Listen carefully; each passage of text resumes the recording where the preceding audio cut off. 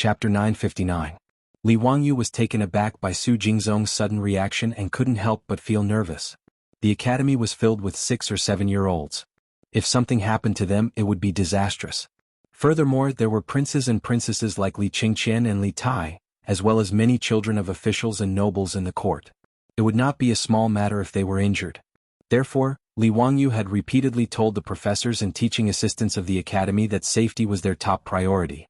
For the safety of the academy, the guards outside the academy were elite soldiers that Li Wangyu had asked Pai Lupi to transfer from the Jianghu guards to be responsible for the safety of the academy. Su Jingzong, what happened? Li Wangyu quickly asked. Su Jingzong wiped his sweat and showed an excited and troubled expression. Duke, many people came to the academy today. I do not know how to settle them down, so I came to ask for your advice.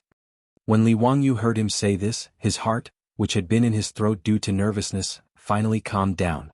He glared at Su Jingzong in annoyance. Su Jingzong can make arrangements for these things.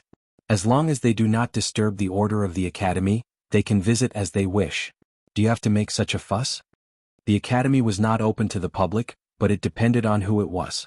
Because there were many children of officials and nobles in the court, there were many students in the academy. Su Jingzong naturally could not refuse these court colleagues. Therefore, even if Li Wangyu was unwilling, he could only turn a blind eye and allow the officials and nobles to visit the academy. Hearing that Su Jingzong had rushed to his residence to talk about this, Li Wangyu became more and more unhappy. He could not help but complain that Su Jingzong was an old bureaucrat and that his standards had dropped a lot recently. Hearing this, Su Jingzong kept shaking his head. No, you have misunderstood me. However, there are nearly 1,000 people who came to the academy today. They are all famous scholars in Tang, and high monks of Confucianism, Buddhism and Taoism, as well as many court officials. That's why I'm worried about how to settle so many people. Li Wangyu asked curiously, what are they doing in the academy? Today isn't the day of recess, is it? Su Jingzong smiled bitterly and said, My lord, everyone said that they came to the academy today to listen to my lord's lecture. If there were not many people, the class would be fine. After all, the Duke did not forbid outsiders from attending. However, Duke, you also know that the largest auditorium in the academy can only hold a little over 1,000 people. It is impossible to hold so many people. But I can't refuse them, nor can I ask the students of the academy to give up their seats for them. This lowly official is also in a dilemma, so I can only ask for your advice. When Li Wangyu heard Su Jingzong's words, he was a little dumbfounded. More than 1,000 famous scholars, eminent monks and government officials were coming to listen to him teach a group of children? Are they crazy? Li Wangyu thought that the so-called encyclopedia he taught was just a scientific lecture for the students of the academy to broaden their horizons. However, he did not know that since the Taoist and Buddhist sects failed to impeach him, and the Taoist eminent monks kowtowed and acknowledged him as their grandmaster, the news that Li Ziyo, the Duke of Fufeng, taught the knowledge of the Taoist ancestor in the Royal Academy of the Tang dynasty immediately spread to Chang and of Noda and the surrounding provinces and counties. A hemispheric experiment in the academy, coupled with the endorsement of several Taoist eminent monks, confirmed Li Wangyu's bragging that he was the core disciple of the Taoist ancestor. In this way, who would not want to listen to the knowledge of the world personally taught by the Taoist ancestor? Who would not want to learn? How could they miss such an opportunity to listen to the teachings of the Taoist ancestor's disciple? Therefore, as if they had discussed it beforehand, after inquiring about the time of Li Wangyu's lecture, they all rushed to the academy at the same time and asked Su Jingzong to sit in on the lecture. Su Jingzong was both happy and surprised. Unable to make a choice, he ran to Li Wangyu's mansion in a panic and asked Li Wangyu how to deal with this matter. Li Wangyu pondered for a moment and said, Since you are willing to listen, then listen. But the auditorium of the academy can't accommodate so many people. Li Wangyu waved his hand and said, It doesn't matter. I see that the aisle in the auditorium is quite spacious. Just order someone to move some futons in. It's not a big problem to squeeze in. When he said this, he thought of the catchphrase of the bus drivers in the future, Go back, squeeze in, it's still very spacious. Thinking of this, Li Wangyu could not help but laugh. Li Wangyu's words suddenly shocked Su Jingzong so much that his eyeballs almost fell out. He even suspected that he was hallucinating. The auditorium of the academy was sketched by Li Wangyu himself and ordered the Ministry of Works to build it according to the drawings. The auditorium did not sit on the ground as was customary in the Tang dynasty. Instead, it was set up with more than 1,000 seats like the auditorium of the later generations. The front of the auditorium was low and the back high, similar to the lecture halls in the universities of the later generations. For the safety of the students, there were several arched aisles in the auditorium for people to enter and exit. They were all very spacious. If they really did as Li Wangyu said, they would be able to squeeze in another 1,000 people if they squeezed. However, the degree of crowding was not much different from the subway cars in the capital of Wuxia and Shanghai during the rush hour in the later generations. Not to mention the officials of the imperial court, even these famous scholars and eminent monks were treated as distinguished guests wherever they went. However, Li Wangyu was going to let all these people squeeze into a group and sit on the ground to listen to the lecture? It was the custom of the Tang dynasty to sit on the ground. This was normal. Even if the officials of the imperial court were in the Taiji palace, they would still sit on the ground. However, the students of the academy were all sitting on the high-back chairs. It was somewhat improper to let the officials sit on the ground. If this matter was spread out, the royal academy of the Tang dynasty would really be famous. Su Jingzong opened his mouth. He really wanted to persuade Li Wangyu to let the students of the academy sit on the ground and give their seats to the famous scholars. However, he did not dare to say this out loud. Otherwise he would definitely be scolded by Li Wangyu. Moreover, the crown prince Li Qingqian and the others were also students of the academy. How could Su Jingzong dare to let Li Qingqian and Li Tai sit on the ground? Anyway, Su Jingzong did not have a way to solve this matter.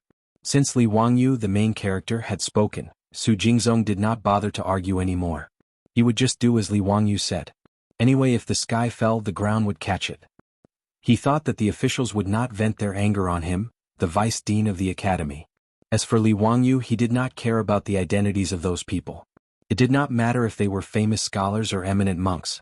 Since they were going to listen to the lecture, they would have to follow his rules. After all, his lecture was for the teachers and students of the academy. Naturally, there was no reason for them to give up their seats. Su Jingzong followed Li Wangyu's instructions and went to make arrangements. Li Wangyu waited until it was almost time before he rode to the academy. However, when Li Wangyu stepped into the academy's auditorium, he was stunned by the scene in front of him. Chapter 960. Looking at the dense crowd in the academy's auditorium, Li Wangyu, the initiator, was somewhat surprised. He did not expect that after more than 2,000 people squeezed into the academy's auditorium, it would be like this. It was as crowded as the train station during the spring festival. The originally spacious walkway was now filled with a dense mass of people. Su Jingzong seriously carried out Li Wangyu's orders. Originally, Su Jingzong was worried that these famous scholars and eminent monks would fly into a rage when they found out that the academy had arranged for them to sit on the aisle floor and cause a lot of trouble.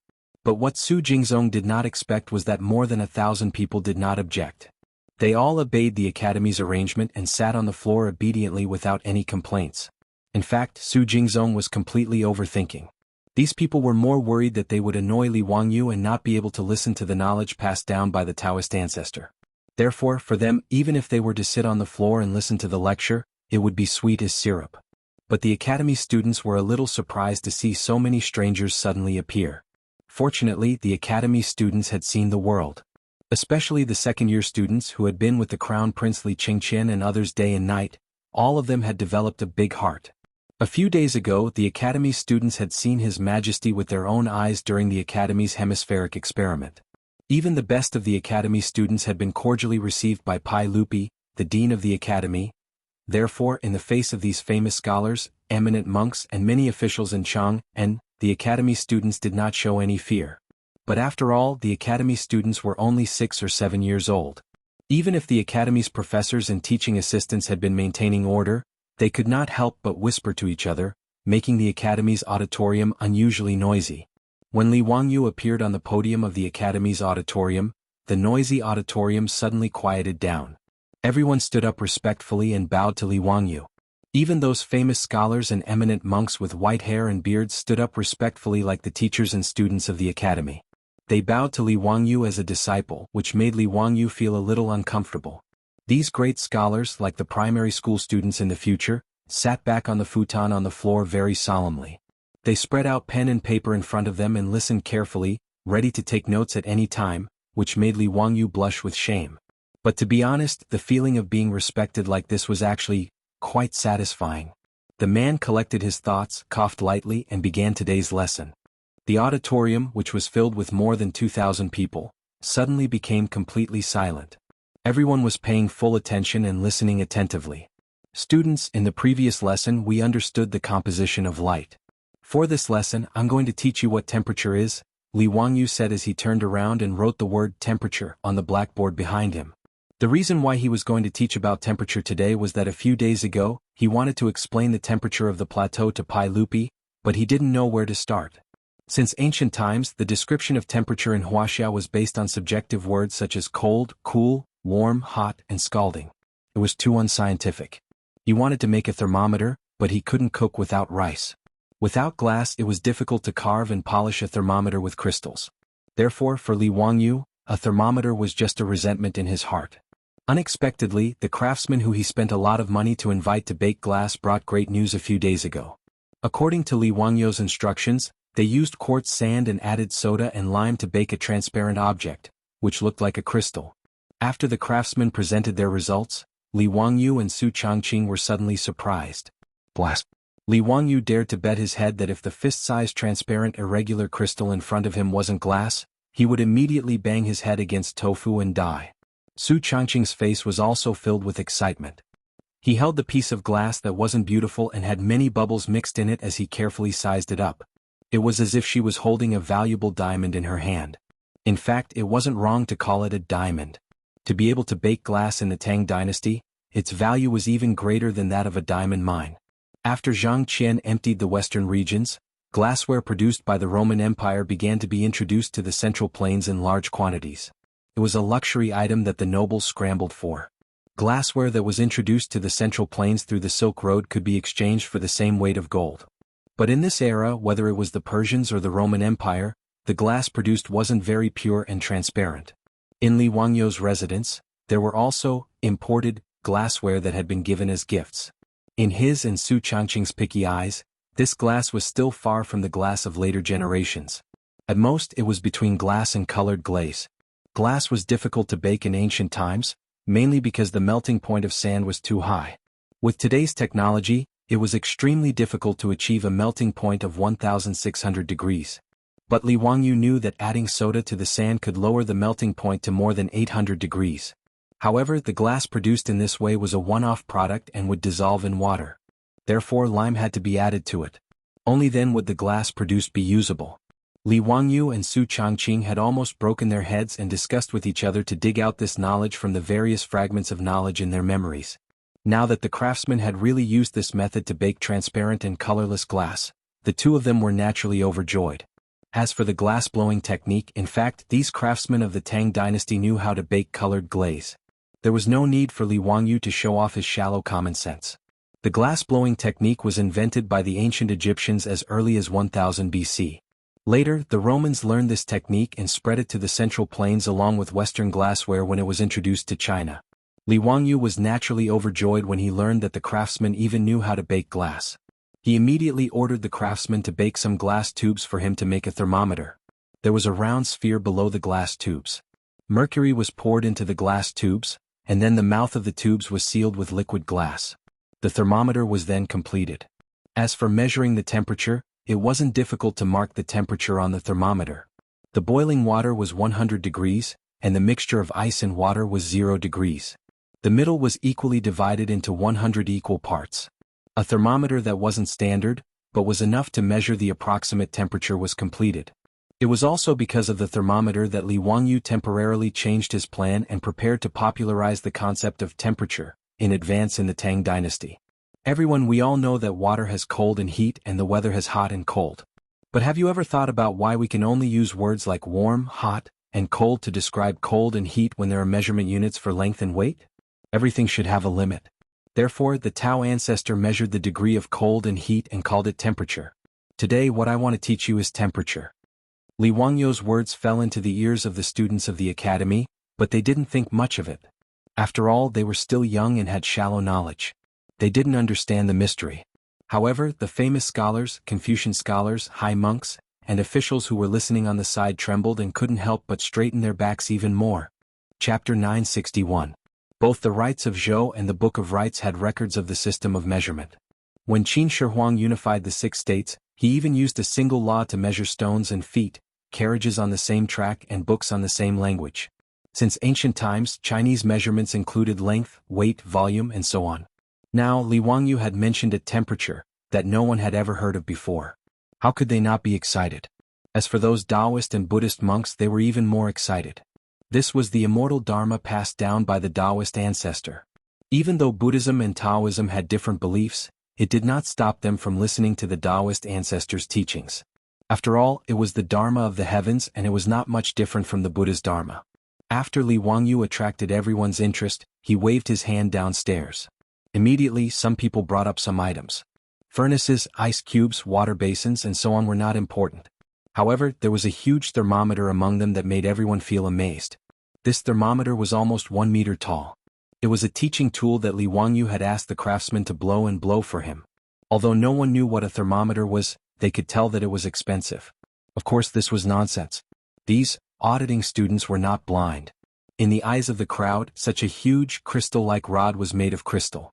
With a single glance, one could tell that it was definitely not an ordinary object.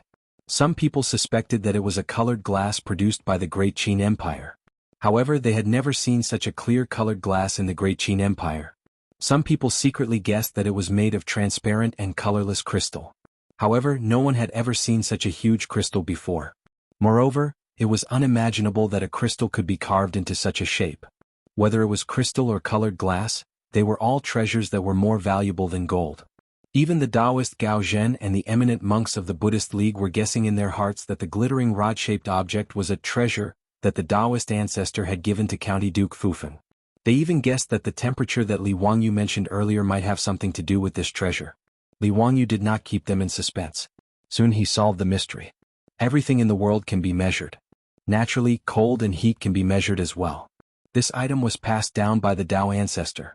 It is specially used to measure cold and heat. It is called a thermometer.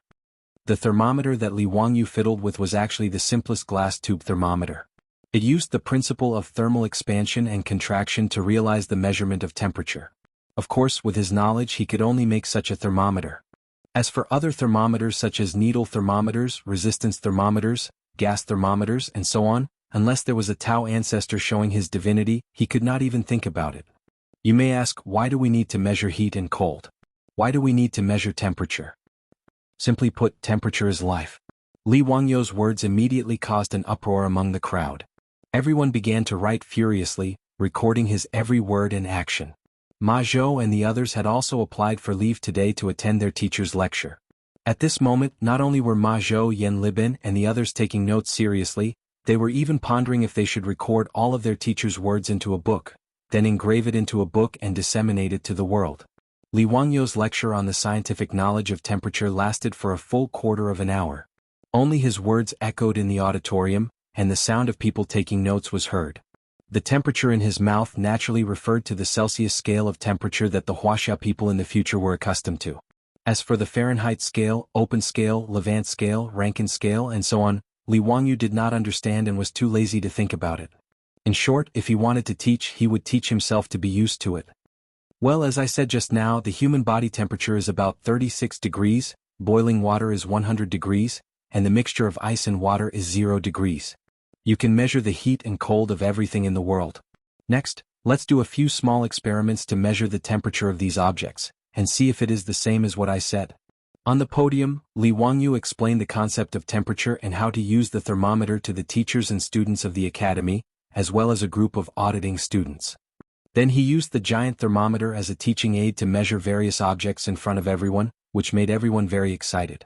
After that, he ordered people to distribute many normal-sized thermometers to the teachers and students, so that they could test them by themselves. Li Wangyu did not expect that there would suddenly be more than 1,000 auditing students, so the number of thermometers that he ordered the craftsmen to blow was limited. In order to satisfy the irrepressible curiosity of these auditing students, Li Wangyu could only ask the teachers and students of the academy to give up a few thermometers to these famous scholars to measure the temperature. The teachers and students of the academy were fine, but these famous scholars, eminent monks, and officials almost fought for the right to use these thermometers. Amitabha, this thermometer was obtained by poor monk first. Why do you want to compete with poor monk? This is something passed down by Tao ancestor. What qualifications do you Buddhists have to compete with me? Amitabha, what you said is wrong. In front of Tao ancestor and Buddha we are all equal. What's the difference? Bah? Damn bald donkey. Cut the crap and hand over the thermometer. Poor monk doesn't want to compete with you. What are you going to do?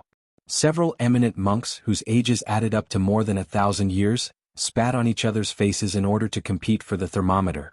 Fortunately, they also knew that the academy was not a place for them to mess around, so even if they quarreled, they kept their voices very low, and there was no possibility of fighting.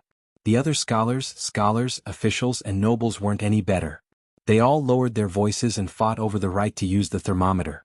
There were more than 1,000 auditing students, but there was no lack of smart people. After a fierce competition, an old man suddenly stood up, bowed to Li Wangyu and asked, "Sir, may I ask if you can sell this thermometer to me? I am willing to redeem it with 10 taels of gold." Li Wangyu could not help but be stunned when he heard this. Someone wanted to buy a thermometer with 10 taels of gold? Was he crazy? This thermometer was just glass. Even if glass was sold at a higher price in the Tang dynasty, its price was only the same as gold. How heavy could a thermometer be? It was probably not even 1 or 2 taels of gold, but this person was willing to buy it with 10 taels of gold. Was he stupid? Even if 1 tael of gold was only 37 grams in the Tang dynasty, 10 taels of gold was 370 grams. Calculating the price of gold in the future, it was more than 500 yuan per gram, which was more than 180,000 yuan. How was this selling the thermometer? This was robbing, okay? No, even if it was robbing, there was not that much profit margin. How could Li Wangyu refuse such a good thing? He was about to nod in agreement when he saw someone immediately stand up in the auditorium. "Sir, I am willing to pay 15 taels of gold, please fulfill my wish." "Amit poor monk is willing to pay 20 taels of gold, Grandmaster, please fulfill my wish." The eminent monk of Buddhism immediately stood up and shamelessly called Li Wangyu Grandmaster. Moreover, Buddhism had always been rich. A few taels of gold were not in the eyes of the eminent monks at all. How could the eminent monks of Taoism let Buddhism monopolize the limelight? Buddhism did not lack money, but did Taoism lack money? Several eminent monks immediately stood up. "Grandmaster, we are willing to pay 30 taels of gold. Please sell these thermometers to us, Grandmaster." Even though Li Wangyu was used to all kinds of big scenes, he did not know whether to laugh or cry at the scene in front of him. The life of these rich people in the Tang dynasty was really so simple and boring. Chapter 962. Li Wangyu ridiculed these rich people of the Tang dynasty in his heart, but he forgot that he was probably the richest of the rich people now. However, he didn't try to take advantage of the situation and sell these thermometers for 30 taels of gold or even higher. In any case, Li Wangyu pretended to be the personal disciple of the Taoist ancestor. He couldn't ruin his reputation for some small profits. Thinking of this, Li Wangyu couldn't help but feel a little proud. He was a poor white-collar worker in the future. It had only been more than 2 years since he transmigrated to the Tang dynasty, but he could still call 100 or 2 taels of gold small money without blushing. It was really cool. In the end, Li Wangyu was very generous, and agreed to sell all the thermometers to the auditing students at the price of 10 taels of gold each after class. In this regard, everyone expressed their gratitude and praised Li Wangyu's noble character of not being tempted by money. At the same time, they began to compete privately for the right to buy the thermometers. There were more than 1,000 auditing students, but Li Wangyu took out less than 100 thermometers. In the case of too many wolves and too little meat, it naturally caused people to fight for them. Of course, Li Wangyu didn't want to make money. No one would complain about having too much money. He just had a flash of inspiration. From the subconscious bidding of the crowd, he thought of a profitable business that he had neglected before. Auction. Li Wangyu thought that he could set up an auction house in Chang and city and sell all kinds of rare things in the auction house. Judging from the attitude of these rich people today, if Li Wangyu didn't stop them, they would probably fight to the death for a thermometer. If the Taoists and Buddhists really fought with each other, they would be willing to pay 1,000 taels of gold, let alone 30 taels of gold. His own low-production perfume, soap, mirrors and other things were not suitable for public sale, but it couldn't be better to sell them in the auction house. Even glass could be sold in the auction house. For example, if he asked the craftsman to blow some exquisite glassware, he would have to worry that the aristocratic families in Chang and would not rush to give him money. The bottle of perfume was replaced with a shiny glass bottle. How much do you think a bottle of perfume should be sold for? 100 taels of gold? That was the starting price. Don't think it's expensive. Those who can bid for this perfume don't care about gold and copper coins. If the Taoists, Buddhists, and even Zhaoism were to make some glass statues of gods, how much do you think they would be worth? Using such a heavy amount of gold to redeem it was an insult to the gods. For Li Wangyu, this was like exchanging sand for gold. With the idea of opening an auction house, Li Wangyu was no longer in a hurry to market the glassware. Originally, after the craftsmen made the glass, Li Wangyu and Su Changqing planned to immediately recruit people to expand production and sell the glassware in batches. According to the estimates of the two in-laws, once the glass industry was launched, it would be more profitable than any other industry. Even if the glassware was sold in large quantities, it would not be able to sell for a sky-high price of gold. However, it would be comparable to the price of the finest porcelain. In the entire world, there was no one else other than him, Li Wangyu, who was as transparent as glass. It was easy to imagine how much profit they could make from it. Crystal clear, and the price was not much different from porcelain. Its popularity was self-evident. Li Wangyu could even conclude that once the glassware was launched into the market, it would be highly sought after. The price would still be very expensive because of the supply and demand. But even so, compared to the glassware from the Roman Empire that was trafficked through the Silk Road, the glassware was one-sided in terms of quality and price. Li Wangyu even felt a little sad for the Persian merchants. It could be imagined that when those Persian merchants painstakingly and carefully transported fragile and expensive glassware from the distant Roman Empire to Chang'an, they would find that no one was interested in the goods that they had transported. That kind of scene was very tragic just thinking about it. Li Wangyu mourned for the foreseeable tragedy of the Persian merchants in his heart for 3 seconds. After class, Li Wangyu chatted with everyone for a while, then eagerly returned to his own mansion. He found his beautiful boss and discussed with her about the plan to open an auction house. This matter naturally received the support of Su Changqing. Su Changqing knew more about this than Li Wangyu. After all, Li Wangyu was only a white-collar loser in the future. His understanding of auctions was limited to film and television works. Su Changqing, on the other hand, had personally participated in several auctions and was very familiar with the process of the auction. The two in-laws discussed and decided on the big scheme of cheating money. Time flew by and a few months passed in a flash. At the end of the 4th year of the Jingguan era, on the first day of the Lunar New Year's Eve holiday, the gossipy people in Chang'an city found that there were many nobles on the streets today. Men rode horses and women rode luxuriously decorated 4-wheeled carriages. Under the protection of their own troops, they majestically headed to Chujiang Lake in the south of the city. The people guessed that some nobles were holding a banquet at Chujiang Lake. Naturally, they would not have guessed that the reason why so many officials and aristocratic families were alarmed was because of the opening of an auction house called Sotheby's today. The person who sent the invitation to so many nobles in Chang'an city was naturally Li Wangyu, the Duke of Fufeng. Only Li Wangyu could come up with such a strange name for Sotheby's. This guy directly copied the famous Sotheby's and Christie's auction houses in the future. He took 2 words from each and came up with such a strange name. Su Changqing rolled his eyes at Li Wangyu's heaven-defying naming ability, but he was too lazy to care about this guy's bad taste and let him do as he pleased. None of the nobles in Chang'an city knew what an auction house was. Li Wangyu did not explain and only pretended to be mysterious. Even when the playboys and the old gangsters asked him about it, Li Wangyu just smiled and did not answer. He only told them that he would not let them down. Since the Duke of Fufeng had personally sent the invitation, these nobles naturally had to give face. In addition, they were curious, so early in the morning, all the families and manors received the invitation and set off to Chujiang Lake to find out what was going on. Li Wangyu's auction house was built in Chujiang Lake, a royal garden. It could be said that it was the only auction house in the world. The reason was needless to say. Of course, it was because Pai Lupi and Empress Zhang's son also owned 50% of this business. After Pai Lupi figured out what an auction house was, he expressed his support without hesitation. Pai Lupi, who had always been stingy, would not let go of such an opportunity to openly fleece the aristocratic families and rich merchants. Pai Lupi even ordered Mi Tuo to clean up the royal treasury and get a lot of valuable things for today's auction. When the invited guests came to a corner of Chujiang Lake and saw the building called Sotheby's Auction House with their own eyes, they were all shocked as if they had seen a ghost. Chapter 963. When the crowd of wealthy and respectable guests, under the guidance of the gentle and pleasant servant girls of the auction house, bypassed the lush trees within the crooked river pool and arrived in front of the auction house, everyone was shocked to the point of being speechless.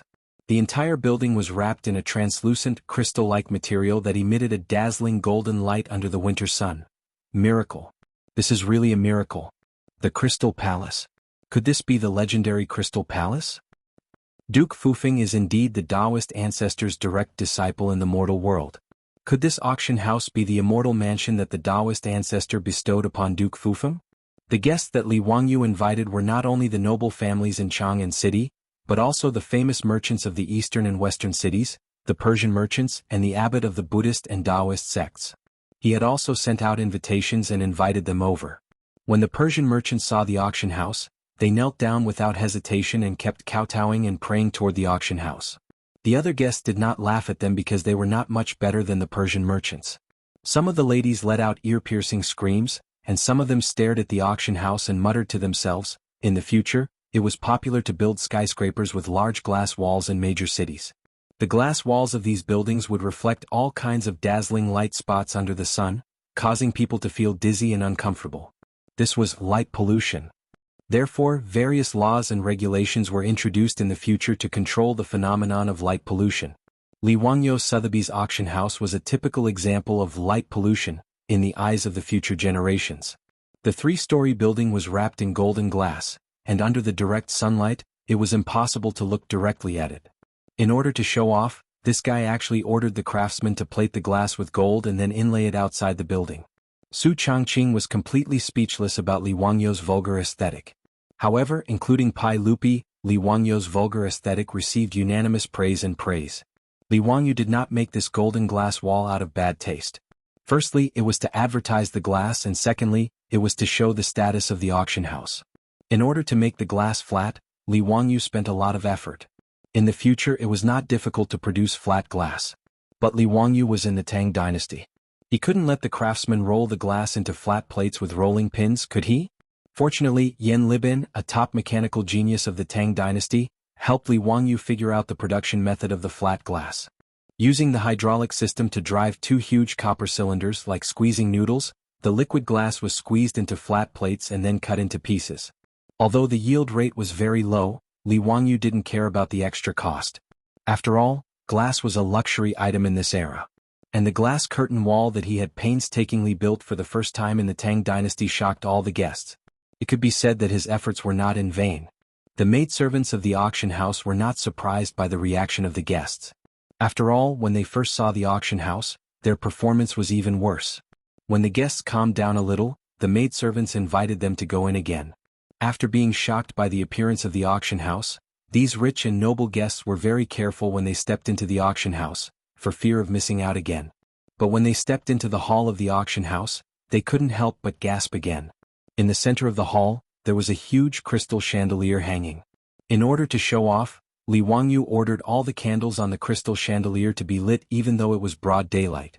Under the illumination of the lights, the crystal chandelier appeared even more indescribably luxurious and noble to the extreme.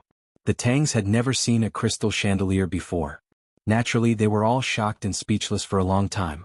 The sparkling crystal chandelier made everyone's eyes turn red, and the sound of their breathing became a bit louder. Many noble women were so excited that they almost fainted. The production of the crystal chandelier was not complicated. Cut the glass into small pieces and then polish them. However, these transparent and sparkling glass pendants were nothing but shock in the eyes of the crowd. In the eyes of the Tangs, the crystal chandelier that Li Wangyu ordered the craftsman to make was comparable to a divine object and priceless. In fact, when the auction house was completed and Li Wangyu invited Pai Lupi to inspect, even Pai Lupi, the emperor of the Tang dynasty, was so shocked that his eyes almost fell out. When he saw the crystal chandelier, he even almost ordered Mi Tuo to take it down and transport it back to Taiji Palace. Fortunately, Pai Lupi, as the major shareholder, knew that the glass was just made of sand. Excluding the craftsman's salary, it was actually worthless. Pai Lupi knew that the crystal chandelier was worthless, but the guests did not know that. After the surprise, the guests' impression of the auction house became unattainable. Even the way they walked became a little tipsy. At this time in the auction house's box, Li Wangyu was chatting with Pai Lupi, Empress Zhang's son, concubine Yang, and the others, waiting for the auction to begin.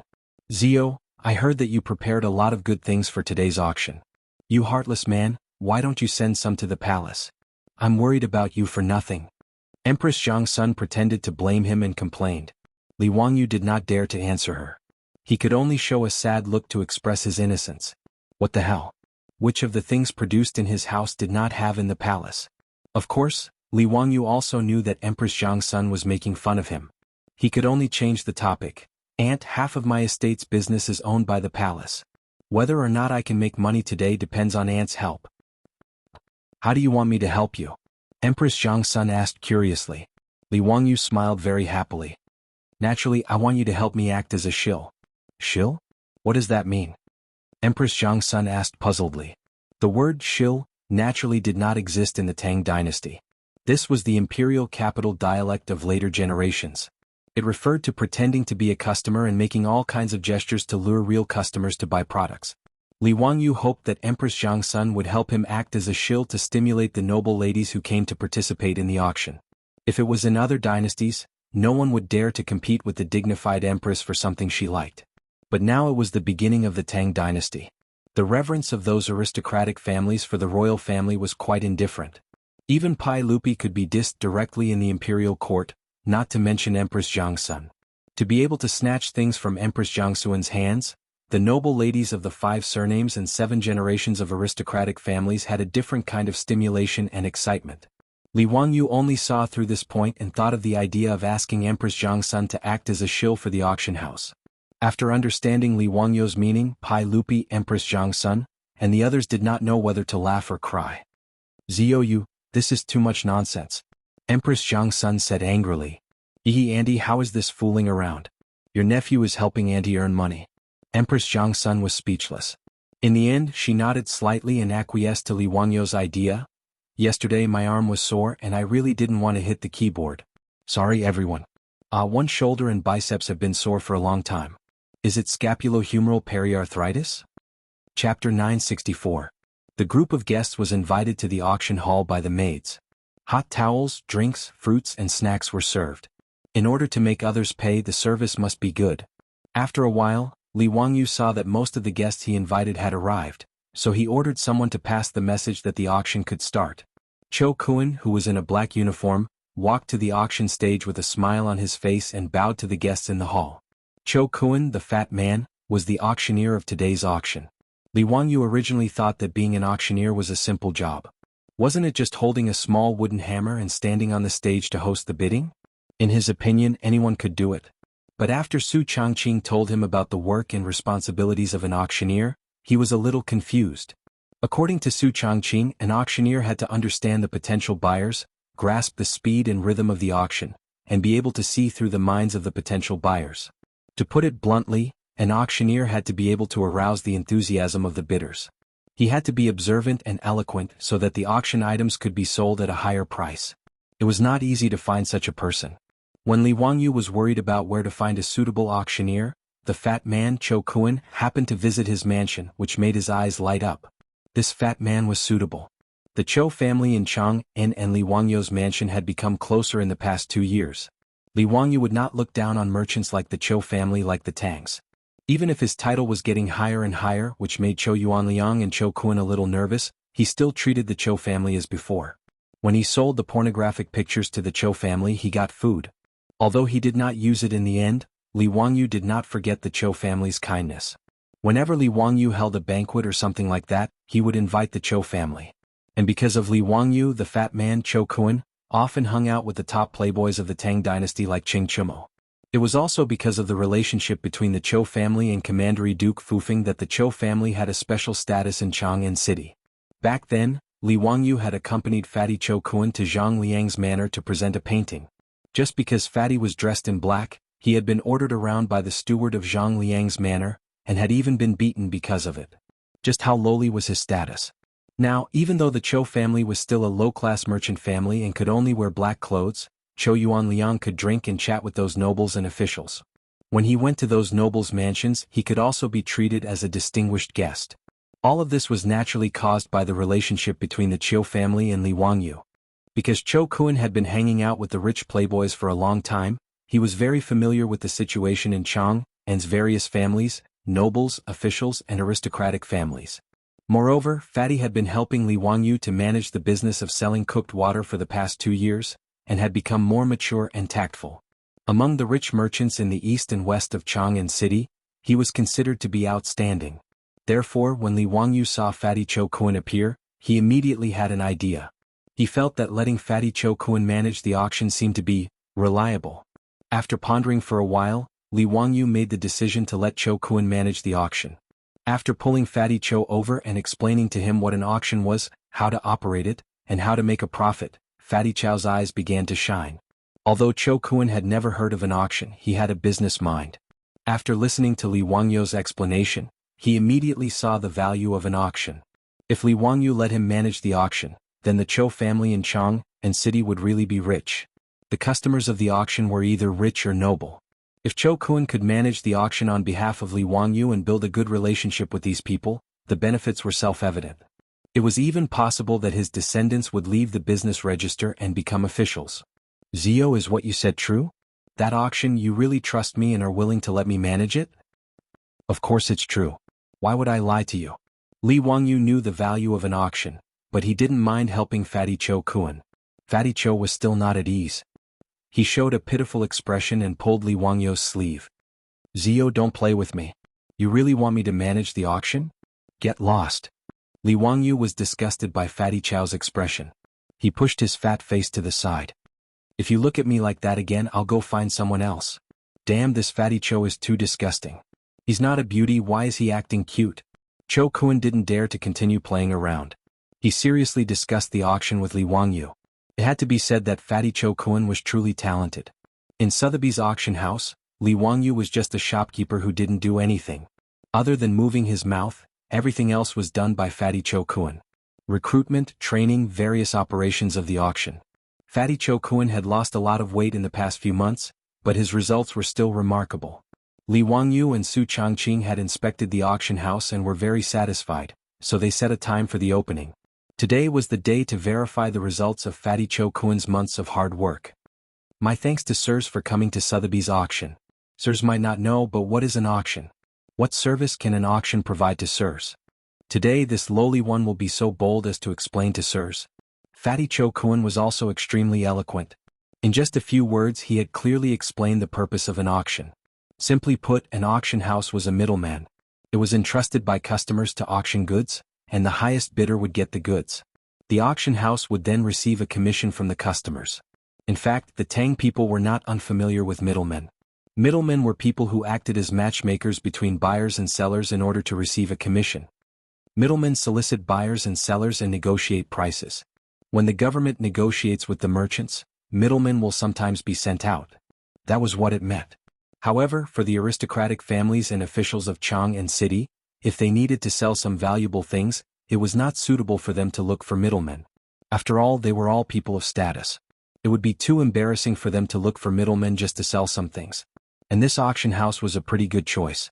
Since it wouldn't hurt their reputation and there were many people bidding, the price would be higher than that of middlemen. The guests couldn't help but whisper among themselves. They felt that the auction house was quite interesting. Sirs, today is the first auction of Sotheby's auction.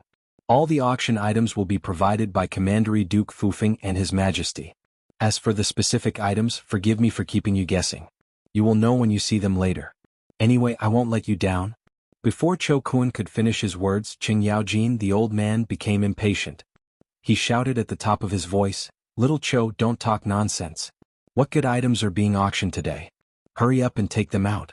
Bastard, do you expect me to pay for Zio's things?"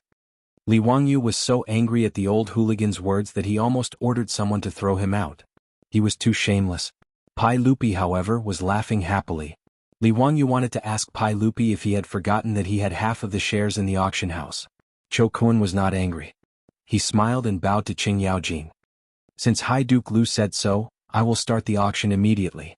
The first auction item today is Chapter 965.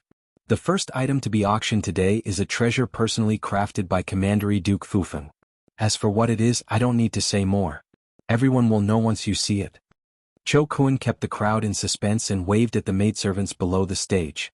A huge object that was as tall as a person was carefully pushed to the front of the stage by a few maidservants. It was covered in red satin. Upon hearing that this object was personally crafted by Li Wangyu, the crowd's curiosity was piqued. Even though the aristocratic families and Li Wangyu had never been on good terms with each other, they were still looking forward to the good things that Li Wangyu had created. They all cast curious gazes toward the auction stage. Cho Kun, what are you waiting for? Hurry up and take off the red satin. Let me see what good things Ziyu has created this time. Qing Yaojin shouted impatiently again. Cho Kun originally wanted to keep the crowd in suspense, but after being mocked by the old hooligan, he could only helplessly smile bitterly and reach out to take off the red satin. When the object under the red satin revealed its true appearance, there was a burst of exclamations in the huge auction hall. In particular, the noble women directly let out ear-piercing screams. What appeared in front of everyone was a huge, shining mirror that was as bright as an ingot. Ever since he had invented glass, especially flat glass, Li Wangyu's first thought was to make mirrors. Back then, at Pai Lupi's birthday, Li Wangyu had given him a copper mirror that was plated with silver. All the civil and military officials were so shocked that their eyeballs almost fell to the ground. The copper mirror was plated with silver, so it was clear, but compared to a mirror made of glass, there was a huge difference. To make an inappropriate comparison, if an ordinary copper mirror in the Tang dynasty had a 480p image, Li Wangyu's copper mirror had a 720p image. As for the glass mirror, it was a Blu-ray HD version. After Li Wangyu created the copper mirror, he partnered with Empress Jianghu to manufacture and sell this kind of copper mirror. The copper and silver-plated mirrors sold on the market today were not large in size. They were about 1 square foot and sold for about 100 strings of coins. They were considered high-end luxury goods. Most of the guests who came to participate in the auction today had bought copper and silver-plated mirrors, which contributed a lot to Li Wangyu and Pai Lupi's little treasury. As for the mirror that was taller than a person, it was originally the only mirror in the world that Li Wangyu had given to Pai Lupi. The guests present were all knowledgeable people. With a single glance, they could tell that the mirror before them was even clearer and brighter than the one they had seen in Taiji Palace. As for the noble women, it was their first time seeing such a huge mirror. They were all so excited that they could not control themselves. Many of the noble women didn't even care about their manners. They lifted the corners of their dresses and ran to the front of the mirror, looking left and right.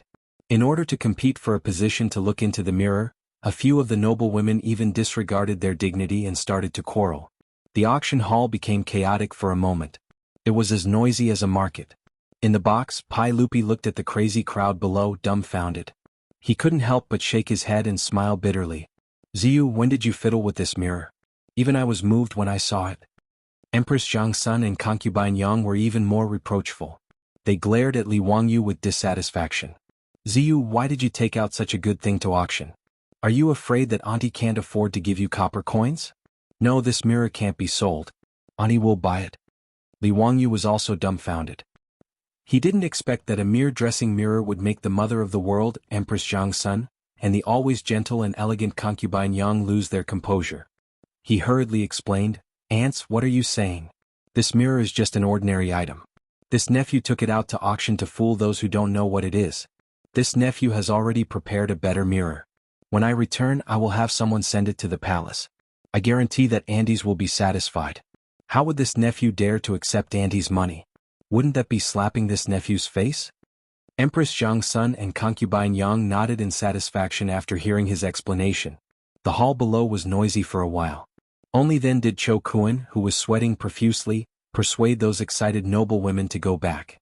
After secretly wiping the sweat on his forehead, Cho Kun picked up the auction mallet and shouted at the crowd, Ladies and gentlemen, today's first auction item is a glass mirror. This mirror has been named the Eternal Mirror of Qin by Duke Fufeng. It is a rare treasure. In today's auction, this mirror is also the only one. If you like it, please don't miss it.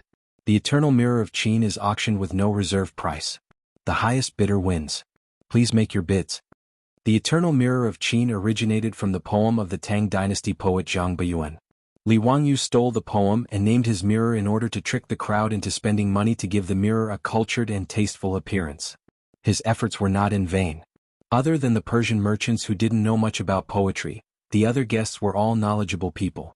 After hearing the name of the mirror, they were full of praise. Even Pai Lupi nodded repeatedly. Ziyu, it seems like you have another masterpiece. What a good Eternal Mirror of Qin. Just as Cho Kun finished speaking, before the other guests could speak, a noble woman suddenly stood up in the auction hall. 100 taels of gold. 100 taels of gold. This Eternal Mirror of Qin, this madam will buy it. Li Wangyu looked up and couldn't help but laugh. He knew this boastful woman. She was one of the candidates for the Green Hat King of the Tang dynasty, Duke Changping. She was Zhang Liang's wife, Li Clan. Li Wangyu wasn't angry at Li Clan's boastful boasting. He was waiting to see how she would be slapped in the face. 100 taels of gold was naturally an astronomical figure to ordinary people. But to the guests present, what was 100 taels of gold? Sure enough, as soon as Li Shi finished speaking, another upper-class woman stood up. Duke Chomping's wife sure is diligent and thrifty. She wants to buy this eternal Qin era mirror with just 100 taels of gold, but she's thinking too much. This madam will pay 1,000 taels of gold. Seeing this, Li Wangyu laughed so hard that his back teeth were about to show. This was also someone he knew. It was none other than the wife of the old scoundrel Duke Lu, Lady Cui. Li Wangyu went in and out of Duke Lu's residence as if it was his own residence. Naturally, he was familiar with Lady Cui. When he saw Madame Cui raise the price for him like this, and she'd even raised it by an entire 10 times as soon as she spoke, Li Wangyu couldn't help but wonder if his memory was bad. Could it be that he had asked Qing Yaojin to be his shill and he had forgotten? Lady Cui dissed Li Clan for 2 reasons. First, she really liked this mirror. Second, it was because Li Clan's reputation in Chang was extremely bad. The matter of Zhang Liang being cuckolded by his fake son was probably known by all the noble women in Chang'an. Lady Cui was a descendant of such a prestigious family, so it was reasonable that she didn't like Li Clan. Li Clan also didn't expect that the moment he spoke, he would be ruthlessly slapped in the face. She wanted to retort, but her husband was only the founding duke while Qing Yaojin was the founding duke.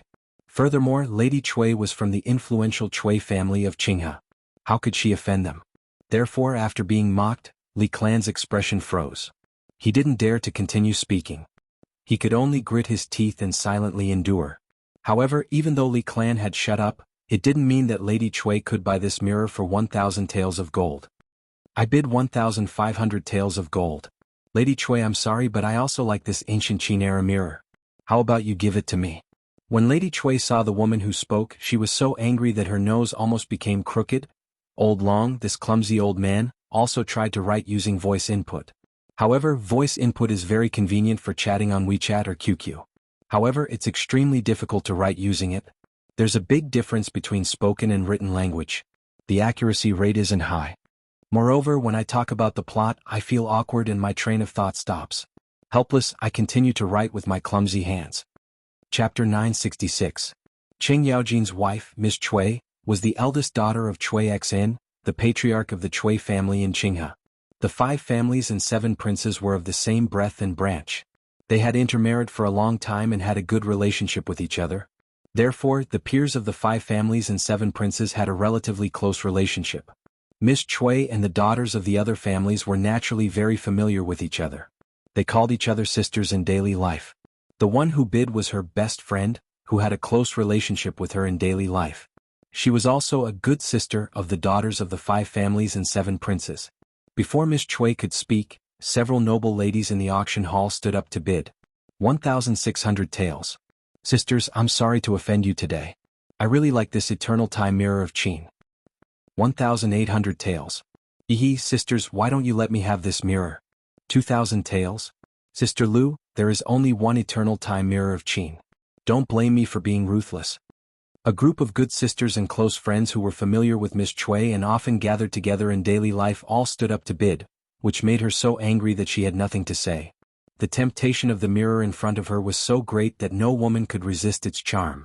In the past 2 years her husband, Qing Yaojin, had earned a lot of gold with Li Wangyu. If Duke Lu's mansion wanted to compete with others in financial resources, Miss Cui was not afraid even if the opponent was the aristocratic families of the 5 families and 7 princes. Miss Cui gritted her teeth and directly shouted a high price again, 5,000 taels of gold. Li Wangyu was in the box. Seeing this scene he laughed very happily. If the mirror was bought by the old rogue's wife, it would be good. After all, the old rogue had robbed a lot of things from his mansion in daily life. Today was a good day for revenge. He could make the old rogue bleed. The bidding for this eternal Qin era mirror was almost monopolized by the madams of the various manors. The male masters of the various manors did not seem to care at all. They chatted and laughed with each other, allowing their madams to do as they pleased. In fact, including the old rogue Qing Yaojin, everyone looked calm on the surface. In fact, they were secretly competing and cheering for their wives. Although the 5 clans and 7 hopes had lost tens of thousands of taels of gold in Xinghua Temple for no reason 2 years ago, it was not a serious loss for these aristocratic families with thousands of years of history. Although it was painful, with the wealth of the aristocratic families, it was not a big deal to spend tens of thousands of gold to buy this eternal Qin-era mirror. The mirror that Li Wangyu threw out not only caused the noble women of the aristocratic families to fight for it, but even the madams of the duke's mansion who were familiar with Li Wangyu were not lenient, and they all made offers. Just like that, the auction price of a glass mirror was raised to nearly 10,000 taels of gold by these crazy women. Only then did the atmosphere of the crazy bidding ease slightly.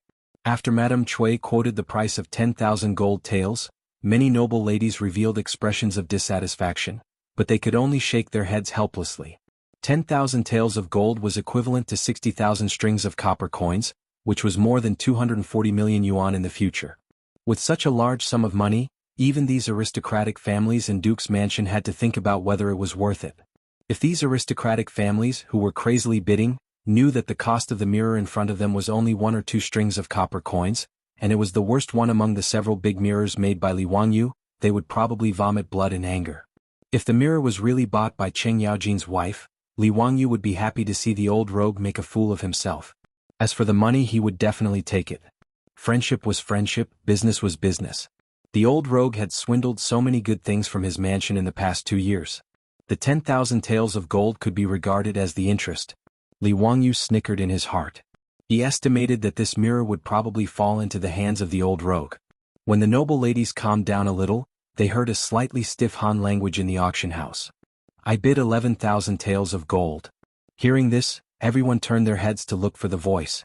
It was a Persian businessman who stood up and made a bid. The sudden appearance of a troublemaker made these noble ladies a little unhappy, but they could not do anything about it. After all, Cho Kun had already made the auction house's rules very clear. The highest bidder would win. Furthermore, the owner of this auction house was Li Wangyu, the Duke of Fufeng, so they could not mess around.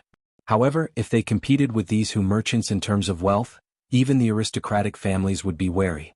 Hu merchants were always rich, and this was something that everyone in Chang and city knew. In the Tang dynasty there was a saying, poor Persians, sick doctors, thin sumo wrestlers, fat brides. It was a humorous sarcasm, meaning that these things were impossible. Persian merchants were rich, and this was what the Tang people knew. And these Persian merchants were indeed quite rich. In history, after Wu Zetian ascended to the throne, the Persian merchants in Luoyang alone donated 100 trillion taels of gold to repair the Dingding Gate in Luoyang. Of course, the 100 million in the Tang dynasty was not the concept of 100 million, but 100,000. But even so, the amount of copper coins donated by the Hu merchants in Luoyang was 100 billion coins. That was 100 million strings of copper coins, or 16 million taels of gold. One had to know that during the Great Tang Tianbao era, the annual revenue of the Tang dynasty was only 54 million taels of gold. Most of this was income from physical objects such as corn, silk, and so on. The income from copper coins was only 2 million taels of gold. In other words, the copper coins donated by the Persian merchants in Luoyang to Wu Zetian to build the Dingding Gate were 2 years of national revenue during the Great Tang Tianbao era.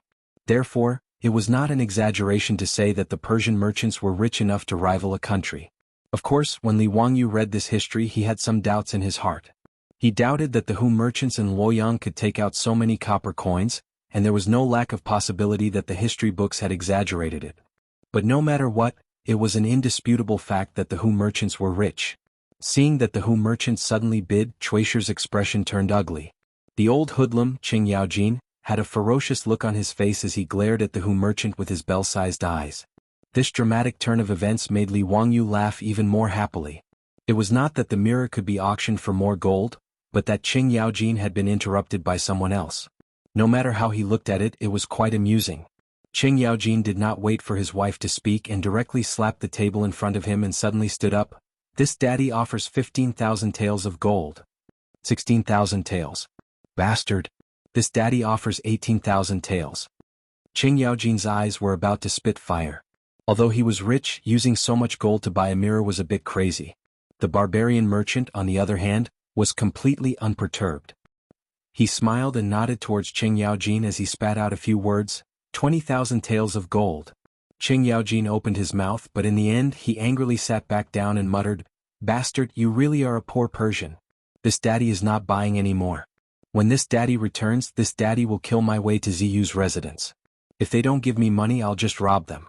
His words immediately caused the auction hall to erupt into laughter. In the private room, Pai Lupi was rocking back and forth with laughter. Empress Zhang's son and concubine Yang were also laughing with their sleeves covering their faces. Only Li Wangyu, who had been laughing at Qing Yaojin, had a face as black as the bottom of a pot. Chapter 967. Li Wangyu was too lazy to comment on Qing Yaojin's shamelessness. It was not worth it to get angry with such a troublemaker. He turned his head away and pretended that he did not hear Qing Yaojin's shameless words. However, he swore to himself that when he returned to Dingzhou village, he would nail up a sign that read, "Lu Guogong and dogs are not allowed to enter." After Qing Yaojin's ruckus, the auction for the Eternal Mirror of Qin was over. The barbarian merchant had bid 20,000 taels of gold.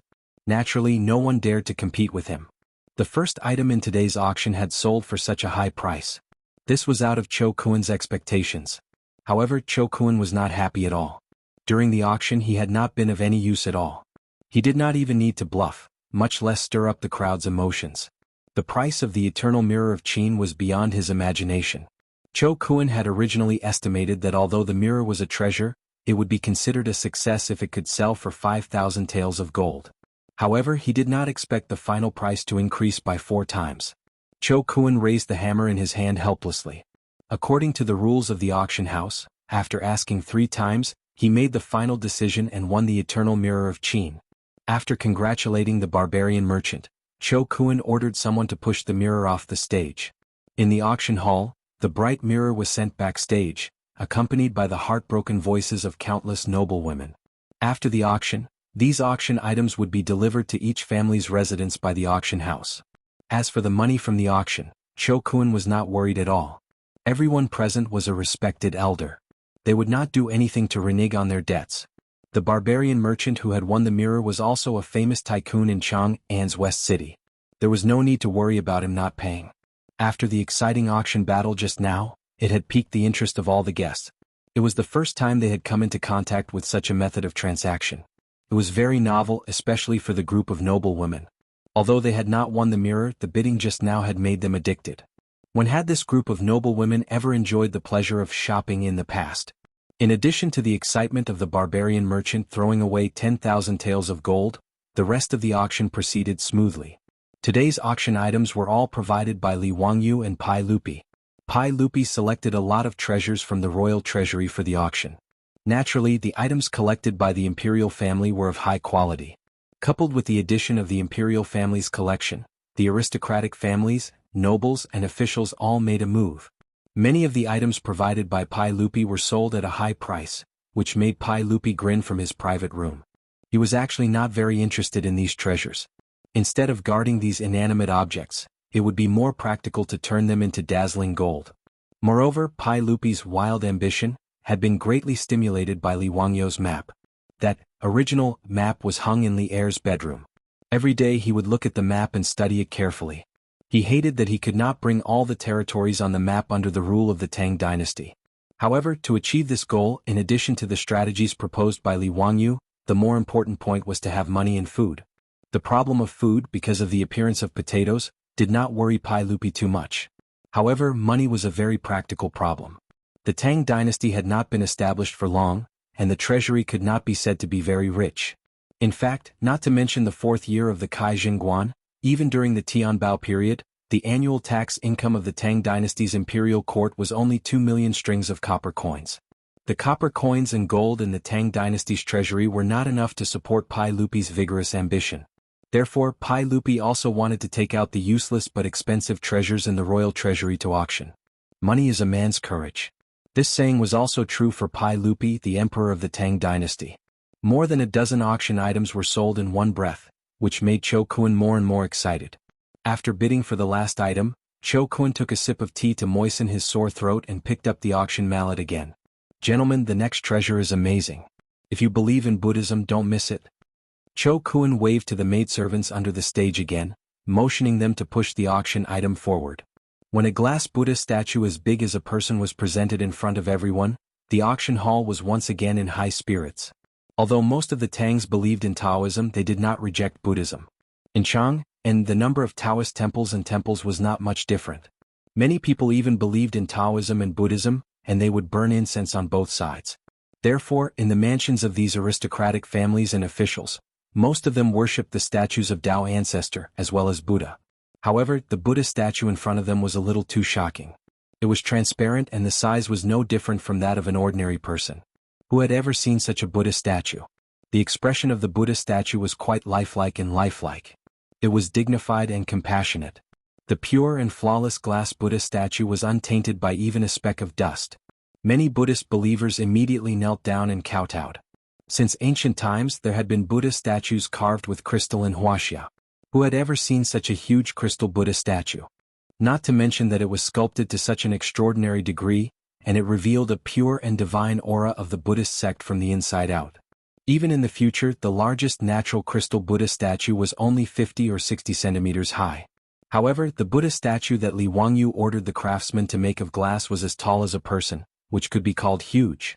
Several eminent monks of Buddhism who were invited to attend the auction today could not maintain their calm expressions at this moment.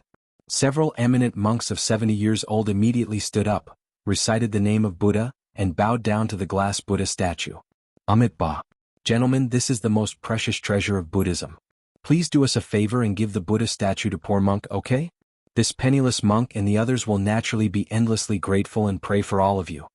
Some eminent monks of Buddhism immediately spoke, hoping that the gentleman attending the auction would not compete with them for the Buddha statue. Li Wangyu secretly curled his lips, thinking that these monks were really thick-skinned.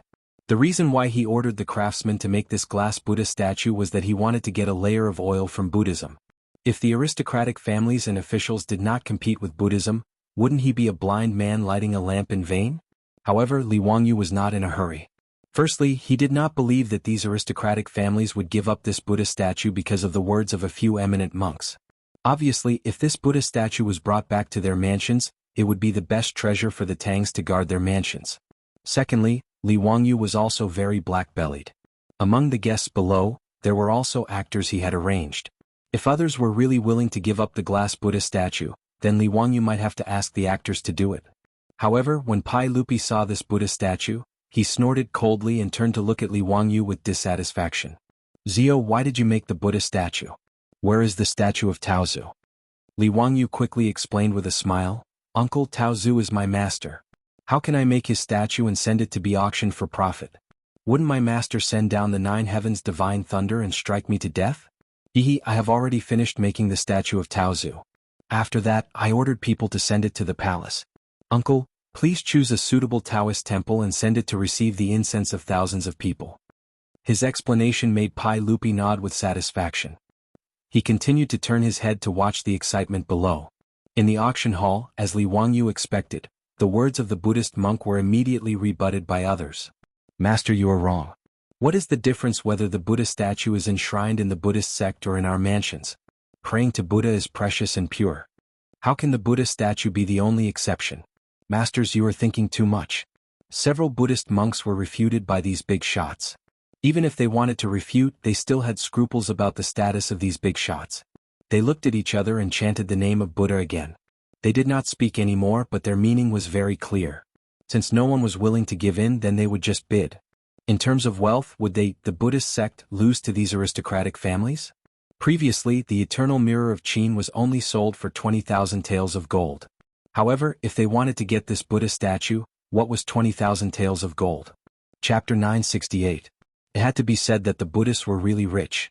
As soon as Cho Kuan announced the start of the bidding, an eminent monk of the Buddhists stood up and called out a sky-high price without hesitation. 30,000 taels of gold. This price made the hearts of all the bigwigs race. Although everyone knew that the glazed Buddha statue in front of them was definitely worth more than this, the Buddhists' momentum showed that they were determined to get it. Before anyone could say anything, Cho Kuan smiled and bowed slightly to everyone on the auction stage. Everyone, I forgot to mention something just now. This Vairocana Buddha statue was made entirely of colored glass and weighed more than 20 stones. Even if we don't consider its preciousness, just the weight of this glazed glass alone is worth more than 40,000 taels of gold. The units of measurement in the Tang dynasty were more complicated, unlike the decimal system of later generations. 1 stone was equal to 4 jun, 1 jun was equal to 30 jin, and 1 jin was equal to 16 taels of gold. In other words, 1 stone was equal to 1,920 taels of gold. At the beginning of the Tang dynasty, the Roman glass that was trafficked through the Silk Road was worth the same amount of gold. The glass Buddha statue that Li Wangyu ordered the craftsman to make was about a ton. If it was calculated according to the weight of gold, it was really worth more than 40,000 taels of gold. Cho Kuan's words stunned all the guests. The several eminent monks of the Buddhists also looked at each other and silently calculated in their hearts. They were sure that the price they had just offered was really too low. In fact, the price of glass couldn't be calculated like Cho Kuan. The barbarian merchants traveled tens of thousands of miles through the Silk Road to transport fragile glassware to the Tang dynasty. The cost was very high, so the price was set to be the same as the weight of gold. No one would be so foolish as to travel thousands of miles to transport glassware that weighed more than a ton to the east. But no matter what, Cho Kuan's words made everyone recalculate in their hearts how much the glazed Buddha statue in front of them was worth. I bid 40,000 taels of gold. Before the eminent monks of the Buddhists finished their discussion, they heard the Persian merchant who had bid for the eternal Qin-era mirror stand up and bid again. The guests were even more dumbfounded. They didn't understand why the Persian merchant suddenly bid. The eminent monks of the Buddhists were even more furious. You barbarian, you're so unreasonable. You're a Zoroastrian, why are you bidding for our Buddhist treasure? What are your intentions? Was he trying to humiliate Buddha? If you can't give us a reason today, our Buddhist sect will definitely not let this matter rest. The barbarian merchant didn't expect that his bid would anger these Buddhist monks, so he hurriedly tried to explain himself. Masters, I have no intention of humiliating Buddha. It's just that I'm familiar with the king of the Gaochang kingdom, who has always been a believer of Buddhism. When His Majesty came to Chang'an this year, he entrusted Old Wei to find an exquisite Buddha statue in the Tang dynasty and bring it back to Gaochang to worship. In my opinion, this Vairocana Buddha statue should be to the king's liking, which is why I bid for it. The Hu merchant's explanation left the Buddhist monks speechless. Finding the Buddha statue for Gaochang's monarch was a reasonable excuse. The Gaochang nation believed in Buddhism and these eminent Buddhist monks were well aware of this. Gaochang nation was located at the transportation hub of the western regions and was a rare Buddhist nation in the western regions. As the craftsmen of the Central Plains were highly skilled, it was normal for Gaochang's monarch to entrust these Persian merchants to find Buddha statues in the Central Plains. The Tang dynasty had indeed exported many Buddha statues to Gaochang. Be it bronze Buddha statues or jade Buddha statues, they were all very popular in Gaochang. This was why this Hu merchant had bid for the Vairocana Buddha statue after seeing it. Knowing that they had misunderstood this Hu merchant, the eminent monks felt even more stifled.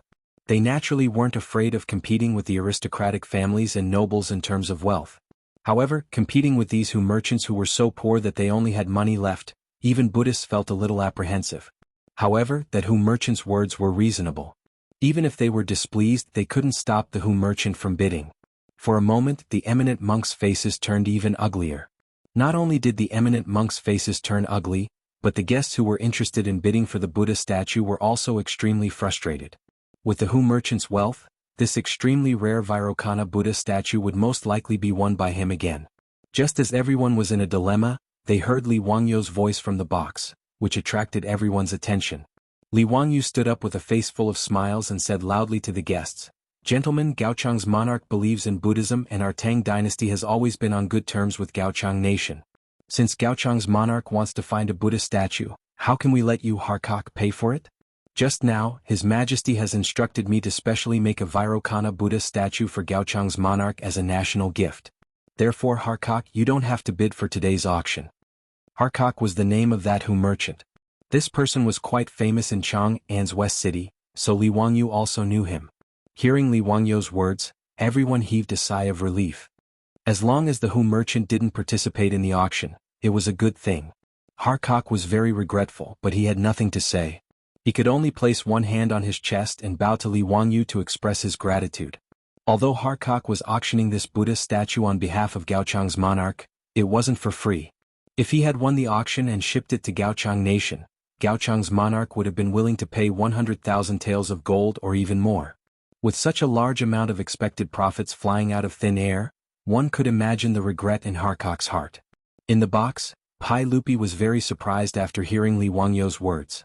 What did he mean by ordering Li Wangyu to specially make a Buddha statue for Gaochang's monarch? How could there be such a thing? Wasn't this a fake imperial edict right in front of his face? However, since Li Wangyu had said so in front of everyone, Pai Lupi knew that his nephew must have his reasons, even though he didn't understand. Therefore, Pai Lupi, who had been called a fake imperial edict, didn't say a word and didn't refute. Instead, he waited for Li Wangyu's explanation. After Li Wangyu spoke up to stop the Hu merchant from continuing to bid, the auction below could continue. He turned his head and bowed slightly to Pai Lupi. After making an apologetic expression, he smiled and said, "Uncle, please forgive me. Just now, this nephew didn't ask for your permission and acted on my own accord. Using your name, I propose to gift Gaochang's monarch a Buddha statue." "Sigh. Don't worry about it. Zio, why don't you tell me why you did this?" Pai Lupi waved his hand. "Hee, uncle, this nephew is making preparations for uncle's conquest of the western regions." "Oh? Tell me about it in detail." Li Er's interest was piqued and he quickly asked. Li Wangyu didn't keep him in suspense and explained, "Uncle, with the military strength of the Tang dynasty, it's easy to destroy the western regions. However, as the saying goes, we don't have a good reason. Uncle, you must be having a headache. What excuse should we use to conquer the western regions? Especially the wife of Gaochang's monarch, who has just been conferred the title of Princess Jianghu by uncle. Without a suitable excuse, the Tang dynasty can't rashly use our weapons. Since ancient times, when Wuxia wanted to launch a crusade, they always needed to find an excuse and a good reason. Whether it was to restore the Han dynasty or to pacify Nandan, there had to be an explanation. Even in the later generations, when the Americans wanted to beat Shah Damu, they had to carry a bag of detergent and say that it was a weapon of mass destruction. In short, there had to be a reason to launch an attack. Otherwise, it would be an unjust army that won't win the hearts of the people. In history, the Tang dynasty had been eyeing the western regions for a long time. However, it wasn't until the 13th year of Jingguan that the Tang dynasty found an excuse, saying that Gaochang's alliance with the Western Turks had violated the prestige of the Tang dynasty. Thus they launched an attack. In the 14th year of Jingguan, Gaochang was destroyed by Hou Junji. Ever since Li Wangyu presented the map and strategic objectives, the Tang dynasty's big shots, including Pai Lupi, had been thinking about what excuse to use to attack Gaochang. Currently, the relationship between the two countries was good. Just before Li Wangyu's suggestion, the monarch of Gaochang, Chu Wentai, came to Chang and with his wife to visit Pai Lupi. Pai Lupi even gave his wife the surname Li and conferred the title of Princess Jianghu. Under such circumstances, no matter how eager Pai Lupi was, he couldn't touch Gaochang for a while. When Pai Lupi heard Li Wangyu's words, he naturally knew that his nephew had another idea. He couldn't help but be overjoyed. "Zio, quickly tell me, do you have a plan?" Chapter 969. Faced with Pai Lupi's inquiry, Li Wangyu smiled mischievously and whispered a few words into his ear. Pai Lupi's face immediately revealed an expression of surprise, joy, and confusion. "Ziyu, is what you said true? But how could this Lioli?" Li Wangyu smiled and said, "Uncle, of course it's true. Later I'll get the craftsman to make a Buddha statue. Uncle will know if it's true or not when you try it." Good. If it's true, then you'll be the main contributor in the battle of destroying Gaochang. This nephew doesn't dare to claim credit. However, if uncle sends troops to attack Gaochang, this nephew would like to recommend someone to be the commander. Pai Lupi glanced at him and replied with a faint smile, "Oh? Ziyu, who do you want to recommend? Jijie or Jingda?" Li Wangyu shook his head repeatedly, No. If Uncle Cheng and Uncle Yuchi were to attack Gaochang, wouldn't it be overkill? Then could it be Shu Bao? That won't do. Shu Bao's body isn't good. He can't be worn out by the journey. Of course not. If this nephew dares to recommend Duke Qin to Uncle Cheng, that old scoundrel, Uncle Cheng will definitely smack this nephew's butt. Li Wangyu almost said the words old scoundrel in front of Pai Lupi. Pai Lupi also understood the meaning behind his words. Not only did he not reprimand him, he even nodded his head in sympathy. Clearly, the fact that a certain person was an old scoundrel had long been recognized by the entire court. Then Ziyu, who exactly do you want to recommend to be the commander? Li Wangyu smiled and said a name, but it stunned Pai Lupi. Duke Lu. Oh. Pai Lupi thought he was hearing things and asked in disbelief. This nephew recommends Duke Lu to be the commander and conquer Gaochang. Li Wangyu's answer took Pai Lupi by surprise. After a long while, Pai Lupi turned to Li Wangyu with a complicated expression. Ziyu, you actually recommended Junji? We truly did not expect this. Tell me, why do you recommend Junji to be the commander? Everyone in Chang and knew of the conflict between Li Wangyu and Hou Junji, and Pai Lupi naturally knew this as well. He wanted to resolve the conflict between the two. After all, Hou Junji was his beloved general, and Junji was a capable nephew who had given him countless pleasant surprises. Pai Lupi naturally didn't want to see Junji's relationship with Ho Junji's opinion, and Junji's grandfather. Pai Lupi had always doted on Ho Junji. In history, not only had Pai Lupi sent Ho Junji to lead armies, he had also promoted him to Minister of Imperial Revenue, promoted him to Minister of Personnel, and even listed him as one of the 24 meritorious officials of Lingyan Pavilion. Even though Ho Junji had rebelled, Pai Lupi had still wanted to pardon him before his execution. From this, one could see just how much Pai Lupi loved Ho Junji. Li Wangyu naturally understood this, so in the face of Pai Lupi's question he casually shrugged. This nephew truly doesn't like Duke Lu's character, but I do acknowledge his abilities. Thus, this nephew's recommendation of Duke Lu is merely a matter of fact. Duke Lu is the most suitable commander for conquering Gaochang.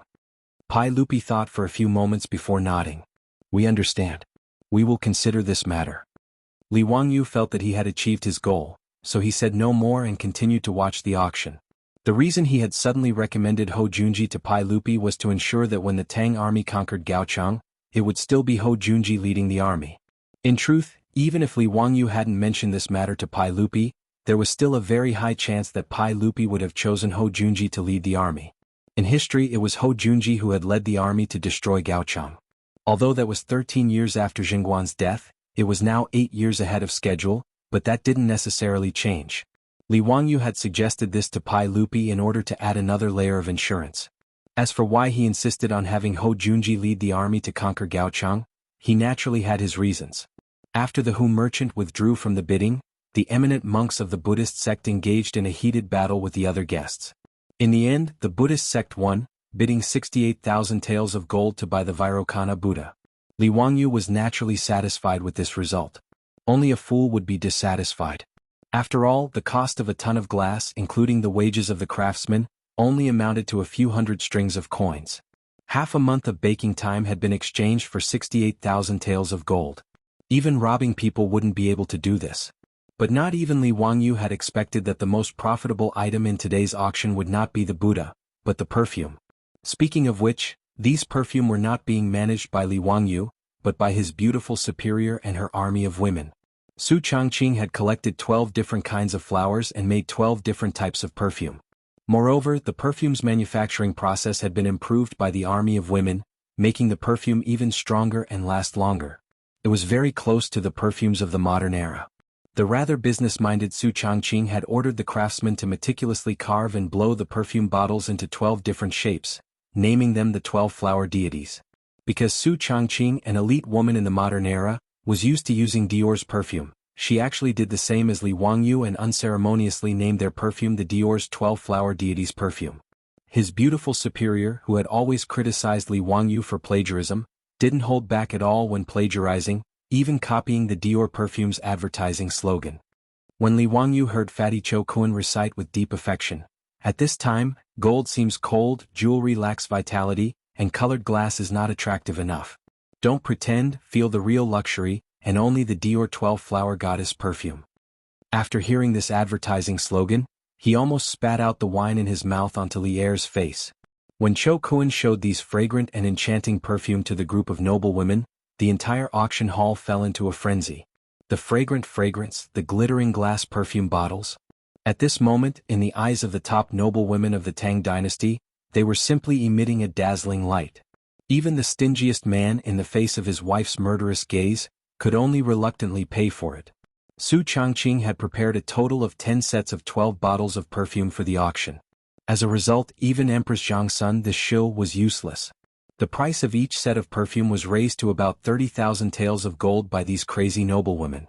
Just the perfume alone was sold for more than 300,000 taels of gold, making Li Wangyu speechless. Pai Lupi was even more dumbfounded. As for Empress Zhangsun and concubine Yang, the way they looked at Li Wangyu made him shudder, as if he was being stared at by two ferocious beasts.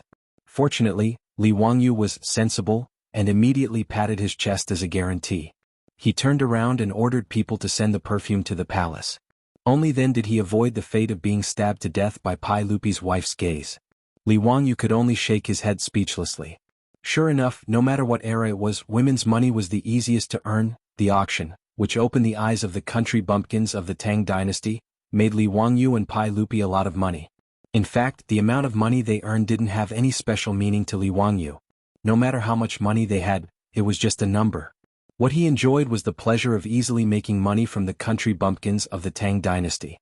To borrow a famous saying from Father Ma, I'm really not interested in money, but I'm interested in spending money. Chapter 970. In the 6th month of the 5th year of Jingguan's reign, Gaochang City was bustling with activity. Countless people poured out of the city gates, singing and dancing as they welcomed the diplomatic group from the Tang dynasty. The king of Gaochang, Chu Wentai, led a group of civil and military officials 30 miles out of the city to welcome the Tang dynasty's diplomatic group. The reason why everyone in Gaochang came out in full force to welcome the Tang dynasty's diplomatic group was that the Tang dynasty's emperor, the great and upright Pai Lupi, had gifted the glazed Buddha statue to Gaochang. It would arrive with the diplomatic group today. Gaochang City, the capital of Gaochang, was located in Turpan City in the future. It was more than 5,000 miles away from Chang'an City. With the current traffic situation of the Tang dynasty, it would take more than a month to complete the 5,000 miles journey on horseback. If it were a caravan transporting goods, it would take at least 3 months to complete the journey. It was not easy to transport a glass Buddha statue that weighed more than a ton and traveled more than 5,000 miles. The Tang dynasty spent a lot of effort to transport this Buddha statue. First, it was transported to Dunhuang County by four-wheeled carriages, and then to Gaochang by camel caravans. However, no camel could carry a 1-ton Buddha statue. Therefore, a specialized craftsman made a kind of bracket to connect the 4 camels. The Buddha statue was placed on the bracket and carried by the 4 camels. Under the careful care of countless people, it took more than a month to cross the Gobi Desert and transport the Buddha statue from Dunhuang County to Gaochang City through Hami. As a Buddhist country, all the civil and military officials, including Chu Wentai, and the people of Gaochang were extremely excited when they learned that the Tang dynasty had gifted them this national gift. What kind of treasure was a glass Buddha statue that weighed more than a ton? Even though Gaochang City was far from Chang'an City, there were still caravans coming in and out every day, bringing all kinds of news from Chang'an City. Half a year ago, the shocking auction in Chang'an City was the most talked about event of these caravans. Half a year ago, a similar Vairocana Buddha statue was bought by a Buddhist sect in Chang'an, and for 68,000 taels of gold. The Buddha statue was bought by the Buddhist sect, but it became a problem as to which temple would worship this glass Buddha statue. Several eminent monks of the Buddhist sect argued and finally decided that the 10 temples in Chang'an City would take turns to worship the statue. Each temple would worship the statue for 3 months. The Great Mercy Temple was the luckiest and got the first chance to worship the Buddha statue. In order to show this glass Buddha statue to its believers, the great Buddha statue was placed on the square in front of the Great Hall. The base of the Buddha statue was built with white marble, and the colorful glazed Buddha statue was placed on top of it. Because it was an open-air environment, the glass Buddha statue emitted a dazzling radiance under the sunlight every day. It was exceptionally sacred. Because of the statue was the Buddha statue was the Buddha statue was the Buddha statue of the great Buddhist sect. Countless believers flocked to the Great Mercy Temple just to see the Buddha statue. There were even all kinds of miracles and rumors. Some said that the Buddha statue showed up and healed the sick after praying. Some said that the Buddha statue shone colorful light and bathed the believers in the Buddha's light. In short, all kinds of rumors about the glass Buddha statue in Chang'an City had been the talk of the town for the past half a year. It made the people of Gaochang were restless. After several months of travel, the Vairocana Buddha statue that the great Tang Emperor had given to Gaochang as a national gift was finally going to arrive in Gaochang City. How could the entire court of Gaochang not be excited? Therefore, the king of Gaochang, Chu Wentai, had already led the civil and military officials 30 miles out of the city to wait for the arrival of the Buddha statue. When the figures of the great Tang diplomatic mission finally appeared on the official road under the expectant gazes of the people of Gaochang, the surrounding citizens couldn't help but burst into cheers. The musicians played cheerful music and the dancers started singing and dancing. It was a scene of jubilation. It was even livelier than the biggest festival in Gaochang. The Buddha statue that was firmly fixed on the back of a hunchback was wrapped in thick straw and other things. The king of Gaochang, Chu Wentai, and the others who came to greet them felt a little regretful. After a series of complicated ceremonies, the Tang dynasty delegation and the emperor of Gaochang set off for Gaochang City again. After learning from the successful experience of the Great Mercy Temple, the ruler of Gaochang, Chu Wentai, didn't hesitate. He ordered people to build an open-air Buddha platform in the largest temple in the city, preparing to use it to consecrate the Buddha statue. In order to show his sincerity, the king of Gao Changwa, Chu Wentai, even ordered people to make the Buddha platform out of pure gold. Just the gold alone cost nearly 20 tons, which was about 800,000 taels of gold. Gao Changwa was located in the center of the Silk Road in the western region. It was an indispensable transportation hub and a commercial hub for the east-west traffic. Therefore it was very rich. Even though the Tang dynasty delegation was well aware of this, they were still shocked speechless when they saw the Buddha platform made of gold. After arriving at the temple, the Vairocana Buddha statue was slowly and carefully lifted up by a group of craftsmen and placed firmly on the golden Buddha platform. When the Buddha statue was placed properly and the straw and other things that were used to protect it were removed, its true appearance was revealed. Everyone present was immediately stunned. Under the dazzling sunlight, the sparkling and translucent Buddha statue and the dazzling golden Buddha platform complemented each other. It was so solemn and compassionate that it was almost impossible to look directly at it. The abbot of the temple immediately chanted the name of Buddha silently and led all the monks in the temple to kneel down. He loudly recited the profound scriptures. The solemn atmosphere of Buddhism made everyone present immediately kneel down and kowtow to the Buddha statue and pray. The Buddha statue that Pai Lupi had gifted to Gao Changwa was immediately declared as the national treasure of Gao Changwa by the king of Gao Changwa, Chu Wentai. The temple where this Vairocana Buddha statue was enshrined was not only strictly guarded by the king of Gao Changwa, but all the men and women who came to offer incense were also not allowed to come within 30 meters of the Vairocana Buddha statue. Apart from the monks, anyone who dared to come close to the Vairocana Buddha statue would be killed without mercy. Chu Wentai was even more pious and would go to the temple to offer incense and pray every day. As for the Tang dynasty delegation, they temporarily stayed in Gao Changwa to witness the friendship between the two countries. The Turpan Basin where Gao Changwa was located was extremely dry and had very little rain. However, during the Tang dynasty, the Turpan Basin was an important place to farm. Although it was still considered a region with little rain compared to the Central Plains, it was still considered abundant compared to other places in the western region. However, after summer this year, there was no rain in Gao Changwa and the land was dry. Everyone in Gao Changwa was worried about this. In order to pray for rain, the king of Gao Changwa, Chu Wentai, simply ordered the temple that enshrined the Vairocana Buddha statue to hold a Dharma assembly. He led all the civil and military officials to the temple to participate in the Dharma assembly. It was unknown whether it was the Buddha's spirit, but on the third day after the Dharma assembly, it finally rained in Gao Changwa, which had been dry for a long time. Once it rained for an entire day and night. Everyone in Gao Changwa was overjoyed and felt that this was the result of the Buddha's blessing. The king of Gao Changwa, Chu Wentai, slept soundly amidst the pattering rain. The next morning he ordered the palace maids to help him get up and change his clothes. He wanted to go to the temple to fulfill his vow.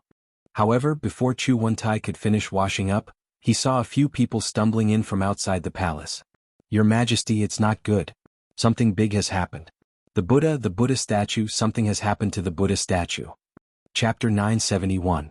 Hearing this, Chu Wentai's expression stiffened as he glared at the informant. "Don't talk nonsense. How could something happen to the Buddha statue? Quickly tell me." The messenger's face was also pale. His body was trembling like a sieve, and his tongue was tied. He could not speak clearly for a long time. "Reporting to your Majesty, the Tathagata Buddha statue, it melted." "What?" Chu Wentai angrily stepped forward and grabbed the informant's collar. "What nonsense are you talking about? That glazed Buddha statue isn't made of ice. How could it melt?" "Why, your Majesty, this servant doesn't dare to lie. Your Majesty, please go to the temple and take a look. This servant isn't lying." Chu Wentai couldn't be bothered to talk nonsense with the informant anymore. He angrily kicked the informant and hurriedly ran out of the palace. When Chu Wentai hurriedly rode a horse to the temple under the escort of a group of palace guards, there was already a crowd gathered there. They were all kneeling on the ground and kowtowing to the temple. When the heavy rain fell yesterday, these believers of Gaochang were like Chu Wentai and attributed all the credit to Buddha's blessings. Therefore, many people rushed to the temple early in the morning, wanting to burn incense in front of the glazed Buddha statue and restore it.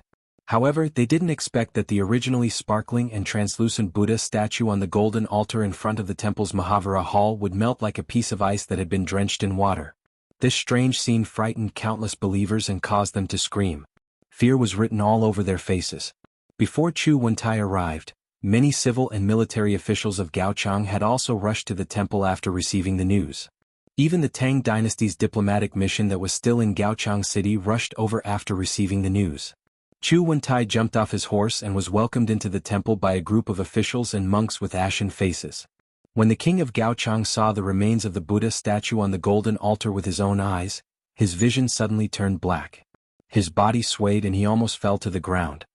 What the hell is going on? Why did the Buddha statue become like this?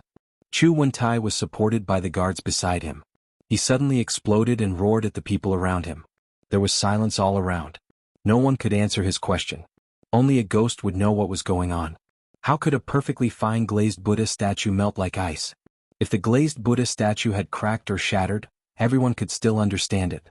However, the fact that the glazed Buddha statue had melted for no reason was simply inconceivable. As for the monks in the temple, they were all kneeling on the ground, not even daring to raise their heads.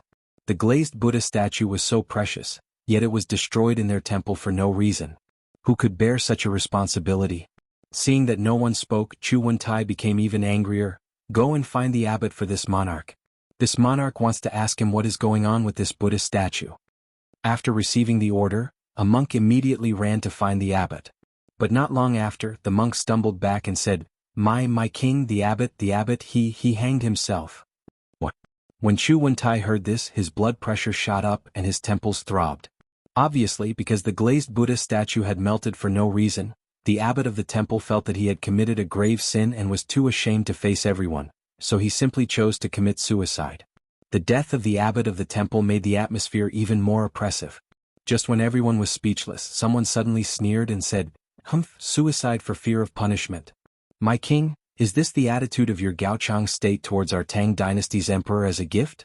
The sage ordered us to transport the glazed Buddha statue from thousands of miles away to Gaochang state so that you can wantonly destroy it like this? Chu Wentai's eyelids suddenly twitched.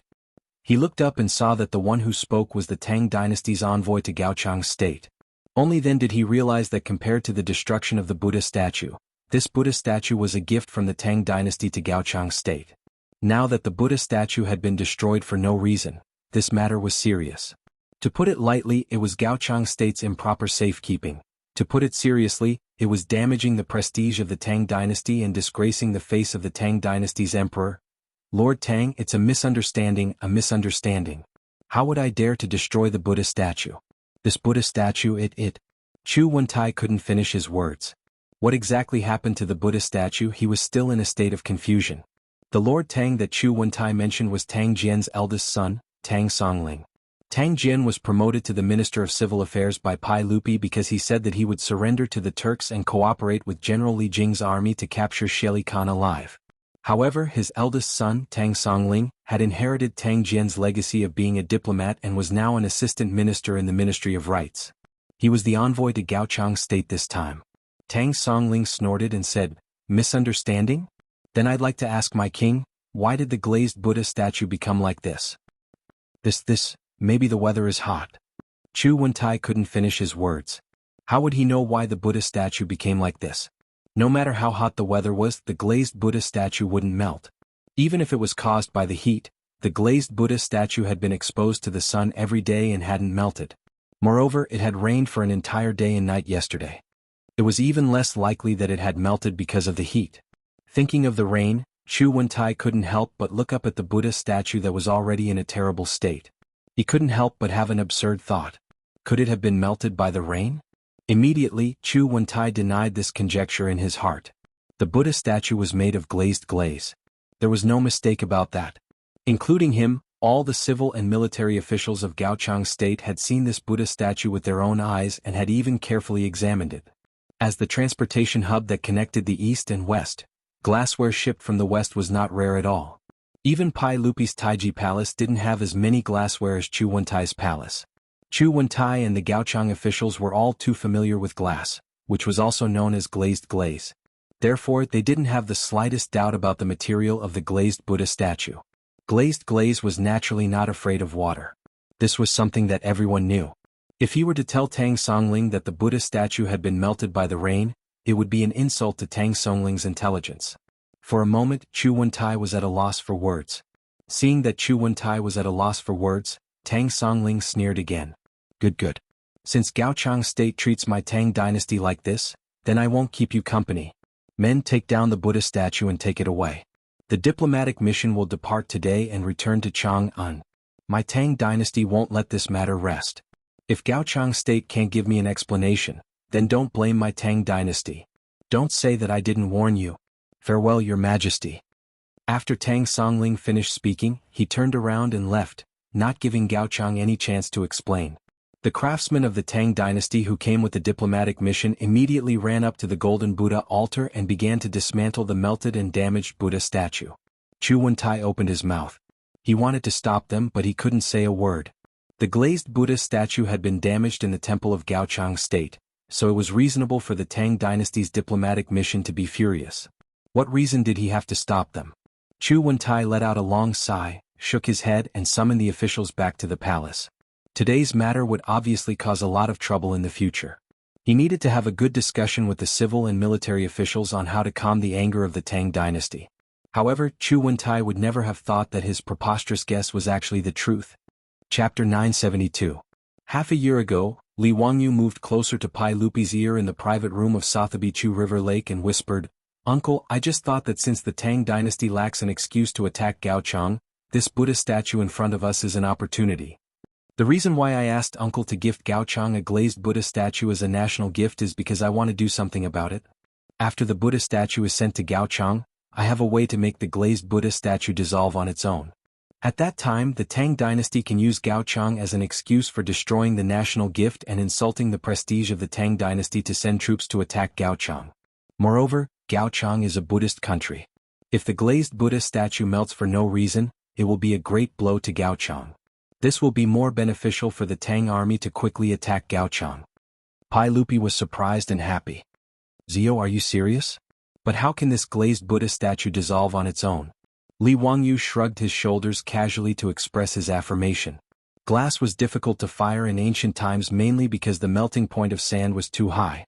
It was too difficult to reach the melting point of 1600 degrees Celsius.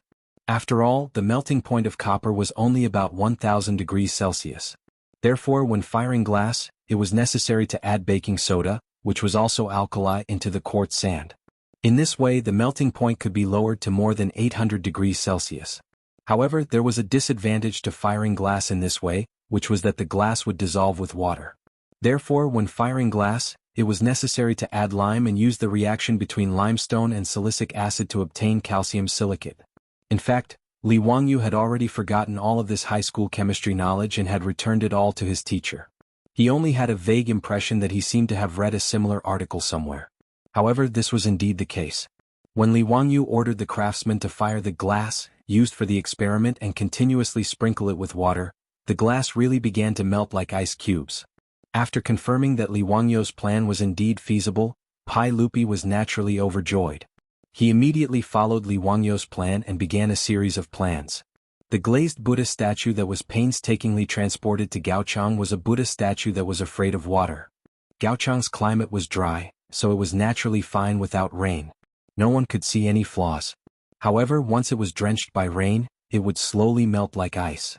In order to trick Gaochangua, Pai Lupi and Li Wangyu deliberately built the open-air Buddha platform in Chang'an, including the Great Mercy Temple and the enshrining of the Buddha statue. They wanted to give Gaochangua a psychological hint. Moreover, the glass-fired Buddha statue emitted all kinds of light under the sunlight in an open-air environment. It was indeed quite eye-catching.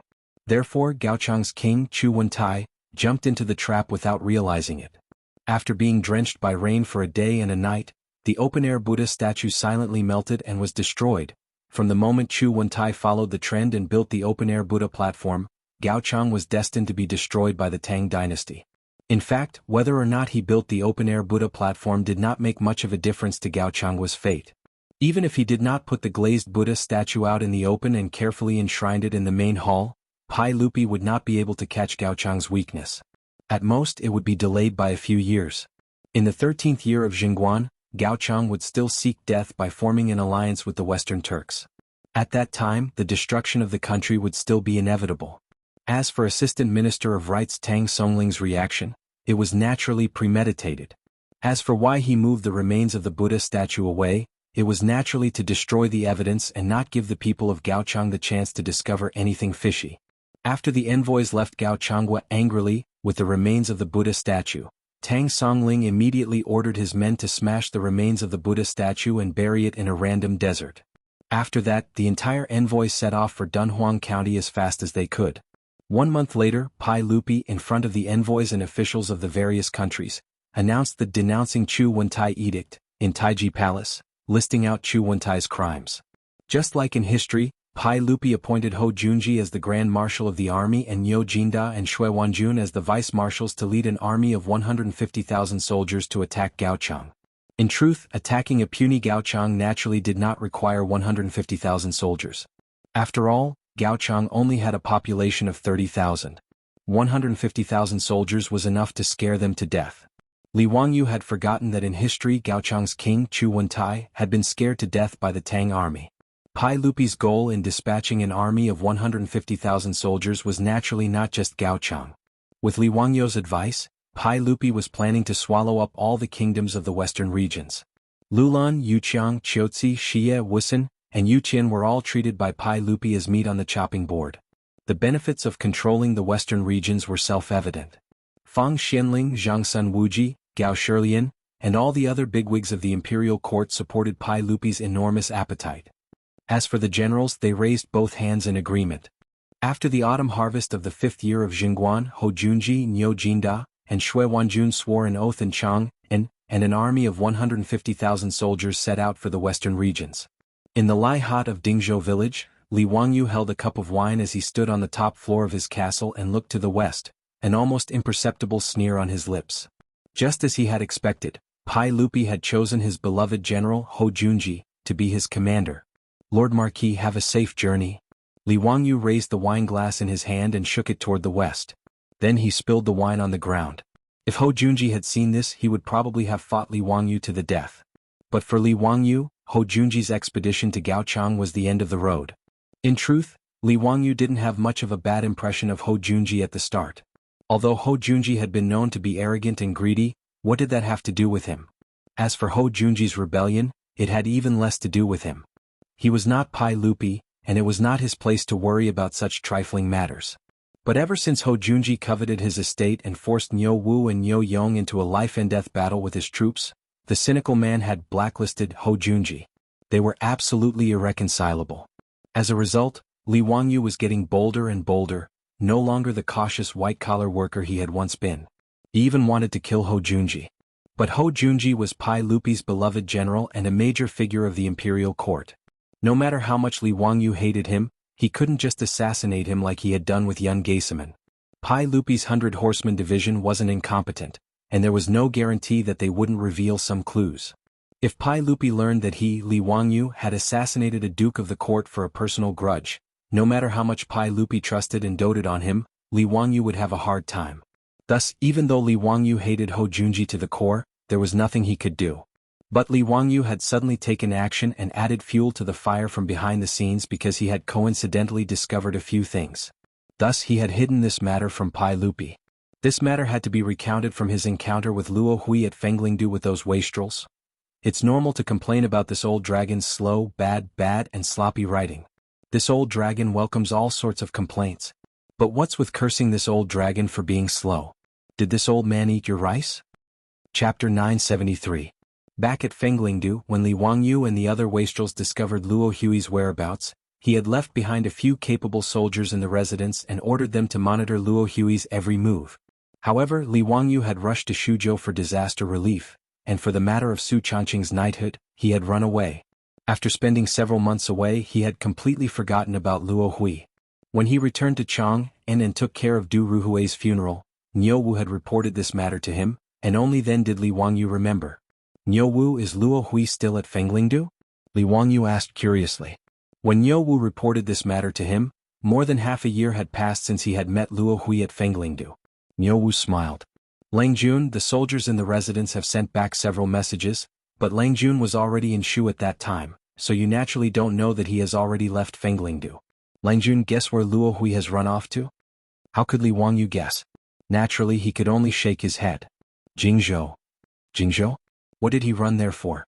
Li Wangyu asked in confusion. The Jingzhou that Niu Wu spoke of was in the Jingchuan county of Gansu, more than 500 li away from Chang'an. However, Luo Hui running to Jingzhou left Li Wangyu rather confused. Based on his conjecture, this man called Luo Hui was in charge of helping that bastard Hou Junji accumulate wealth. Whether it was monopolizing the excrement industry in Chang'an or running off to Fenglingdu, it should have been for the sake of wealth. But why did he run off to Jingzhou? Jingzhou's location was rather important. It was equivalent to the northern gate of Chang'an, and it was an important pass to defend against the Turks. However, Jingzhou could not be considered rich. Running to such a place, where could one earn money? Niu Wu smiled. Langjun, you definitely won't be able to guess Luo Hui's true identity. Oh? Let's hear it. From Niu Wu's words, it was clear that his soldiers had made a major discovery while tracking this person. This had piqued Li Wangyu's interest. Niu Wu kept him in suspense. Instead of answering, he asked, Langjun, do you know the king of Yen? Prince Yen? Li Wangyu was stunned by Niu Wu's question. It took him a while to realize who the king of Yen that Niu Wu was talking about was. Prince Yen Li Yi, whose original name was Luo Yi, was a famous general at the end of the Sui dynasty and the beginning of the Tang dynasty. This person was ferocious and cunning, and he was familiar with military affairs. At the end of the Sui dynasty, he repeatedly performed meritorious deeds in battle, and was appointed as a general by Huban. In the third year of Wuda, Luo Yi pledged allegiance to the Tang dynasty and was granted the surname Li by Li Yuan. He was inducted into the imperial family and was given the title of Prince of Yen. After Li Yi returned to the Tang Empire, he made friends with Crown Prince Li Jianshao and offended Pai Lupi because of this. After the incident at the Black Tortoise Gate, Pai Lupi ascended the throne. In order to appease Li Yi, he even acknowledged Li Yi as the head of ceremonies and officials of the three prefectures. In the end, this guy was narrow-minded. He felt that he had offended Pai Lupi and was afraid that Pai Lupi would seek revenge, so he decided to rebel. However, Li Yi was not a rebel material. His subordinates had already rebelled before the Tang army arrived. Li Yi fled in panic and tried to escape to the Tujue. But he was killed by his subordinates on the way. His head was sent back to Chang'an and displayed to the public. His original surname was Luo. Luo Yi's brother Luo Shou, who was the governor of Lizhou, was also killed because of this. Li Wangyu recalled the history he had read in the history books. He suddenly raised his eyebrows and asked, could it be that Luo Hui is related to Luo Yi? Luo Yi Luo Hui. Since Niu Wu asked, Li Wangyu could vaguely guess the relationship between the two. Niu Wu smiled and nodded, you are right. The brothers of the central prefectures secretly reported that they accidentally found out that Luo Hui was actually the son of the Prince of Yen who had been killed long ago.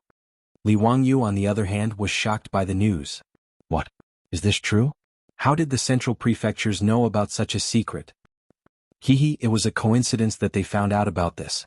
They had been watching Luo Hui in Fenglingdu for several months but did not find anything.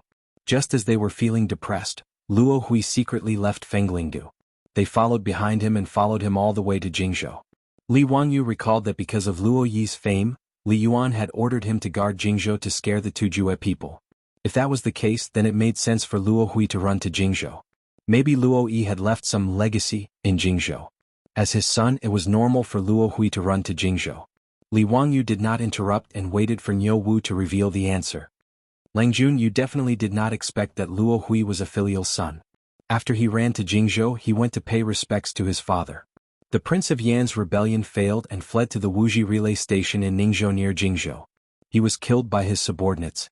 This Luo Hui ran to the Wuxia relay station to pay respects to the Prince of Yan.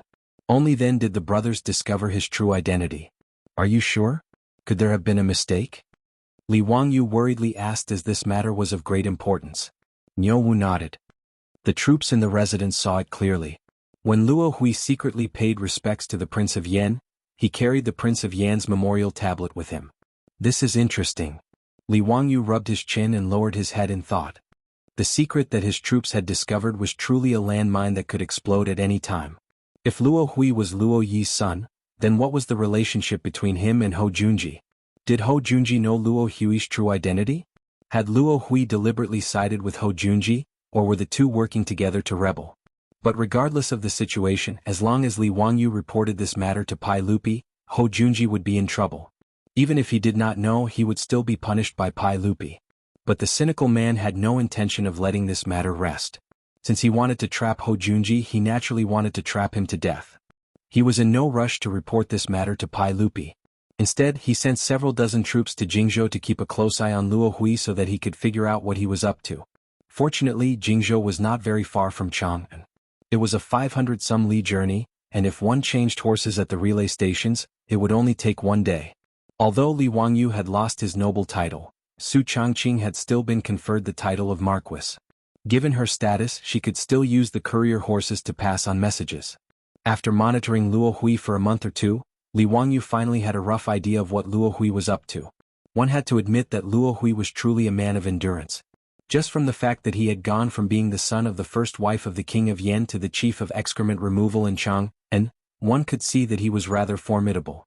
But in this unexpected situation, coupled with the fact that Li Wangyu's troops were all old soldiers of the Golden Guard, he had managed to unearth Luo Hui's secret. Li Wangyu had never imagined that Luo Hui would be so ambitious and greedy. Chapter 974. Li Wangyu never expected that Luo Hui's guts would actually be so great. Perhaps it was because he had inherited Luo Yi's hidden assets or because he had embezzled money while helping Hou Junji, but in any case, this fellow had run to Jingzhou and begun to secretly recruit people. But he had not been able to hide his actions from the Lai Hat's troops. After consulting with Li Wangyu, he found a random excuse and pretended to get close to Luo Hui. Then he was recruited into the team. The process of getting close to Luo Hui was very simple. It was nothing more than a self-directed act by the Lai Hat's troops. Several of the troops had pretended to be drunk and had gotten into a conflict with Luo Hui. Then a spy had stepped forward to fight for justice and save Luo Hui. Luo Hui had never imagined that someone would be interested in him, and he had fallen into the trap without realizing it. After all, Luo Hui had believed that he had been hiding in Chang'an for many years, and not even Hou Junji had been able to see through his disguise. If he hadn't been so greedy for the profits from those toilets, he wouldn't have been forced to flee by Li Wangyu and his group of wastrels. With Hou Junji covering for Luo Hui didn't have to worry about his identity being exposed, so he had never imagined that someone would try to spy on him. Once Luo Hui got to know the spy and witnessed his bravery, he tried to recruit him in the hopes that the spy would lend him a hand. Once the spy reached Luo Hui's side, it didn't take him very long to figure out the man's true goal, but he didn't know whether to laugh or cry. Originally, the troops of the Li Manor thought that Luo Hui was preparing to directly recruit troops and buy horses in Jingzhou to raise the flag of rebellion. However, they did not expect this fellow to be even more daring and even more whimsical. Luo Hui was actually planning to recruit some capable men, train them, and bring them back to Chang'an. There, he would find a chance to control Hou Junji and the right guard of the Imperial Army.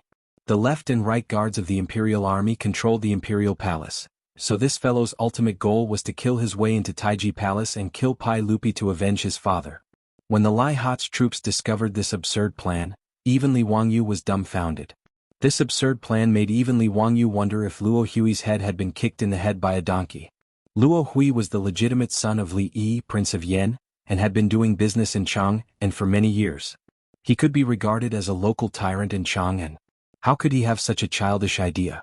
Forget whether he could control over Hou Junji, even if he could, how could he use Junji's name to order the right guard to rebel? Not even Hou Junji himself could do such a thing.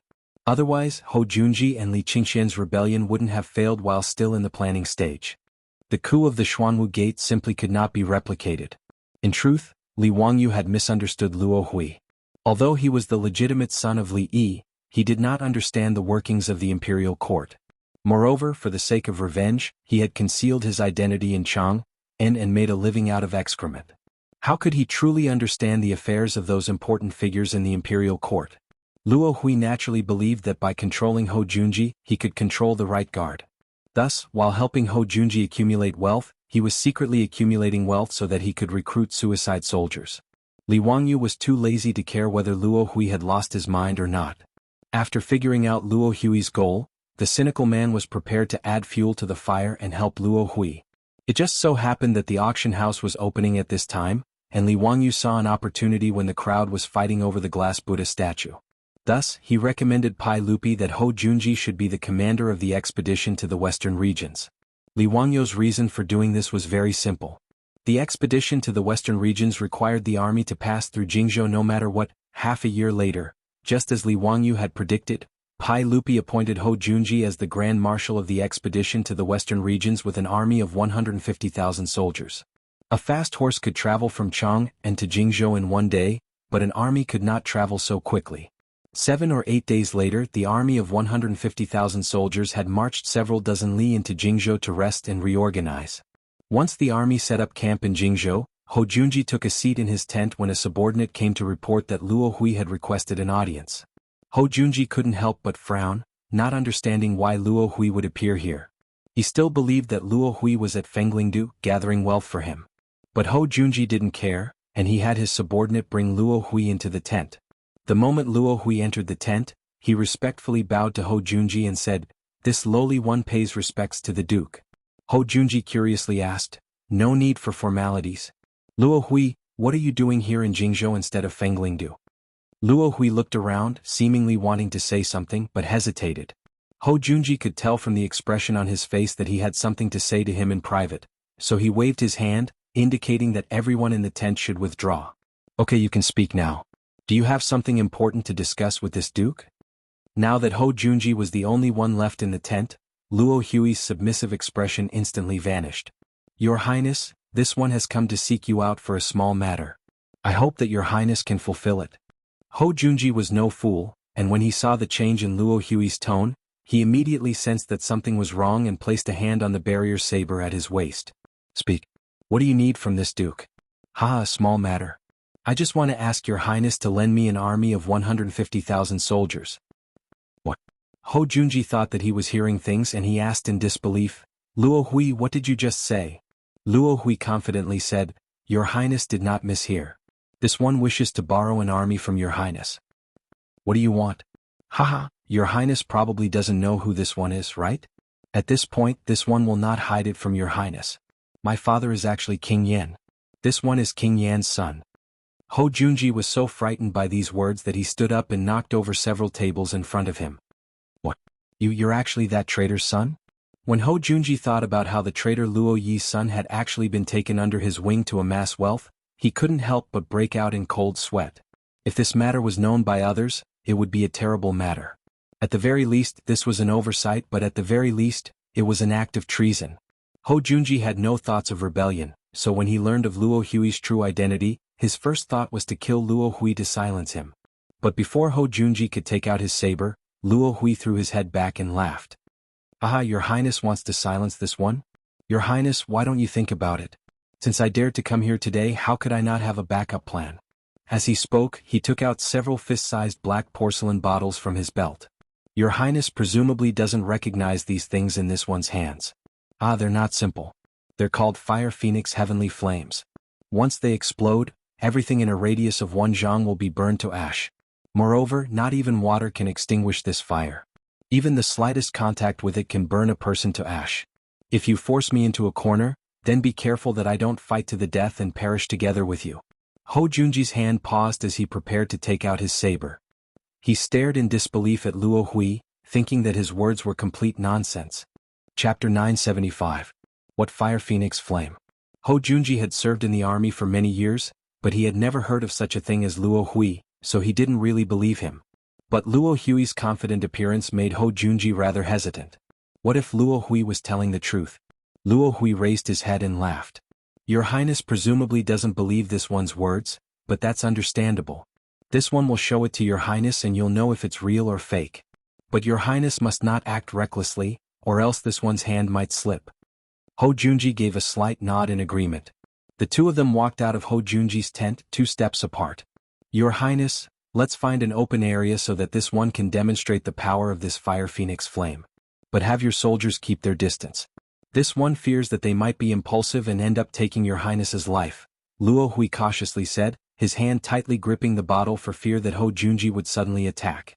Hou Junji did not object, indicating that there was no need for his soldiers to follow him.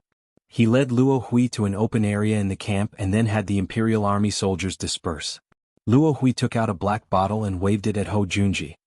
"Your Highness, watch carefully. This Fire Phoenix flame is a rare killing weapon." After Luo Hui finished speaking, she waved her hand and threw the porcelain bottle toward the center of the open space. Boom! An explosion sound was heard. The porcelain bottle exploded the moment it landed on the ground. Countless black viscous liquid splashed out. Soon after, it started to burn violently. The flames burned with such ferocity that even Hou Junji and the others couldn't help but take a few steps back. His brow creased as he ordered the Imperial Army soldiers to extinguish the flames. In ancient times, the first thing an army needed to guard against when setting up camp was fire, so the camp was filled with wooden buckets and bags of water. But to Ho Junji's surprise, in a situation where there was no wood to fuel the fire, it was not extinguished by the soldiers' efforts to extinguish it. On the contrary, as more and more water was poured over the fire, it began to burn even more fiercely. What is this thing? Ho Junji couldn't help but look at the unremarkable black porcelain bottles in Luo Hui's hands. Luo Hui was very satisfied with the scene in front of him. Although he had seen it before, he still felt a lingering fear in the face of such scorching flames. He gestured to Ho Junji and said, "Lord Duke, why don't we return to the main tent and have a chat? You don't have to worry about the fire here. It will extinguish itself after a while." Ho Junji finally realized the threat he faced. If Luo Hui threw that fire phoenix heavenly flame at him, not even someone as skilled as Ho Junji would be able to dodge this strange flame. Ho Junji couldn't help but worry, but he could only silently nod and return to the tent with Luo Hui. Luo Hui didn't dare to take a single step away from Ho Junji. Success would depend entirely on whether he could use the item in his hand to control Ho Junji. Upon entering the tent, Ho Junji expressionlessly said, "Luo Hui, if you throw out that fire phoenix heavenly flame, given the distance between the two of us, even you will be burned to death, right?" Luo Hui threw his head back and laughed. "Lord Duke, ever since my father was killed and my uncle executed, this one's family has been ruined. This one's worthless life is nothing, so why should I fear death? Do you really think that by controlling this duke you can command this army of 150,000 soldiers? Luo Hui, you're too naive." Ho Junji had a rough idea of what Luo Hui was up to. Haha, whether this matter succeeds or not is not up to Lord Duke to worry about. If Lord Duke doesn't want to die, then obediently follow my orders. Luo Hui continued, "Lord Duke, in truth, you and I are both grasshoppers on the same rope. If my identity is exposed, does Lord Duke think that you can remain unscathed? Although this one will undoubtedly die, how much stronger can Lord Duke be than this one? If Lord Duke is willing to cooperate with this one and lead an army of 150,000 soldiers back to Chang, and, once Li Shimin is killed, this one will naturally treat Lord Duke well." Ho Junji inwardly sneered at Luo Hui's words, thinking that Luo Hui had gone completely insane. Even if he wanted to rebel, it was simply wishful thinking for a measly army of 150,000 soldiers to charge into Chang and usurp the throne. Moreover, if Ho Junji tried to rebel, someone might immediately cut off his head and send it back to Chang, and to be rewarded for his deeds. Just like Luo Hui's damned father, he had failed in his rebellion and lost his life for nothing. Moreover, this army of 150,000 soldiers was not under his control alone. Did he really think that Niu Jinda and Shui Wanjun were pushovers? Of course, Ho Junji would not tell Luo Hui any of this. He only wanted to stabilize Luo Hui for now and then find a way to escape. Ho Junji did not comment on Luo Hui's words, nor did he try to refute them. Luo Hui had taken control of the situation and inwardly breathed a sigh of relief. He had used himself as a stake, risked his life, and used the porcelain bottles in his hands to threaten Ho Junji. In the end, he had managed to complete the first step of his plan without any mishap. In truth, Luo Hui had also gambled that Ho Junji would not dare to take him down with him. As a duke of the court, Ho Junji was naturally unwilling to clash with Luo Hui's broken jar. Thus, he had been caught off guard and fallen for Luo Hui's trap.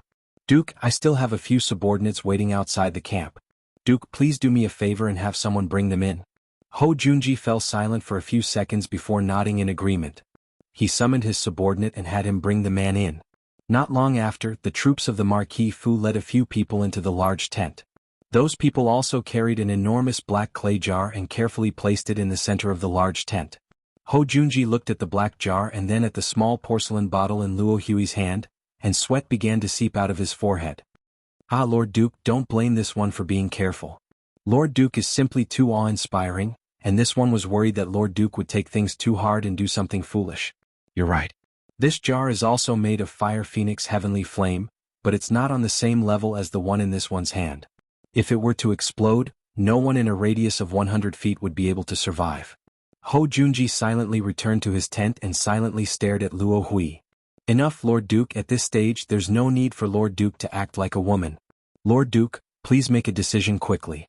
This one's patience is limited. If..."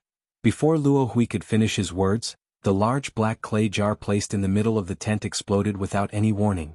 Hou Junji, Luo Hui and Luo Hui's subordinates in the tent only had time to scream before they were swallowed up by the endless flames.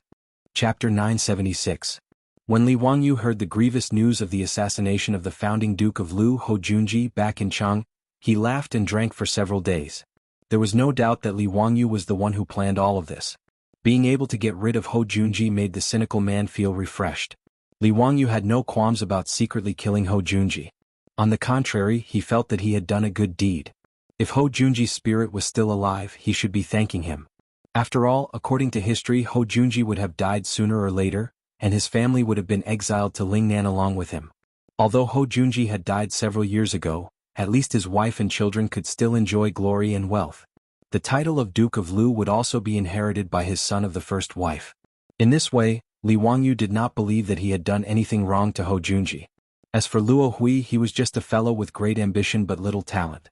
In history, Luo Hui was just a wealthy citizen of Chang, and who dug out dung for a living. In all likelihood, he had never been able to cause much of a stir in his life. Since Luo Hui had tried to rebel, he would be buried together with Hou Junji in a sea of fire. The thing that had killed Hou Junji and Luo Hui was actually very simple. It was a mixture of oil, white phosphorus, and sugar to create a homemade, incendiary bomb. Oil was something that China had existed since ancient times. Jianghu had water that could be ignited. This was a passage recorded in the Book of Han. Jianghu lived in the vicinity of Shaanxi in the future. Using oil for illumination was something that had already been done in the northern and southern dynasties.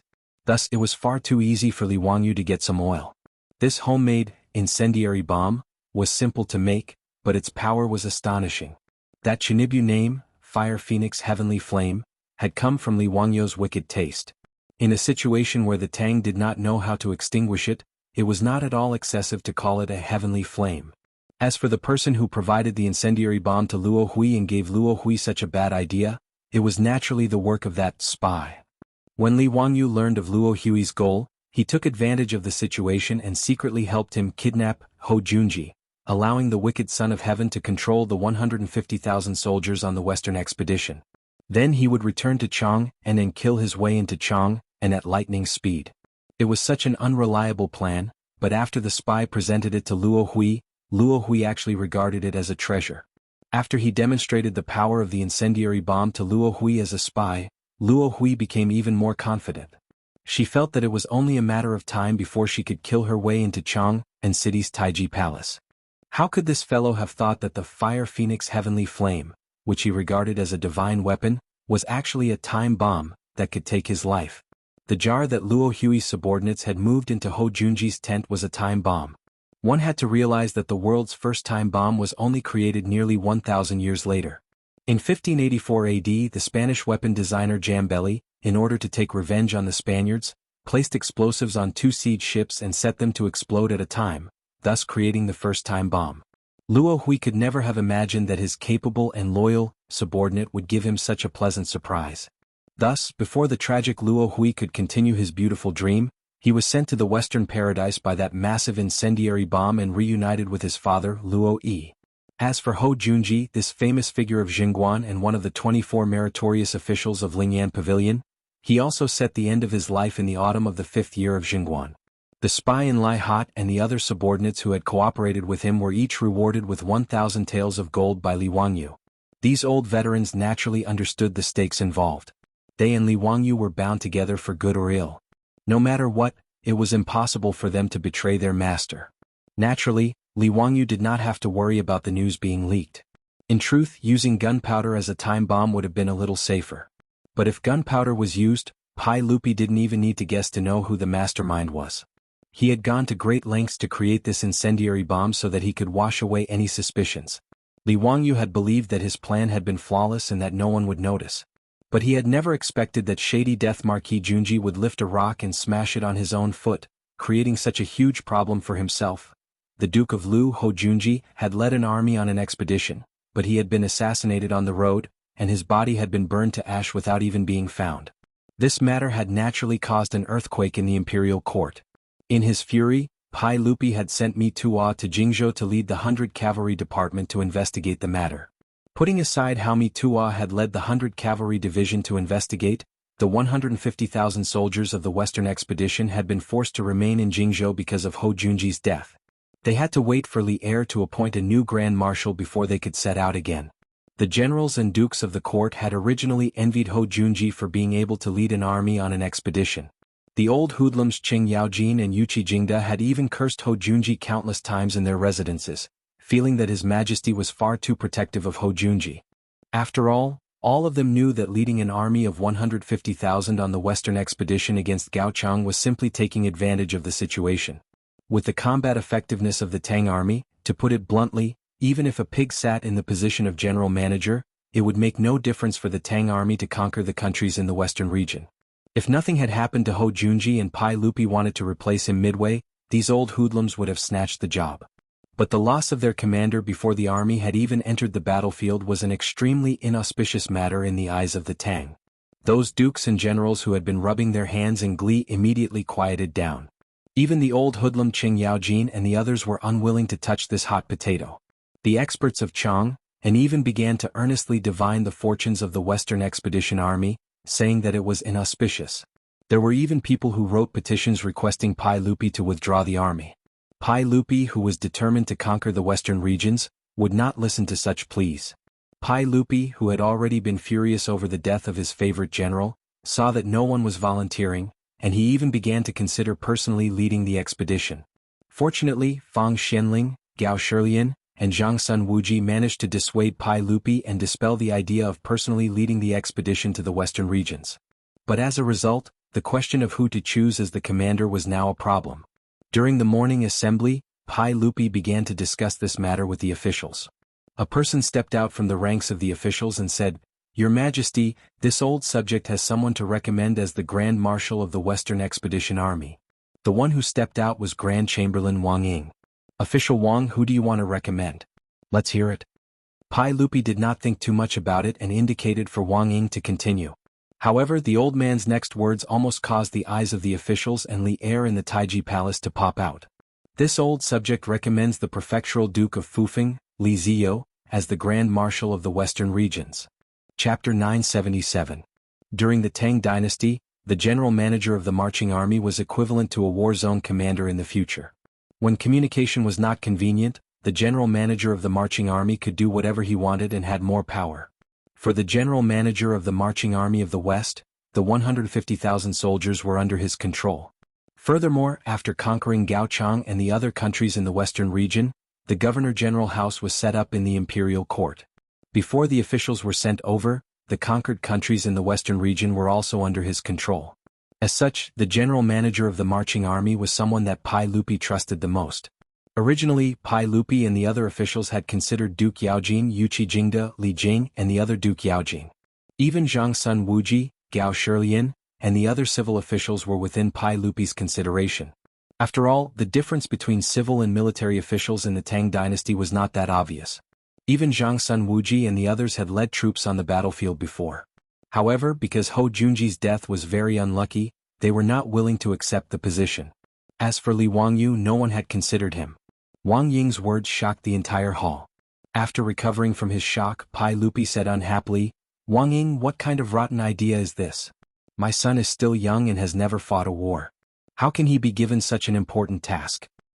"Ah, Your Majesty, this old subject is not speaking nonsense. This old subject naturally has his reasons for recommending Prefecture Duke Fufeng. Let's hear them." "Your Majesty, Prefecture Duke Fufeng may be young, but he's a smart man. Moreover, he is the only disciple of the Tao ancestor. How can Your Majesty treat him as an ordinary person?" Wang Ying's words made all the officials nod silently, feeling that he was right. If Li Er did not mention it, who in the court would see Li Wangyu as a young man who had not yet reached the age of 20? Secondly, this old subject recommends Prefecture Duke Fufeng because Prefecture Duke Fufeng knows the key to the matter of the western region. "Your Majesty, if someone else were to go, I'm afraid they might not be able to achieve the effect Your Majesty wants." As Tai Changqing, Wang Ying naturally knew the attitude of the Tang dynasty towards the countries in the western region. She also knew that Li Wangyu had advised Pai Lupi. Therefore his words moved Pai Lupi. Wang Ying continued, "As for Your Majesty's concern that Prefectural Duke Fufeng has no experience in battle formations, that's a small matter. With the help of the Langyi County Duke and the left garrison general, Presumably those countries in the western region are nothing but clay chickens and pottery dogs in front of our Tang dynasty's iron cavalry. Why should your majesty worry about this? After he finished speaking, the Taiji palace fell silent. There were actually two reasons why Wang Ying, the old man, would suddenly stand up and recommend Li Wangyu to be the general manager of the marching army. One was to disgust Li Wangyu. After all, Hou Junji had been assassinated for no reason. In the eyes of the Tang, this matter was extremely unlucky and inauspicious. Letting Li Wangyu do something that no one else was willing to do was naturally not a bad thing for the great clans. The second reason was that the great clans had suffered far too much at the hands of Li Wangyu in recent years. If they could send him to the western region and let him stay there for a few years, the great clans would feel much more relaxed. This was why Wang Ying had suddenly stood up and recommended Li Wangyu today. But although Wang Ying had his own selfish motives, his words were not without reason. Pai Lupi, Fang Shenling, Zhang Sun Wuji, and the others exchanged glances. They could all see the agreement in each other's eyes.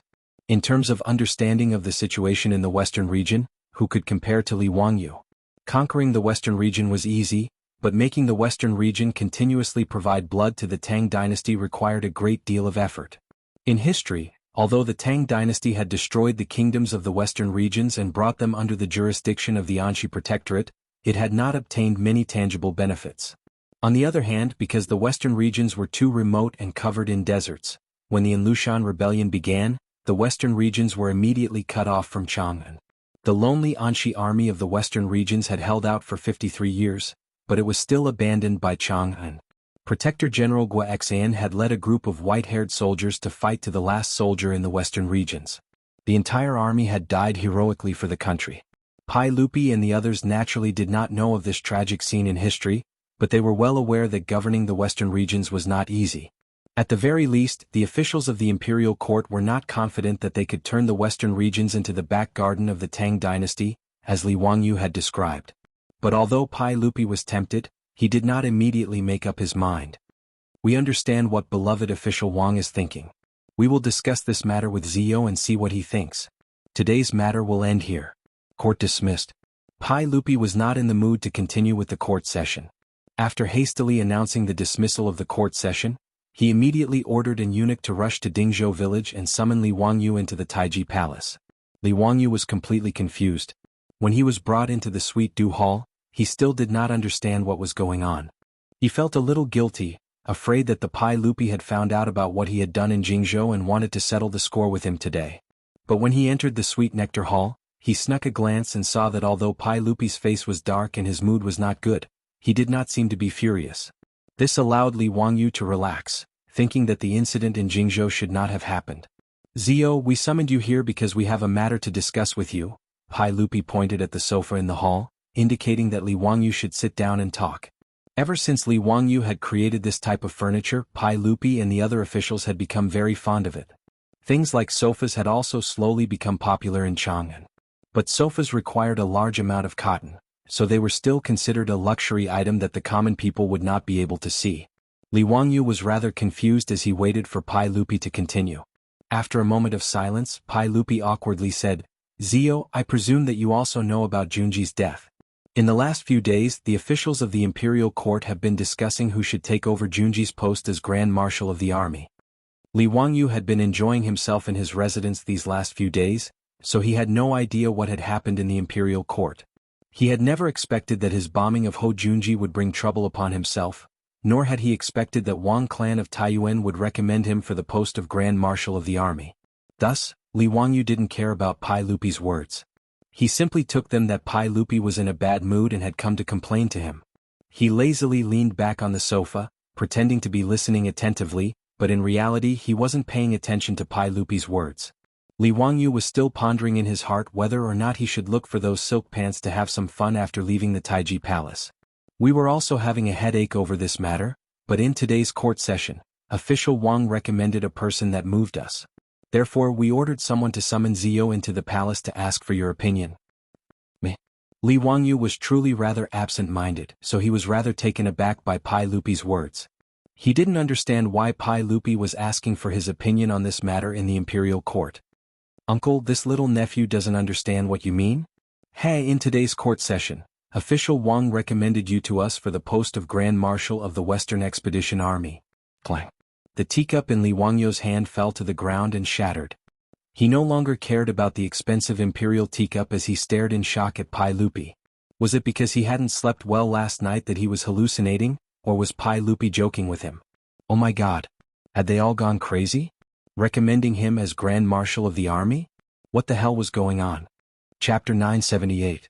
Li Wangyu didn't care about being the general manager of the army, and he didn't want to go to the western region to eat sand.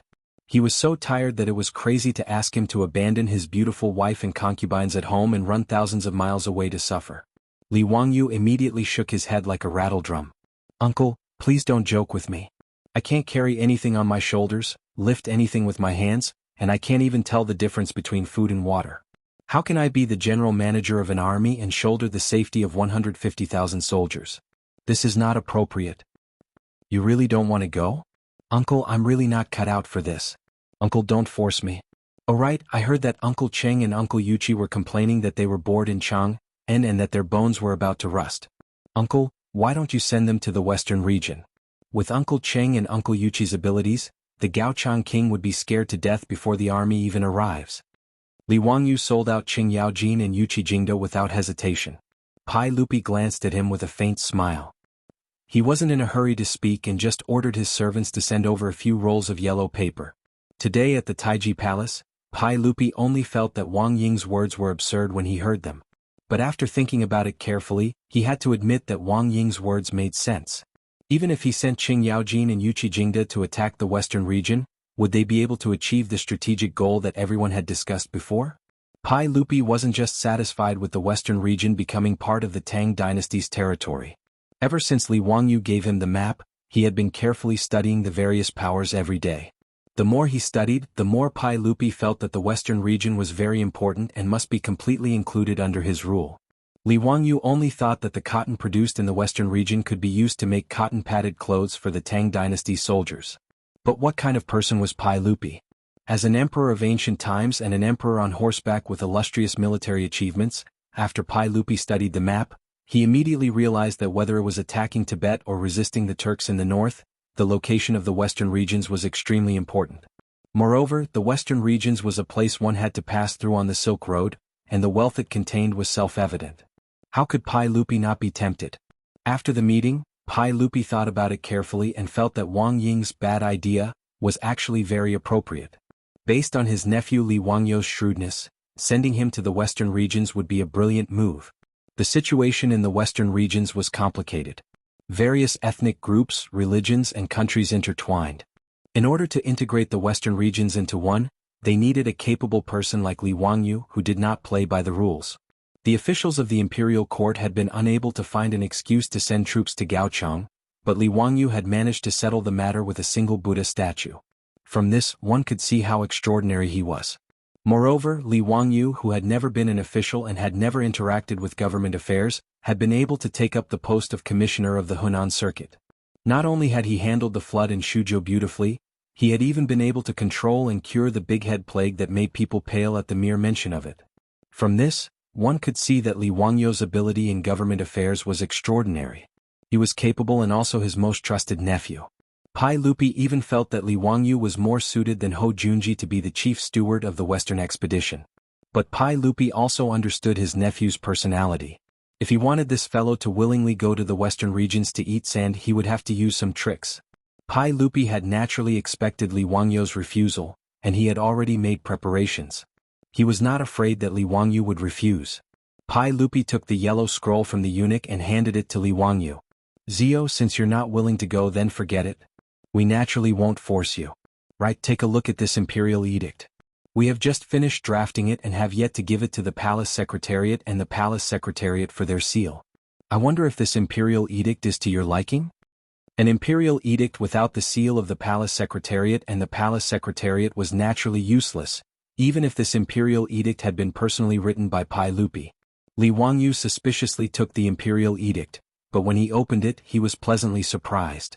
On the draft of the imperial edict, it was written that Pai Lupi had conferred the title of Princess Yenling to Su Changqing and had appointed her to be married to Li Wangyu, the Duke of Fufeng. The marriage between Li Wangyu and Su Changqing had almost become his sore point. Although with the feelings between the two of them, there was not much difference whether they were married or not. But they were now living in the Tang dynasty and not the modern era. It was hard to say whether a man and a woman living together without knowing what was going on. Even the foppish young masters and those old ruffians would often tease Li Wangyu about the relationship between Su Changqing and Li Wangyu, making him feel very awkward. However, it was not that Li Wangyu was unwilling to marry Su Changqing, but it was because the two in-laws, Pai Lupi and Empress Jiangsun, stood between the two of them. In this regard, Li Wangyu was full of resentment. He did not understand why he could not make the decision about his own marriage. Now it was the 5th year of Jianghu. It had been more than 3 years since he and Su Changqing had transmigrated to the Tang dynasty. Su Changqing was different from him. Her body had transmigrated to the Tang dynasty, but now she was almost 30 years old. In the modern era, a woman in her 30s could still be called an elder sister and ride the wind and waves. But in the Tang dynasty, many women in their 30s had become grandmothers. Even if Su Changqing did not say it, in fact, Li Wangyu could feel the dissatisfaction in the heart of the person sleeping next to him. Because of this, Li Wangyu secretly pondered. If Pai Lupi and Empress Jiangsun did not relent in the next 1 or 2 years, perhaps he and Su Changqing would have to elope. Now, the draft of the imperial edict in his hand clearly stated that Pai Lupi had conferred Su Changqing the title of princess and had also granted her marriage to Li Wangyu. How could he not be overjoyed? Uncle, is this true? Don't deceive your nephew. Li Wangyu's hand, which was holding the imperial edict, was trembling slightly. Pai Lupi nodded and then shook his head. He replied noncommittally, it's just that I have no time to take care of this matter right now. Zio, you also know that as long as the position of general manager of the Western Expedition Army is not confirmed, I will not be able to eat or sleep in peace. How can I be in the mood to take care of these trivial matters? This matter is also not urgent. Since I have written this imperial edict, I will naturally hand it over to the Hall of Secretaries and Minxiao provinces for verification. Zio, you do not need to worry. When Li Wangyu heard this, his nose was about to become crooked from anger. Wasn't this a blatant threat? Pai Lupi was clearly using his marriage with Su Changqing to threaten him. If he was not willing to take the position of general manager of the Western Expedition Army, Pai Lupi would not issue this imperial edict. For a moment, Li Wangyu hesitated. The balance in his heart began to sway back and forth. Should he succumb to the threats and temptations of the evil forces, or should he resist the evil forces to the end? Without waiting for Li Wangyu to make a decision, Pai Lupi threw another imperial edict at him. That's right, there is also an imperial edict. The Hall of Secretaries and Minxiao provinces have already verified it. Since Zio is here, you can go and announce this imperial edict on my behalf. Li Wangyu received the imperial edict and opened it to read. He was so angry that he almost threw the imperial edict back at Pai Lupi's face. As the emperor of the Tang dynasty, could he not have a bit of face? Chapter 979. The second imperial edict that Pai Lupi gave to Li Wangyu was an imperial edict to promote him. Logically speaking, this should be a good thing, but the key point was that the names on the imperial edict made Li Wangyu immediately understand Pai Lupi's purpose. Cheng Chumo, rank 4 General of Loyal Marshal, transferred to the Western Expedition Army. Cheng Chuliang, rank 4 General of Yiwei, transferred to the Western Expedition Army. Cheng Chubi, rank 4 General of Mingwei, transferred to the Western Expedition Army. Du He, rank 4 Official Physician, transferred to the Western Expedition Army. Wei Shuyu, Yuchi Baolin, Yuchi Baochi, Chai Lingwu. None of the playboys ran away, all of them were on this imperial edict. Except for Du Mo, who was the eldest son of Du Ruhui, who was conferred the title of Duke of Lai by Pai Lupi, and Yo Jingping, who was unable to go to war because of his foot injury. Li Wangyu's playboy brothers were all stuffed into the Western Expedition Army by Pai Lupi. After Li Wangyu finished reading the imperial edict, he was dumbfounded. There were only 2 words in his mind. Total annihilation. Pai Lupi's move was too vicious. Stuffing all of Li Wangyu's playboys into the Western Expedition Army, how could Li Wangyu not go? This was simply a kidnapping. And the hostages were this group of playboys from the Tang dynasty. Thinking of this, Li Wangyu glared at Pai Lupi angrily. He really wanted to ask him, how did he come up with such a wicked idea? Pai Lupi was very satisfied with Li Wangyu's reaction and couldn't help but smile. Fortunately, Li Wangyu didn't copy Journey to the West. Otherwise, Pai Lupi would definitely sigh and say, no matter how capable you are, you can't escape from my grasp. Stuffing this group of playboys into the Western Expedition Army, Pai Lupi had already communicated with Fang Xianling, Qing Yaojin, and the others, and obtained the unanimous agreement of all the big shots. Li Wangyu didn't want to go to the western regions to eat sand, but it didn't mean that these big shots thought the same. His legitimate son would follow the Western Punitive Expedition Army to hone himself and gild himself. Fang Xianling, Qing Yaojin, and the others had long been annoyed by the fact that these second-generation officials of the Tang Empire were now hiding in Chang and in waiting for death. Now that Li Er had actually proposed to send them to the western regions, how could Qing Yaojin and the rest still be unwilling? Each and every one of them was smiling so widely that their teeth were almost showing. The only ones who were kept in the dark were Li Wangyu and those foppish young masters. Li Lupi could resist Li Lupi's Tang dynasty. Pai Lupi gave the order and their lord nodded. In any case, they couldn't avoid going to the western regions to eat sand. Li Wangyu could even imagine how mournful the silk pants would be when they learned of this shocking news. For this group of playboys, leaving the flourishing Chang, and leaving the Peace Square, the Hu people's wine shops, and running to the Gobi Desert for a few years, it was a life worse than death. Thinking of the depression of the playboys, Li Wangyu's mood improved a lot.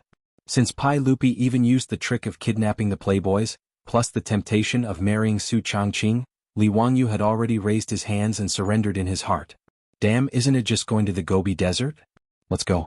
It's just a trip at public expense. It's no big deal. However, even if Li Wangyu had decided to compromise, he wasn't ready to raise his hands and surrender. Even a dead fish has to jump 3 times. He had to take this opportunity to fight for some benefits for himself. Uncle is indeed wise. Cheng Chumo and his group of bastards should have been thrown into the army long ago to train, so that they won't be eating and waiting to die in Chang, and every day. Li Wangyu had an empathetic expression and almost applauded. Pai Lupi glanced at him. Is that so? Does Zio think so too? Yes, uncle is wise. Well, that's good. I was worried that you wouldn't be willing to part with them. Since that's the case, Zio, you can go out of the palace and announce the order to Cheng Chumo and his group. Tell them to hurry to the Western Expedition Army in Jianghu. Pai Lupi had already seen through Li Wangyu's idea. He didn't accept it and directly wanted to drive him out of the palace. This made Li Wangyu's balls hurt. Pai Lupi didn't play by the rules, so how could he negotiate? If he went to announce the order to the playboys, Cheng Chumo and his group would definitely know the reason why they were thrown to the western regions to eat sand. If Li Wangyu also went to the western regions, everyone would share the burden and it wouldn't be a big deal. As the saying goes, don't worry about scarcity but worry about inequality. The playboys were implicated by Li Wangyu and were driven to the western regions to eat sand by Pai Lupi and his lord. If Li Wangyu, the main culprit, was still in Chang'an, thinking of how Cheng Chumo and his group would fly into a rage and fight him to the death, Li Wangyu couldn't help but shiver. The consequences were too terrible. Pai Lupi knew this and threw all the playboys into the Western Expedition Army. Li Wangyu saw that Pai Lupi wasn't willing to accept it, so he had no choice but to surrender. He said dejectedly, Uncle, I'll be the general manager of the marching army, but I also have a condition. Before I leave, I want to marry Changqing first. A trip to the western regions would take at least 1 or 2 years. Li Wangyu didn't want to wait until he came back to get married. A long night was fraught with dreams. He didn't want Empress Jiangsun and Pai Lupi to come up with any more trouble. Pai Lupi didn't even think about the condition proposed by Li Wangyu and nodded in agreement. Okay. He reached out and took an imperial edict from the chamberlain and handed it to Li Wangyu. Opening it, he saw that the content was the same as the previous imperial edict. The difference was that this imperial edict had the seals of the Secretariat and the Minxiao provinces, as well as the signatures of the prime ministers of the Secretariat and the Minxiao provinces. In other words, Li Wangyu had been played by Pai Lupi again. Li Wangyu wanted to cry but he had no tears. Today he had been completely controlled by Pai Lupi. He didn't have any room to struggle. Now that things had come to this, Li Wangyu didn't want to say anything more. The imperial edict that he had been looking forward to suddenly didn't smell good in his hands. Zio, go back and make some preparations. I've had someone calculate that 3 days from now will be an auspicious day for you to marry Princess Yanling. However, I have another request that you must agree to. Li Wangyu didn't want to struggle. Uncle, just say it. When you return from the western regions, Changle should be 15 years old. At that time, you must also marry Changle as your wife. I promise you that both Changle and Princess Yanling will be your official wife. Are you willing? This? Li Wangyu didn't expect that Pai Lupi was actually waiting for him here. For a moment he couldn't help but hesitate. However, when he looked up and saw Pai Lupi's expression that said, If you don't agree, don't even think about walking out of the palace today. Li Wangyu didn't hesitate anymore. He directly nodded and agreed. Anyway, when there were too many lice they wouldn't bite. When there were too many debts there was no need to worry. So be it if he married Chang'e. After a few years, when Chang'e turned 15 years old, his psychological guilt wouldn't be so strong. In fact, Li Wangyu also knew that Pai Lupi's request to let him marry 2 wives would inevitably lead to a lot of trouble. Since ancient times, Wuxia had a system of 1 husband and 1 wife and many concubines. The so-called 3 wives and 4 concubines actually included, other than the official wife, the so-called extraterritorial wife, side wife, concubine wife, and so on. They all belonged to the category of concubines. Pai Lupi had specially allowed him to marry Su Changqing and Chang'e as his official wives. This was an exception and breaking the ancestral law. When he married Chang'e, there would probably be many old masters jumping out to make irresponsible remarks. In any case, that was a matter of a few years later. Li Wangyu couldn't be bothered to worry about it now. Seeing Li Wangyu happily nod and agree, Pai Lupi couldn't help but stroke his beard and laugh. Ah, good. Since Zio has agreed to this matter, then you can leave the palace. Tomorrow send Princess Yanling to the palace. 3 days later, you can come to the palace to marry the bride. Yes. Li Wangyu hurriedly bowed and agreed. Holding the 2 edicts and leaving the Taiji palace, Li Wangyu still felt a little absent-minded. Today's matter was really somewhat magical and unreal. Chapter 980. Because he was going to marry Su Changqing in 3 days, Li Wangyu was not in the mood to continue staying in Chang'an City. With the imperial edict in hand, he hastily made a round to each of the High Duke's public houses and read the shocking news to the debauches. He did not even have the mood to laugh at the debauches as he directly brought Niu Wu and the others back to Dingzhou village. After receiving this sudden good news from the heavens, both the Li residents and the entire Dingzhou village were in a state of chaos. His Lang Jun was finally going to get married, causing the old housekeeper Li Heng to burst into tears. He immediately ordered people to prepare all kinds of offerings and insisted on dragging Li Wangyu to Li Zhou's grave to pay his respects. Li Wangyu could not persuade the excited old housekeeper and could only follow Li Heng to Li Zhou's grave to announce his marriage to Li Zhou. As for one of the parties involved in the wedding, the beautiful boss Su Changqing, when she heard about this, she blushed and pulled Afro and Perrin back to her boudoir. Not long after, the palace sent many eunuchs and palace maids again to deliver the Zhai robes.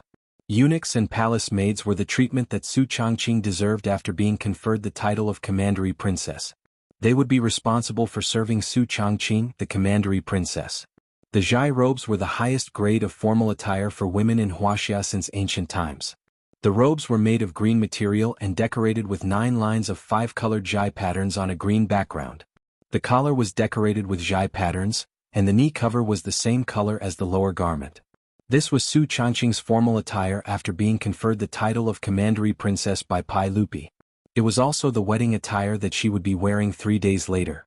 Because Pai Lupi had conferred Su Changqing the title of Princess of Yanling Commandery, Li Wangyu's marriage was said to be a surrender. The surrender of a princess meant that the princess was getting married. In fact, with the etiquette and customs of the Tang dynasty, this wedding would be quite long and tedious. Registering a princess, accepting a gift, asking for her name, Naji, Naojing, asking for a date, welcoming in person, being in the same cell, meeting an aunt, giving a gift to an aunt, getting married, giving a gift to an aunt, giving a gift to an aunt, giving a gift to an aunt. It could be said that this marriage could not be completed without more than half a year of torment. However, Pai Lupi was now in a hurry to urge Li Wangyu to rush to Jingzhou to take over the Western Expedition Army, so that the kingdoms of the western regions could be incorporated into his territory as soon as possible. How could he have the leisure to do so many formalities? Therefore, everything was simple and fast and the wedding was set for 3 days later. Li Wangyu originally wanted to see his woman's dainty appearance in the Zhai robe. He went to knock on the door of Su Changqing's boudoir, but he was refused entry. No matter how he shouted, the door did not open. Afro and Perrin's charming laughter could be heard from inside. Lang Jun, leave quickly. As a man, how can you barge into the princess's boudoir before the wedding? Li Wangyu rolled his eyes speechlessly. Damn it, the 2 of them had already clapped and rolled in the sheets for love. Now it was just a matter of spending 9 yuan to get a red booklet. Was it necessary? In fact, how could he understand Su Changqing's thoughts, but he also understood what pre-wedding phobia was. Over the past 3 years, although Su Changqing had interacted with her day and night, and the relationship between the 2 of them was negative, it was still different from marriage. Even though Su Changqing was a professional woman in the future and was extremely independent, she was still unable to avoid convention. Marriage was a major event in life, so she still felt incomparably nervous. The news came so suddenly that she was not mentally prepared at all. Under such circumstances, even someone as strong as Su Changqing felt embarrassed and was unwilling to show her face in front of Li Wangyu. Li Wangyu was also helpless when Su Changqing refused to open the door. In fact, apart from wanting to see how stunning Su Changqing looked in the Zhai robe, more importantly, he wanted to discuss with Su Changqing about his trip to the western regions. In the end, Su Changqing, who had always been calm and composed, actually hid like a little girl after hearing the news of the wedding 3 days later.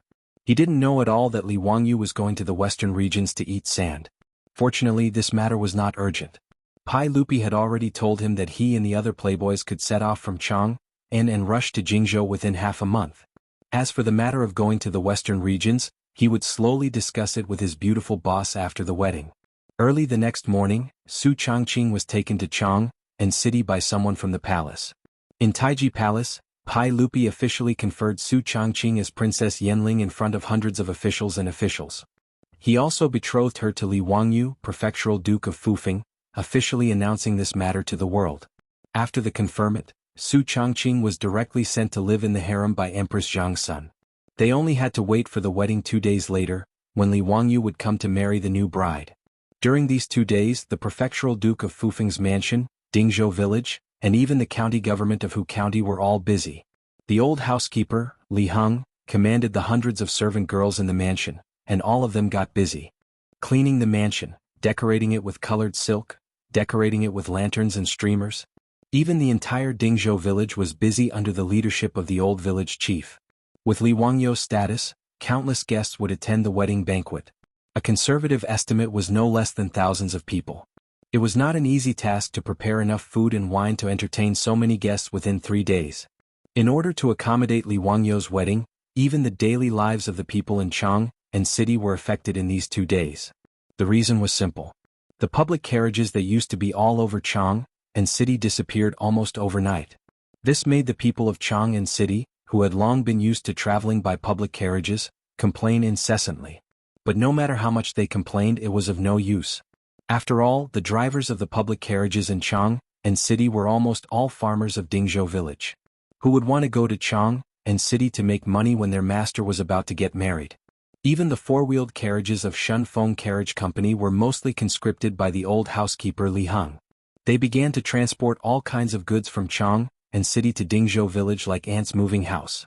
The new county magistrate of Hu County eagerly led a group of scribes and runners of the county government to Dingzhou village to make arrangements. After hearing the news that Li Wangyu was about to get married, all the public and county governments in Chang city sent their stewards and servants to Dingzhou village to help with all kinds of necessities. The sudden wedding stirred up the entire city of Chang'an. While everyone was busy in full swing, Li Wangyu, the person involved in the wedding, was free. It was not that he wanted to be lazy, but there was really nothing for him to do. After all, there was the old housekeeper Li Heng at home, a group of female stewards trained by his beautiful boss, and the stewards sent by the public houses to help. Even if he, the groom, wanted to intervene, he had no place to do so. Instead, he was despised everywhere. Langjun, please make way. I have to lead people to tie up the colored silk here. Langjun, can you go somewhere else? I have to lead people to move these sofas away. Li Wangyu was at a loss. He was chased away by a group of female soldiers and had nowhere to go. He could not stay in this house any longer. Just as he was feeling depressed, he heard Li Heng's voice again. Langjun, Li Heng. You want to chase me away too? Li Wangyu could not afford to offend this group of female soldiers. Seeing that Li Heng was also dissing him, he was furious. However, Li Heng stood behind him with a smile. Langjun, the old slave is here to remind you that you have not found a bridegroom for your wedding. Li Wangyu could not help but feel embarrassed, but he also felt relieved. Oh, right, I will go to Chang'an city to find Cheng Chumo and the others. After he finished speaking, he hurriedly ran out without looking back. This house was too scary. It was better to go to Chang'an city to drink and chat with the rich playboys. Another chapter of water, awesome. Chapter 981. Li Heng was referring to the groomsmen by the groomsmen. Of course, the role of groomsmen in the Tang dynasty was not as relaxed as the groomsmen in the future.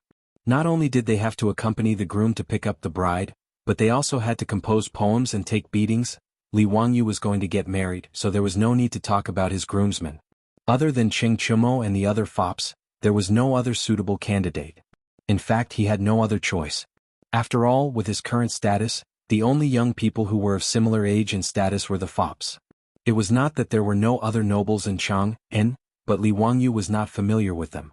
He couldn't possibly let the troops or disciples in the mansion be his bridesmaids. That wouldn't be proper. Therefore, when the old housekeeper Li Heng mentioned the groomsmen, he knew that it was time for him to find the fops. Li Wangyu was naturally very attentive when he had a request. He threw out a large amount of copper coins and booked the best brothel in Pingkong Square. He ordered good wine and dishes to be served, and he generously spent money to invite the best courtesans in Pingkong Square to drink with him to liven things up. Li Wangyu's status was high enough, and his poems were the favorite of these young prostitutes. Otherwise, it would not have been easy to invite so many courtesans. Rich and famous, that was how extravagant. However, Li Wangyu had never expected that after 3 rounds of drinking, when he took advantage of the fact that everyone was in a good mood to propose his wedding in 2 days and invite the debauches to be his bridesmaids, the debauches' reactions were completely different from what he had expected. Li Wangyu thought that with his relationship with the fops, wouldn't it be a simple matter to ask them to be his groomsmen? Who would have thought that when he said this, Cheng Chumo and the others looked at each other and shook their heads. Don't talk about this. Yes. Ziyu, don't even think about asking your brothers to be your groomsmen. Don't even think about it. I won't go. Brother has no time. Li Wangyu was dumbfounded. He didn't understand what this group of silk pants meant. Chai Lingwu raised his wine cup and drained it in one gulp. Zio, it's all your fault that all of us have to go to the western regions with you to eat sand. You still want us to be your bridesmaids? In your dreams. Yes. It's this bastard brat. Just talking about it makes me angry. Brothers, today we will avenge our grievances. If that bastard Ziyu walks out of Peace Square, I'll take it as my loss. Drink this bastard to death. As the group of silk pants said this, they raised their wine glasses and rushed towards Li Wangyu with ill intentions. This scene scared Li Wangyu so much that he immediately hid behind those girls. Damn it, if these bastards really forced him to drink, he would die. Brothers, let's talk nicely. Let's talk nicely. No matter what, it's all my fault. Brothers, whatever compensation you want, just say it. I won't hesitate. Now that things had come to this, Li Wangyu could only raise his hands and surrender. These silk pants were obviously using this as a pretext to make trouble for him. Actually, Li Wangyu also felt that he had been wronged. It was clearly Pai Lupi and these silk pants' fathers who had thrown them to the western regions to eat sand. What did it have to do with him? However, Li Wangyu didn't dare to say this in front of these silk pants. Otherwise, he would definitely be tortured to death by this group of bastards. Li Wangyu tactfully raised his hands in surrender, which made the silk pants very satisfied. Fang Yai patted Li Wangyu's shoulder and laughed. Ziyu, did you say that yourself? Don't go back on your words. Li Wangyu suddenly felt that something wasn't right. Why did it seem like he had fallen into a trap? Without waiting for him to react, he heard Fang Yai continue. Brothers don't have any other requests. As long as you can bring us delicious food that we have never eaten before, fine wine that we have never drunk before, and beautiful women that we have never seen before, we will be your bridesmaids. If you can't do it, humph, you can go to Taiji Palace to pick up the bride yourself. Yes, just these 3 small things. Ziyu, if you can do it, we will forgive you. Wahaha, that's the truth. Cheng Chumo and the other silk pants laughed heartily. Du Go and Niu Jingping didn't have to go to the western regions to suffer, but at this moment they also clapped and cheered. This made Li Wangyu so angry that he clenched his teeth. What the hell were these 3 requests? Delicious food that they had never eaten before? This group of silk pants almost treated his residence as their own home. In these past few years, what kind of good things had they not eaten? The delicacies that he and Su Changqing knew how to make in the future were more or less finished. But if he had to think carefully, it wasn't that Li Wangyu couldn't think of something. Fine wine that they had never tasted before was also simple. Recently, Li Wangyu had nothing to do, so he just happened to brew a kind of wine that could be used to send off the silk pants. But what the hell was a beauty that they had never seen before? Don't look at how Li Wangyu had a beautiful superior as his wife and a European beauty like Aphrodite as his concubine. But when it came to the matters of men and women, compared to this group of silk pants, he was simply a model of a clean and honest man. This group of scoundrels, each one of them was a lecherous talent. Who knew how many women they had defiled?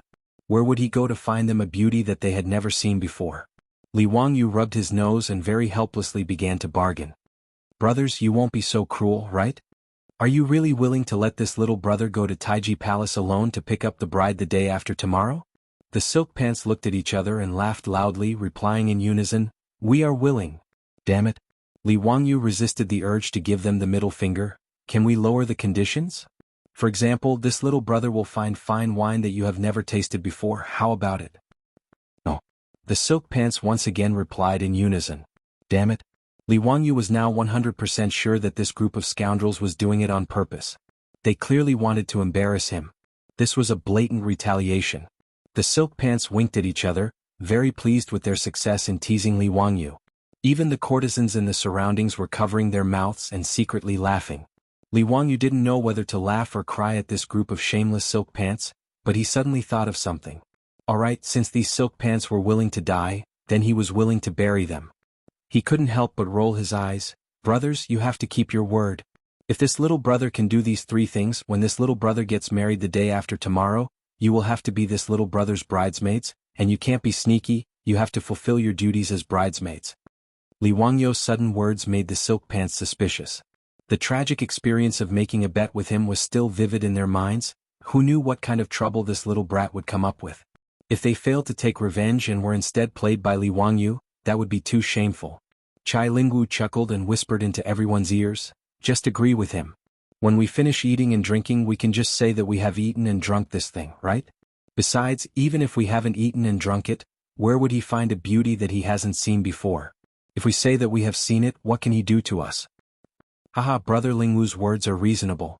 The silk pants laughed and nodded, agreeing one after another.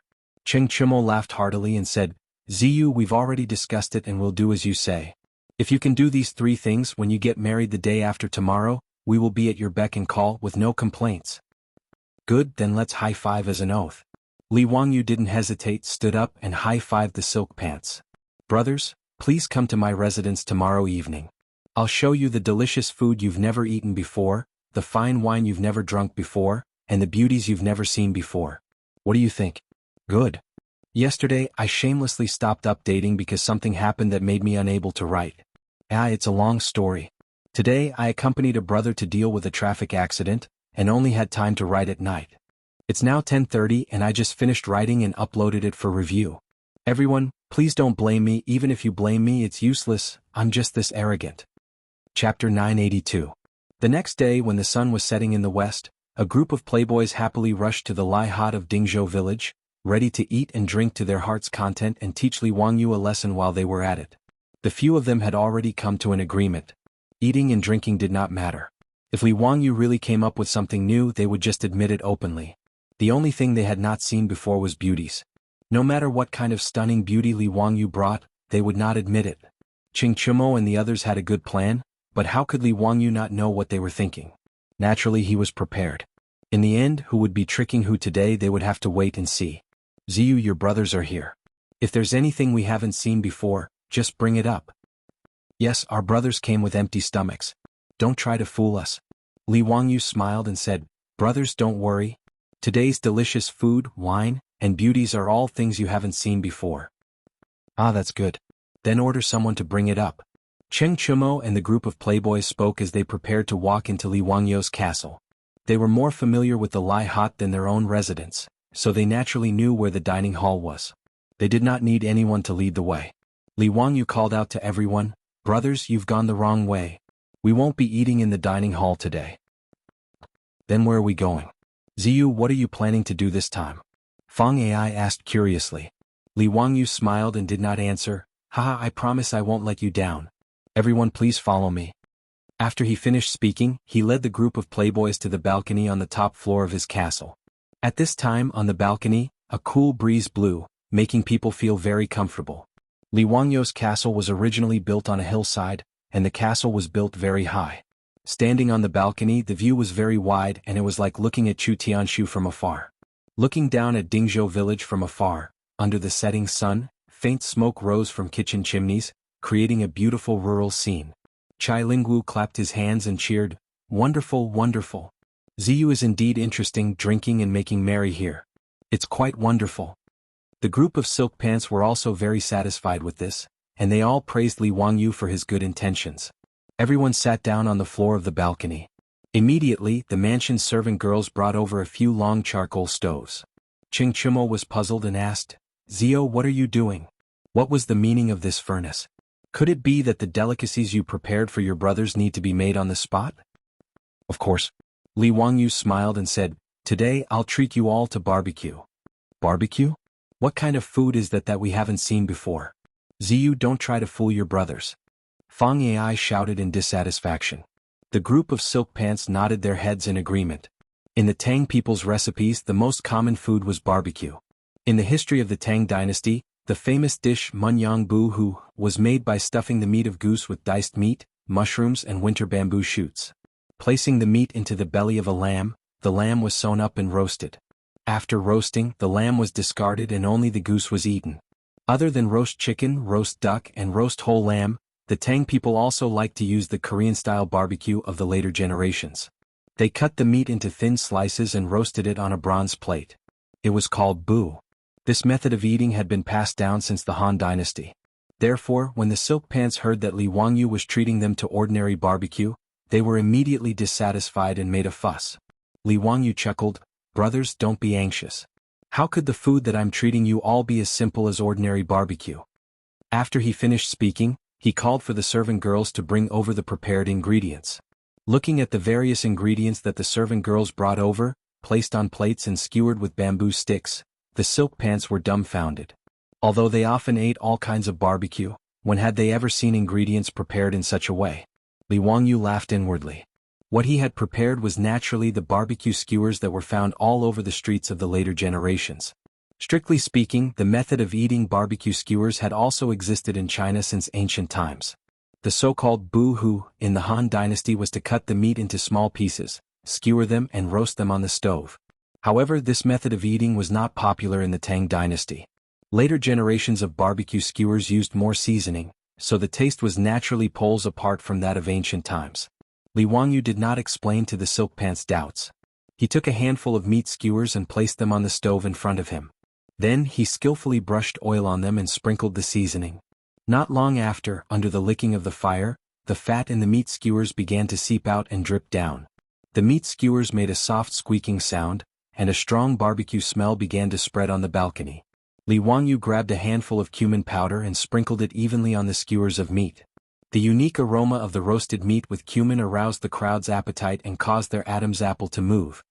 This smell is so unique. Zio's barbecue is so unique. Ah, we're in for a treat today. Zio, what spice did you sprinkle just now? The taste is very unique. Fang Yai was the most gluttonous and his saliva was about to overflow. He was even more curious about the cumin powder that Li Wangyu had sprinkled just now. Cumin was a spice that was spread from the western regions to the central plains through the Silk Road during the Tang dynasty. The Tang people called it fennel, but they did not develop the method of using cumin powder to barbecue meat. Li Wangyu had only managed to obtain some cumin through merchants after much difficulty. Li Wangyu did not answer Fang Yai's question. He only brought the barbecued meat skewers to his nose and sniffed them before taking a big bite. He had not eaten barbecue for a few years since he had transmigrated to the Tang dynasty. At this moment, his appetite was aroused. With a bite of the skewer, the tender, crispy, salty and spicy taste exploded in his mouth. Li Wangyu couldn't help but let out a long sigh of satisfaction. Zio, let your brothers have a taste. How does it taste?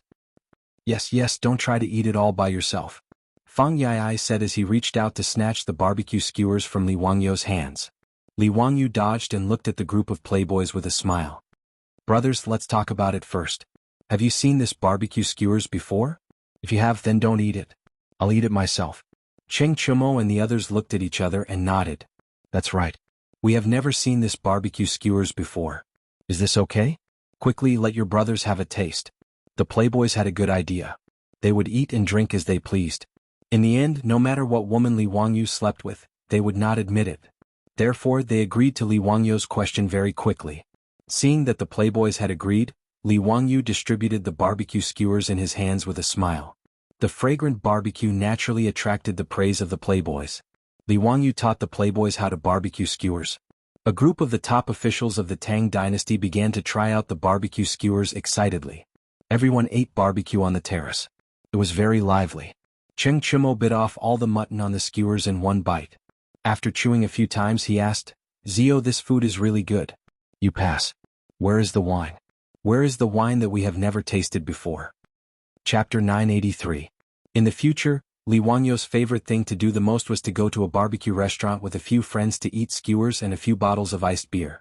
Everyone would drink and chat and it would be very lively. After transmigrating to the Tang dynasty, he regretted not having iced beer every summer. It was a great lack of fun. He only knew how to brew sorghum wine, but he didn't know how to brew beer. During the autumn harvest of the third year of Jianghu, the farmers harvested a lot of edamame, so they sent some to Li Wangyo's residence for him to try. Su Changqing knew that Li Wangyu liked to eat boiled edamame, so she ordered the cook to cook a big pot of edamame wine for him with pepper, aniseed, fennel, cinnamon, and other ingredients. Li Wangyu peeled the boiled edamame and ate it with relish. At the same time he said to Su Changqing with regret, Changqing, it's a pity that we don't have beer. This edamame with beer and a few skewers would be a perfect match. Su Changqing didn't speak first. She pondered for a while and said with uncertainty, Wangyu, I think I know how to brew beer. But to brew beer you need hops and they don't exist in the Tang dynasty now. Su Changqing liked to travel in the future. When she was studying in the United States she often went to Europe to play. When she was traveling in Germany she had visited a beer museum and had memorized most of the traditional brewing techniques of beer. However, Su Changqing didn't like to drink, so she never thought of brewing beer after transmigrating to the Tang dynasty. Today, when she heard Li Wangyu complain about not having iced beer, she thought of this matter. However, brewing beer required hops, and hops were introduced to China around the Ming dynasty. Li Wangyu was stunned when he heard this, then he slammed the table and stood up. Changqing, you really know how to brew beer? I know about hops. They don't exist in the Tang dynasty, but they do in Europe. As long as we ask those Persian merchants for help, we won't have to worry about not being able to get the hops back. Thus, in order to drink cold beer, Li Wangyu specially went to Chang and Shi city and found several merchants who traveled the Silk Road. He spent a lot of money and asked them to buy hops from Europe for him. Beer was introduced to China at the beginning of the 20th century, but the origin of beer was very ancient. In the 3rd century BC, the Sumerians of Babylon had already brewed beer, and by the 4th century AD, beer had already spread throughout Europe. Therefore, Li Wangyu asking the Persian merchant to help him find hops was not a troublesome matter. However, it was a long journey. It was not until 2 years later that Li Wangyu finally got the hops that he had been longing for from the Persian merchant. With hops, brewing beer wasn't difficult. Hops, wheat, yeast, and water were fermented for more than 10 days before the beer was ready. Originally, Li Wangyu wanted to invite those silk pants to drink cold beer. But now it was just the right time to satisfy those silk pants' request. When Cheng Chumo asked for the beer, Li Wangyu immediately ordered someone to bring over a large barrel of beer. Self-made beer wasn't like liquor or wine. It wasn't suitable for long-term storage. It needed to be refrigerated and consumed as soon as possible. The fresher the beer, the more refreshing it would be. This was also one of the reasons why there were no merchants who used the Silk Road to transport beer to China. In order to preserve the beer that Li Wangyu brewed, he stored it in the cellar with ice cubes. When the barrel was brought out, it was still emitting cold air. Ziyu, your beer has been chilled?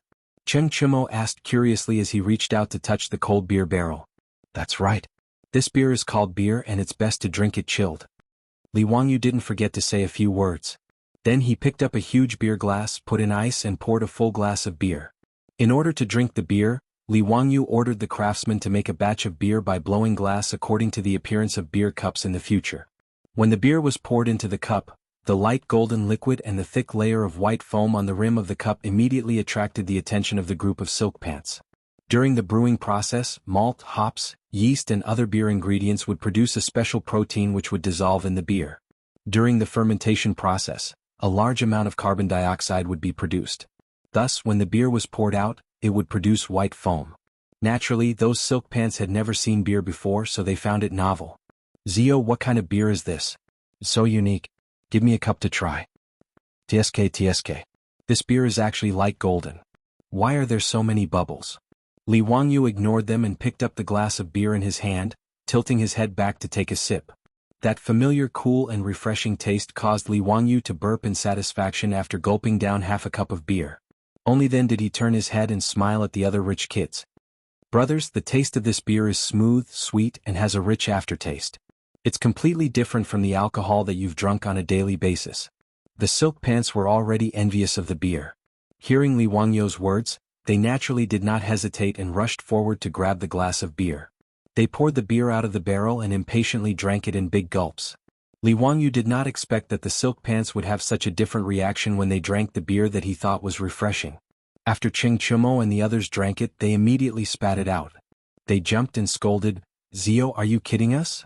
You dare to say that such a disgusting beer is delicious?" "Yes, it's so bitter. Are you sure it's not horse urine? Zio, what kind of beer is this? It's so bland and tasteless." Cheng Chumo and the others were used to drinking strong alcohol. Now that they suddenly tasted beer, they did not realize the benefits of the beer and were all disgusted. As for Fang Yai, Chai Lingwu and the others, after drinking it in big gulps, they were like Li Wangyou and comfortably burped, "Comfortable. This beer is so refreshing. Good beer. Comfortable." After they finished speaking, they could not help but look at each other with disdain in their eyes. Obviously, they all felt that the other party's taste was too bad. Thus, a civil war over whether the beer tasted good or not immediately broke out. Cheng Chumo and Fang Yai and the others spat at each other, looking like they wanted to wash each other's faces with their own saliva. Li Wangyou was too lazy to participate in the silk pants' internal conflict. He minded his own business and drank his beer and ate his skewers, feeling very comfortable. Niu Jingping sat next to him and unceremoniously reached out to grab the skewers that Li Wangyou had just barbecued and ate with the beer.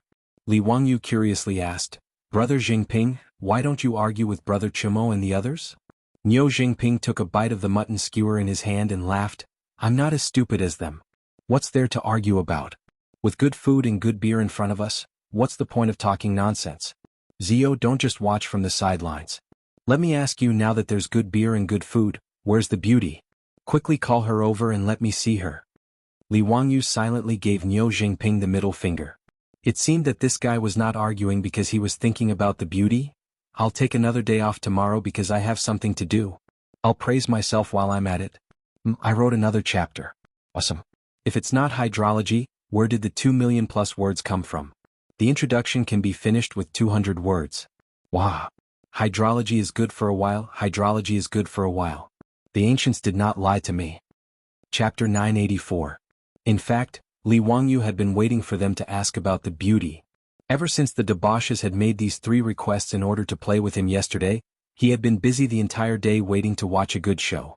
After Niu Jingping asked the question about the beauty, those who were still quarreling stopped quarreling as they all turned their heads and stared at Li Wangyou with burning eyes. "Yes, Ziyu, where is the beauty?" Li Wangyou was not in a hurry. He smiled at Cheng Chumo and said, "Brother Chumo, you haven't said whether my beer passed the test yet." Cheng Chumo hesitated for a moment, then took a big gulp of beer. He had been arguing with Fang Yai and the others just now, so he was a little thirsty. After taking another sip of the cold beer, he realized the beauty of the beer. Although the taste of the beer was a lot lighter than the strong alcohol he was used to, it was quite refreshing and refreshing. Don't say this beer is really good for quenching thirst. Yes, this beer passed the test. Speaking of which, Ziyu, why did you give this beer such a weird name? Cheng Chumo took another big gulp of the cold beer and shook his head. Obviously, he was very dissatisfied with Li Wangyou's naming ability. Li Wangyou silently rolled his eyes, too lazy to bother with this guy. He naturally knew that the name beer was very strange in the Tang dynasty. After all, beer was just a transliteration of the English word beer. It did not have any meaning. Even the word beer did not appear in the Tang dynasty. It was a word invented by the people of Qingdao in the future. Cheng Chumo and the others had always thought that the beer Li Wangyou was talking about was spleen wine or skin wine. Logically speaking, beer should be called wheat wine, just like sorghum wine and rice wine. It should be named after the ingredients used to brew it, or it should be given another elegant name.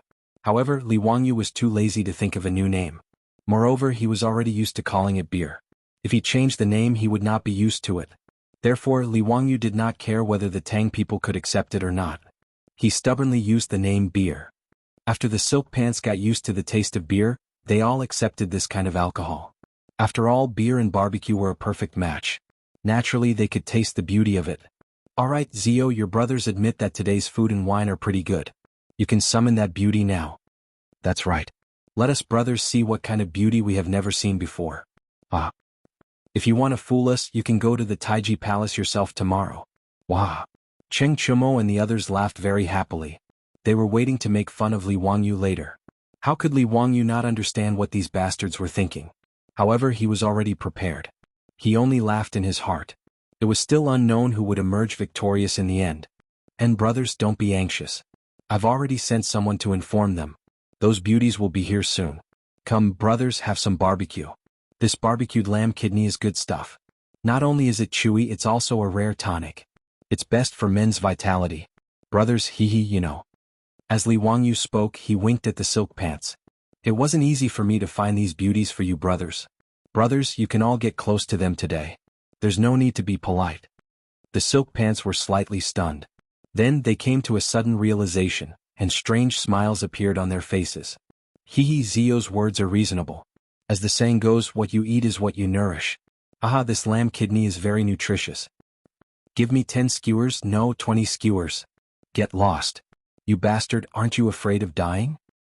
Waha, dying under a peony skirt? I'll still be a romantic ghost. Brother Ling Wu's words are reasonable. Give me more lamb kidneys too.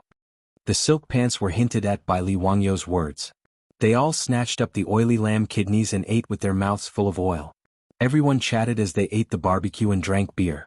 The cool breeze blew gently, making them feel very comfortable. Li Wangyu and the others were almost done eating and drinking. He gave Niu Wu a look, indicating that he could go and bring the people over. Niu Wu also revealed a strange smile and immediately left to carry out the order. Not long after, 10 beautiful women, under Niu Wu's lead, swayed their slender waists and smiled sweetly as they arrived at the castle's balcony. When Cheng Chumo, Fang Yai, and the others saw so many beautiful women, their eyes immediately widened. Their vulgar gazes wantonly swept over the beauties. Even with the picky eyes of the silk pants, the 10 beautiful women in front of them were of the highest quality. Even in the Peace Square where beauties were as common as clouds, they were at the level of courtesans. However, the silk pants were curious. There were tens of thousands of courtesans in the Peace Square, but there were only about 100 courtesans at the level of courtesans. Which one had they not seen before? The 10 beauties in front of them were the most beautiful women they had never seen before. They couldn't help but be curious as to where Li Wangyu had found these beauties. The silk pants did not stand on ceremony. They directly went forward and each picked a beauty that was pleasing to the eye and pulled them to their side. Since Li Wangyu had already said that these beauties could be intimate, that meant that they would serve them in bed. Naturally, they would not stand on ceremony. What was even more infuriating was that this group of silk pants hugged these beauties and teased them while not forgetting to provoke Li Wangyu with words. Ziyu, although these beauties are beautiful, there is nothing special about them. How can you say that we have not seen them before? You can't fool us like this. Yes, that's the reason. Tomorrow is the Taiji Palace to pick up the bride. Ziyu, you can go by yourself. Forgive us for not accompanying you. Why, Ziyu, you can't blame us for this. Li Wangyu smiled strangely at the side and continued to drink his beer. Brothers, don't be impatient. This little brother promises that you have definitely not seen these beauties before. Cheng Chumo curled his lips in disdain. Ziyu, don't talk nonsense. They all have the same nose and mouth. What's so special about them? You dare to boast shamelessly that we have never seen such beauties before? Li Wangyu smiled. Brothers, as long as these beauties open their mouths, you will know what's so special about them. When the silk pants heard him say this, they realized in hindsight that these beauties had been here for so long and none of them had opened their mouths to speak. Previously, no matter how they teased them, these beauties only covered their mouths and giggled. They never opened their mouths to speak, as if they were mutes. This made the silk pants all puzzled. They did not understand what this meant. Could it be that Li Wangyu had found them a group of deaf and mute women? Or was there something special about these beauties' voices? Cheng Chumo casually hugged a beauty and asked, Ziyu, don't try to be mysterious. Quickly tell us what's so special about these little ladies. Li Wangyu asked curiously, what little ladies? Brothers, you asked this little brother to find them. But you have never seen beauties before, so you didn't say anything about little ladies. The silk pants were stunned again and looked at each other. They did not understand the difference between the two. Li Wangyu laughed. Beauties, introduce yourselves to the little dukes. The 10 beauties in palace attire nodded in agreement and introduced themselves to the foppish young masters. It was fine if they did not open their mouths, but once they opened their mouths, the silk pants were so scared that they almost fell to the ground. AI, there are too many smart people. Old Long's thoughts have all been guessed by you. Fine, I'll lay my cards on the table. It's really a cross-dressing boss. Chapter 985. In the future, there was a group of dangerous creatures that made all straight men's hair stand on end. They were known as cross-dressing bosses. On Baidu Baiki, the term cross-dressing boss was explained like this. Popular online term, pronounced in Japanese as cross-dressing man, which is a man who wears women's clothes.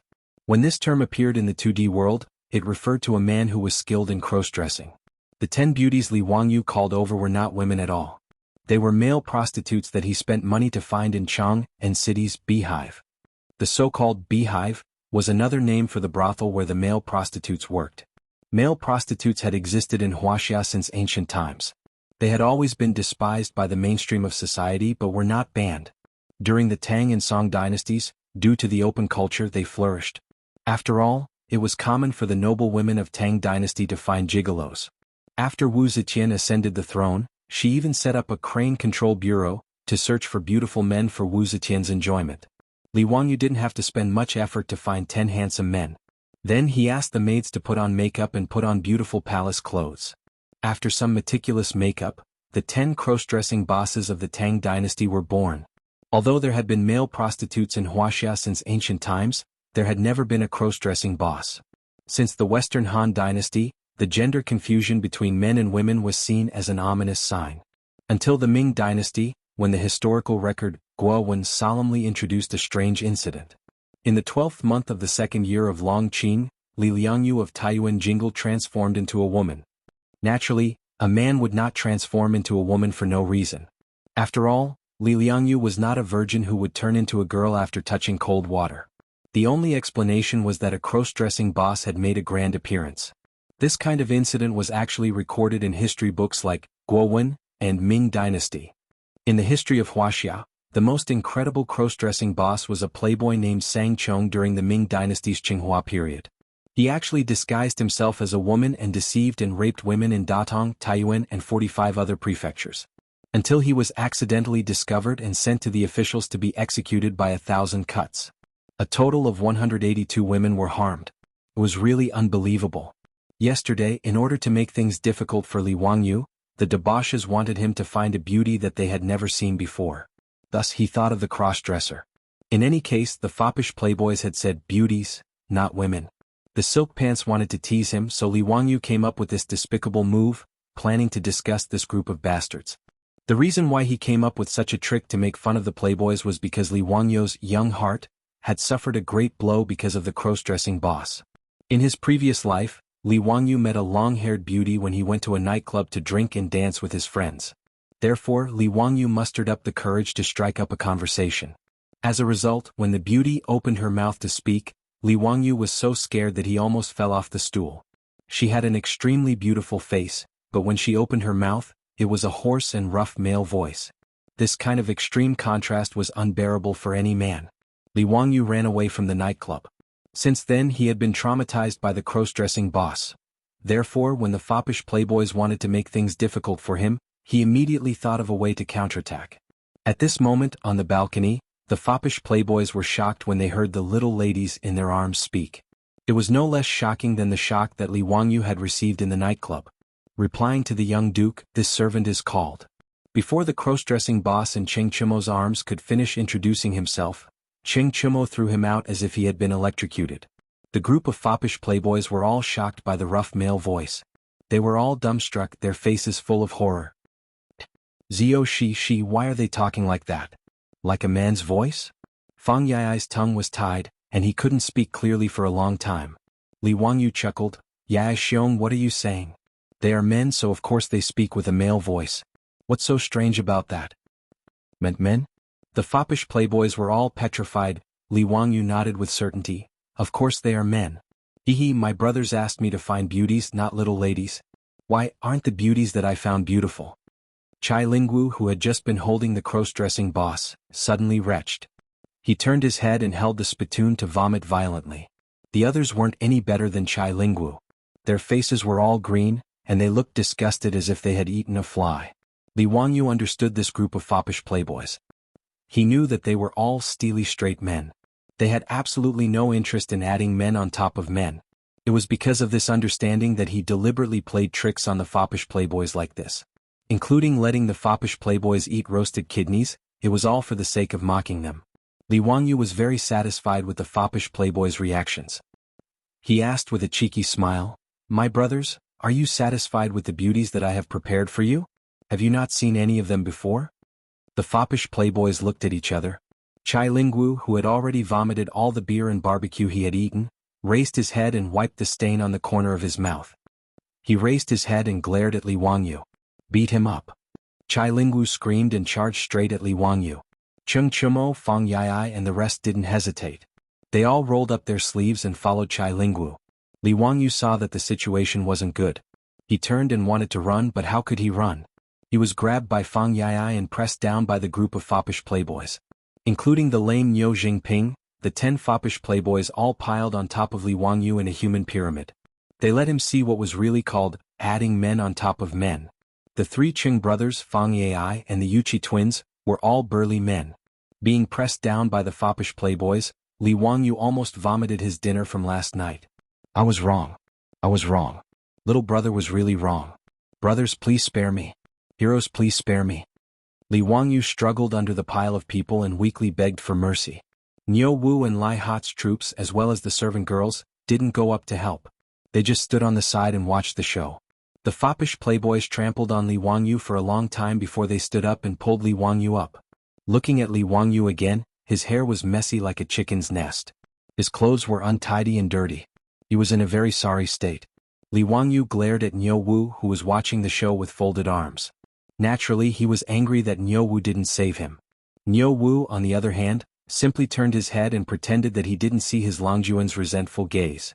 According to the rules of Jianghu, those who prank others will be pranked by others. You can't blame others. After Li Wangyu sent the cross-dressers away, he once again called the house's musicians to play and dance to liven things up. After wiping away the psychological shadow of the foppish playboys, the balcony once again became lively. Today's gathering could be considered Li Wangyu's bachelor farewell party. Although the Tang dynasty didn't have the custom of a bachelor farewell party, using wine to get the groom drunk was a fine tradition of Wuxia. Moreover, the foppish playboys had been greatly provoked by Li Wangyu today, so they wouldn't easily let him go. Cup after cup of wine was forced down Li Wangyu's nose by the foppish playboys. After a while, Li Wangyu was so drunk that he slid under the table like a pile of mud. Cheng Chumo and the others laughed and let him go. They called the Lai Hat servant girls to help him back to bed. Li Wangyu was in a daze as Aphrodite and Perrin helped him to the bed and fell asleep. Tomorrow he was going to marry his beautiful boss. After living 2 lives, Li Wangyu was finally going to start a family, get married, and have children. Old Long's Reader Chat Group, Q Group 1035064474, Fatty Long's Dragon's Gate Formation, welcome to hurt each other. Chapter 986. Time flew by. Li Wangyu, who had been in the western region for 4 years, finally returned to Chang'an City. When he hurried back to Dingzhou village with Niu Wu and the others, his beautiful superior had already led everyone in the mansion to welcome him at the village entrance. Li Wangyu did not expect that his wife, Su Changqing, was holding a 2-year-old baby in her arms. Without waiting for him to speak, Su Changqing smiled and walked forward with the baby in her arms. Wangyu, you're finally back. Come and see your son. Since he was born you haven't seen him as his father. Son? Li Wangyu was tongue-tied. Su Changqing nodded affirmatively. Yes, your son is already 2 years old. Look at how much he looks like you. He's so cute. 2 years old, my son? Li Wangyu's head was a little dizzy. He counted with his fingers. He had been in charge of the Western expedition for 4 years. Since he went to the Western region he had not returned to Chang'an, nor had he seen his wife. But the child in front of him was already 2 years old. Li Wangyu unconsciously thought of an anecdote in The Legacy of the Heavenly Treasure of the First Yuan Dynasty. Yang Guozhong was sent to Jianghu. His wife missed him so much that she fell ill. She suddenly became pregnant with Yang Guozhong in her dream and gave birth to a boy named Yang Guozhong. When Yang Guozhong returned, his wife recounted what happened in her dream. Yang Guozhong said, "This husband and wife miss each other so much." Everyone laughed at that time. Yang Guifei's elder brother Yang Guozhong had been an official for many years. His wife, Pei Rou, gave birth to a son for him. She even said that she missed Yang Guozhong too much. In her dream, she had sex with Yang Guozhong and got pregnant. Yang Guozhong actually believed his wife's words and treated the baby as his own flesh and blood. He even named him Yang Guozhong. It was needless to say how Yang Guozhong was mocked by the common people. Li Wangyu was not Yang Guozhong. After he figured out the meaning of this matter, he could not help but break out in a cold sweat. But before he could say anything, a series of shouts sounded in his ears, and his body began to shake violently. Langjun, wake up. Don't sleep anymore. If you continue sleeping you'll miss the time. Li Wangyu suddenly woke up and opened his eyes. Only then did he realize that he had been dreaming. 4 years later he would return home and have a son. That was just a ridiculous dream. Li Wangyu exhaled deeply and wiped the sweat from his forehead, allowing Aphrodite and Perrin to help him up from the bed. How could he have such a horrible dream? Li Wangyu couldn't help but shiver when he recalled the events in his dream. Dreams are all opposite, all opposite. He kept comforting himself in his heart. To say that Su Changqing would make him a cuckold, even if he transmigrated again, Li Wangyu wouldn't believe it. But why would he have such a ridiculous dream on the night before the wedding? Li Wangyu couldn't figure it out. Before he could figure out the meaning of his ridiculous dream, Aphrodite and Perrin had already led a group of maidservants to help him wash up and dress up. Perrin was busy wiping Li Wangyu's face with a hot towel while scolding her. Langjun, Sister Aphrodite and I have been calling you for a long time before you woke up. Today is your big day with Sister Changqing. Langjun, how could you drink so much last night? Fortunately, you didn't pick up the bride until evening, otherwise you would have missed the time. Li Wangyu had indeed been heavily drunk by Cheng Chumo and his group of playboys last night. Now that he was woken up, he still felt his mouth dry and his temples throbbing. After secretly cursing Cheng Chumo and his group of bastards, Li Wangyu asked, Perrin, what time is it? It's almost noon. It's already 9:15. Li Wangyu almost wanted to go back to sleep when he heard that it wasn't even 11 o'clock yet. In the Tang dynasty, picking up the bride didn't require one to leave early in the morning. Picking up the bride at dusk was the custom of the Tang dynasty. It wasn't even 11 o'clock yet. Obviously, Li Wangyu still had a lot of time. Perrin hurriedly grabbed Li Wangyu and said, Langjun, hurry up. The old housekeeper is already very anxious. He's waiting for you to worship the ancestors. Li Wangyu was speechless. He knew that Perrin was right, so he could only get up and let her and the maidservants help him freshen up and change his clothes. According to the custom of the Tang dynasty, before picking up the bride, one must first worship the ancestors and inform them of the marriage. After worshipping the ancestors, he would set off with Si Xiang to pick up the bride. The ceremony of worshipping the ancestors had always been cumbersome and time-consuming. After freshening up and changing into a brand new red wedding dress, Li Wangyu helplessly followed the old housekeeper Li Heng's instructions. He knelt 3 times and kowtowed 9 times, burning incense and worshipping the ancestors. It wasn't until 2 or 3 o'clock in the afternoon that the old housekeeper Li Heng finally let go of his Langjun. Only then did the playboys lazily walk out of the room yawning. Their lazy appearance made Li Wangyu's teeth itch again. Although they had previously proposed various conditions to Li Wangyu, they were actually just joking with Li Wangyu. Li Wangyu was going to get married, so they were more than willing to be Si Xiang's bridesmaids. If Li Wangyu dared to find someone else to be Si Xiang's bridesmaids, Cheng Chumo and the others would probably turn hostile. As for the matter of going to the western regions to eat sand, although they had just learned about it, it was undoubtedly a bolt from the blue for the playboys. But after careful consideration, the hedonistic sons became eager to give it a try. Chang was admittedly a land of warmth and gentleness, but the playboys were not people who would just eat and wait for death. The Tangs were obsessed with killing the enemy, serving the country and building their career. This could be seen from the more than 2,000 frontier poems in the complete Tang poem. Therefore the playboys like Cheng Chumo felt their blood boil when they thought of leading an army and trampling the enemy. The bright moon of the Qin and Han dynasties, the long march of thousands of miles has not ended. But with General Long Qingfei here, he will not let the horse pass the Yin Mountains.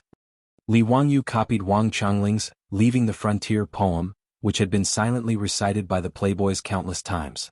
How could they, the sons of dukes, not be eager to build their career? Inheriting their father's title was just sitting and eating. In the Tang dynasty, titles could be inherited, but the inheritor was usually 1 rank lower than the original. For example, Du Ruhui was the Duke of Lai.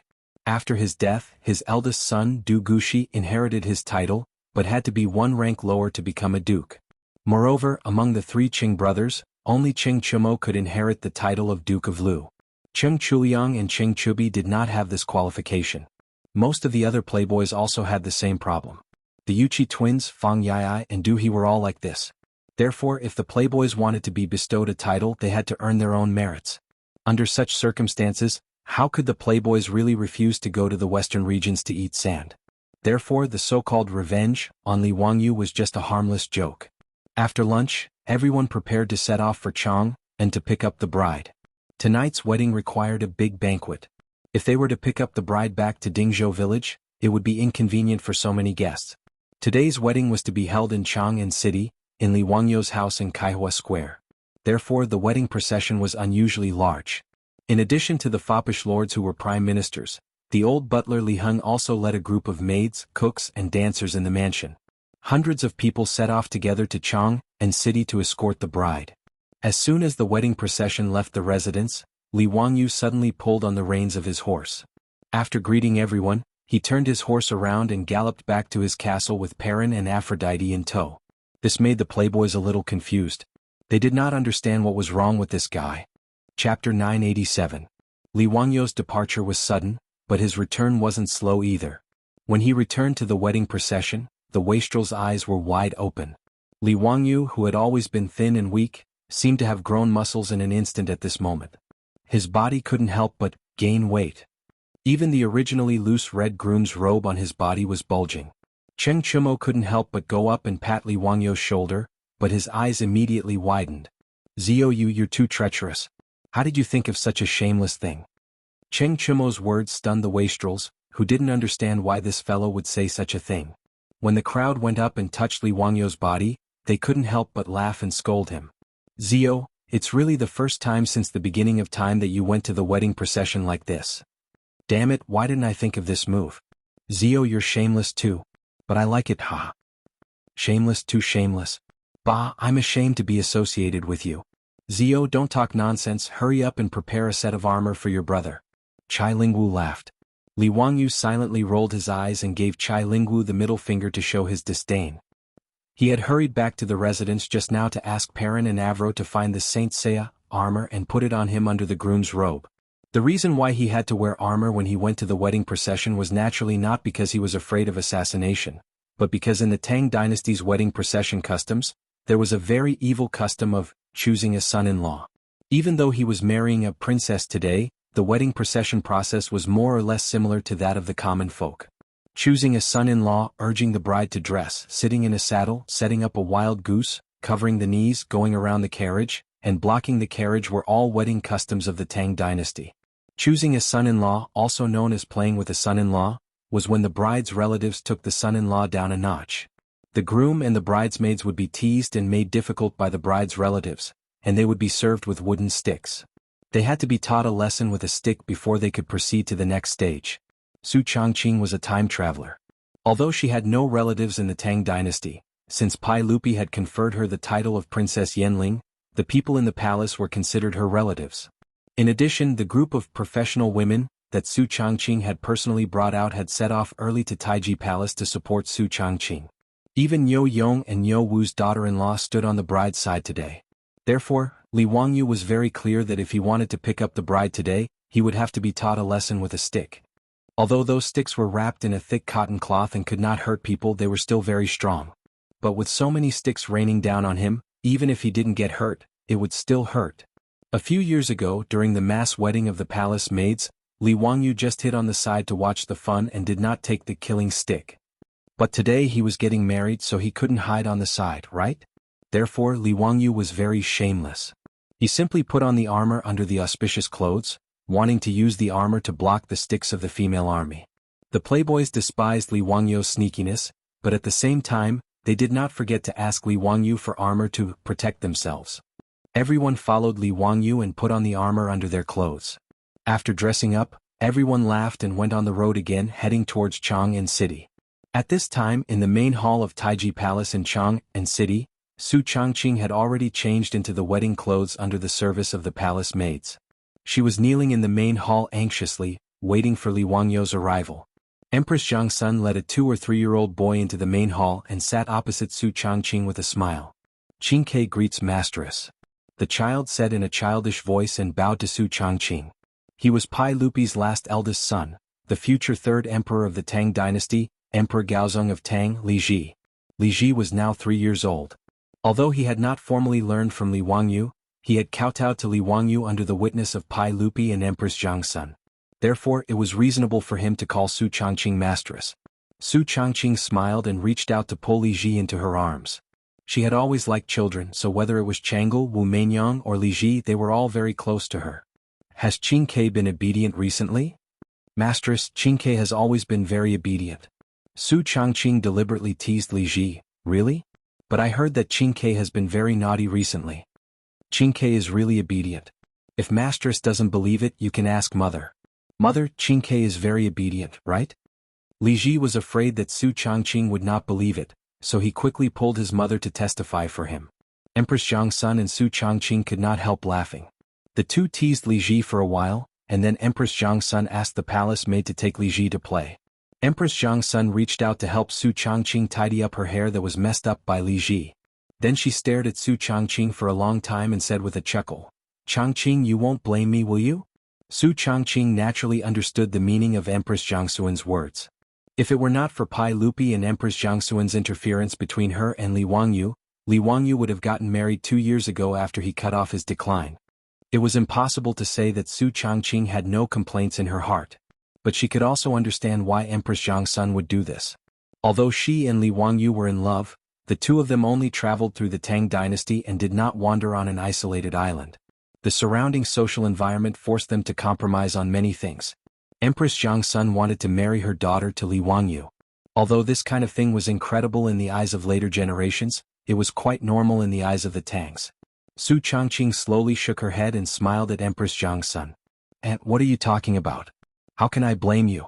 Aunt and His Majesty have always treated this little girl well.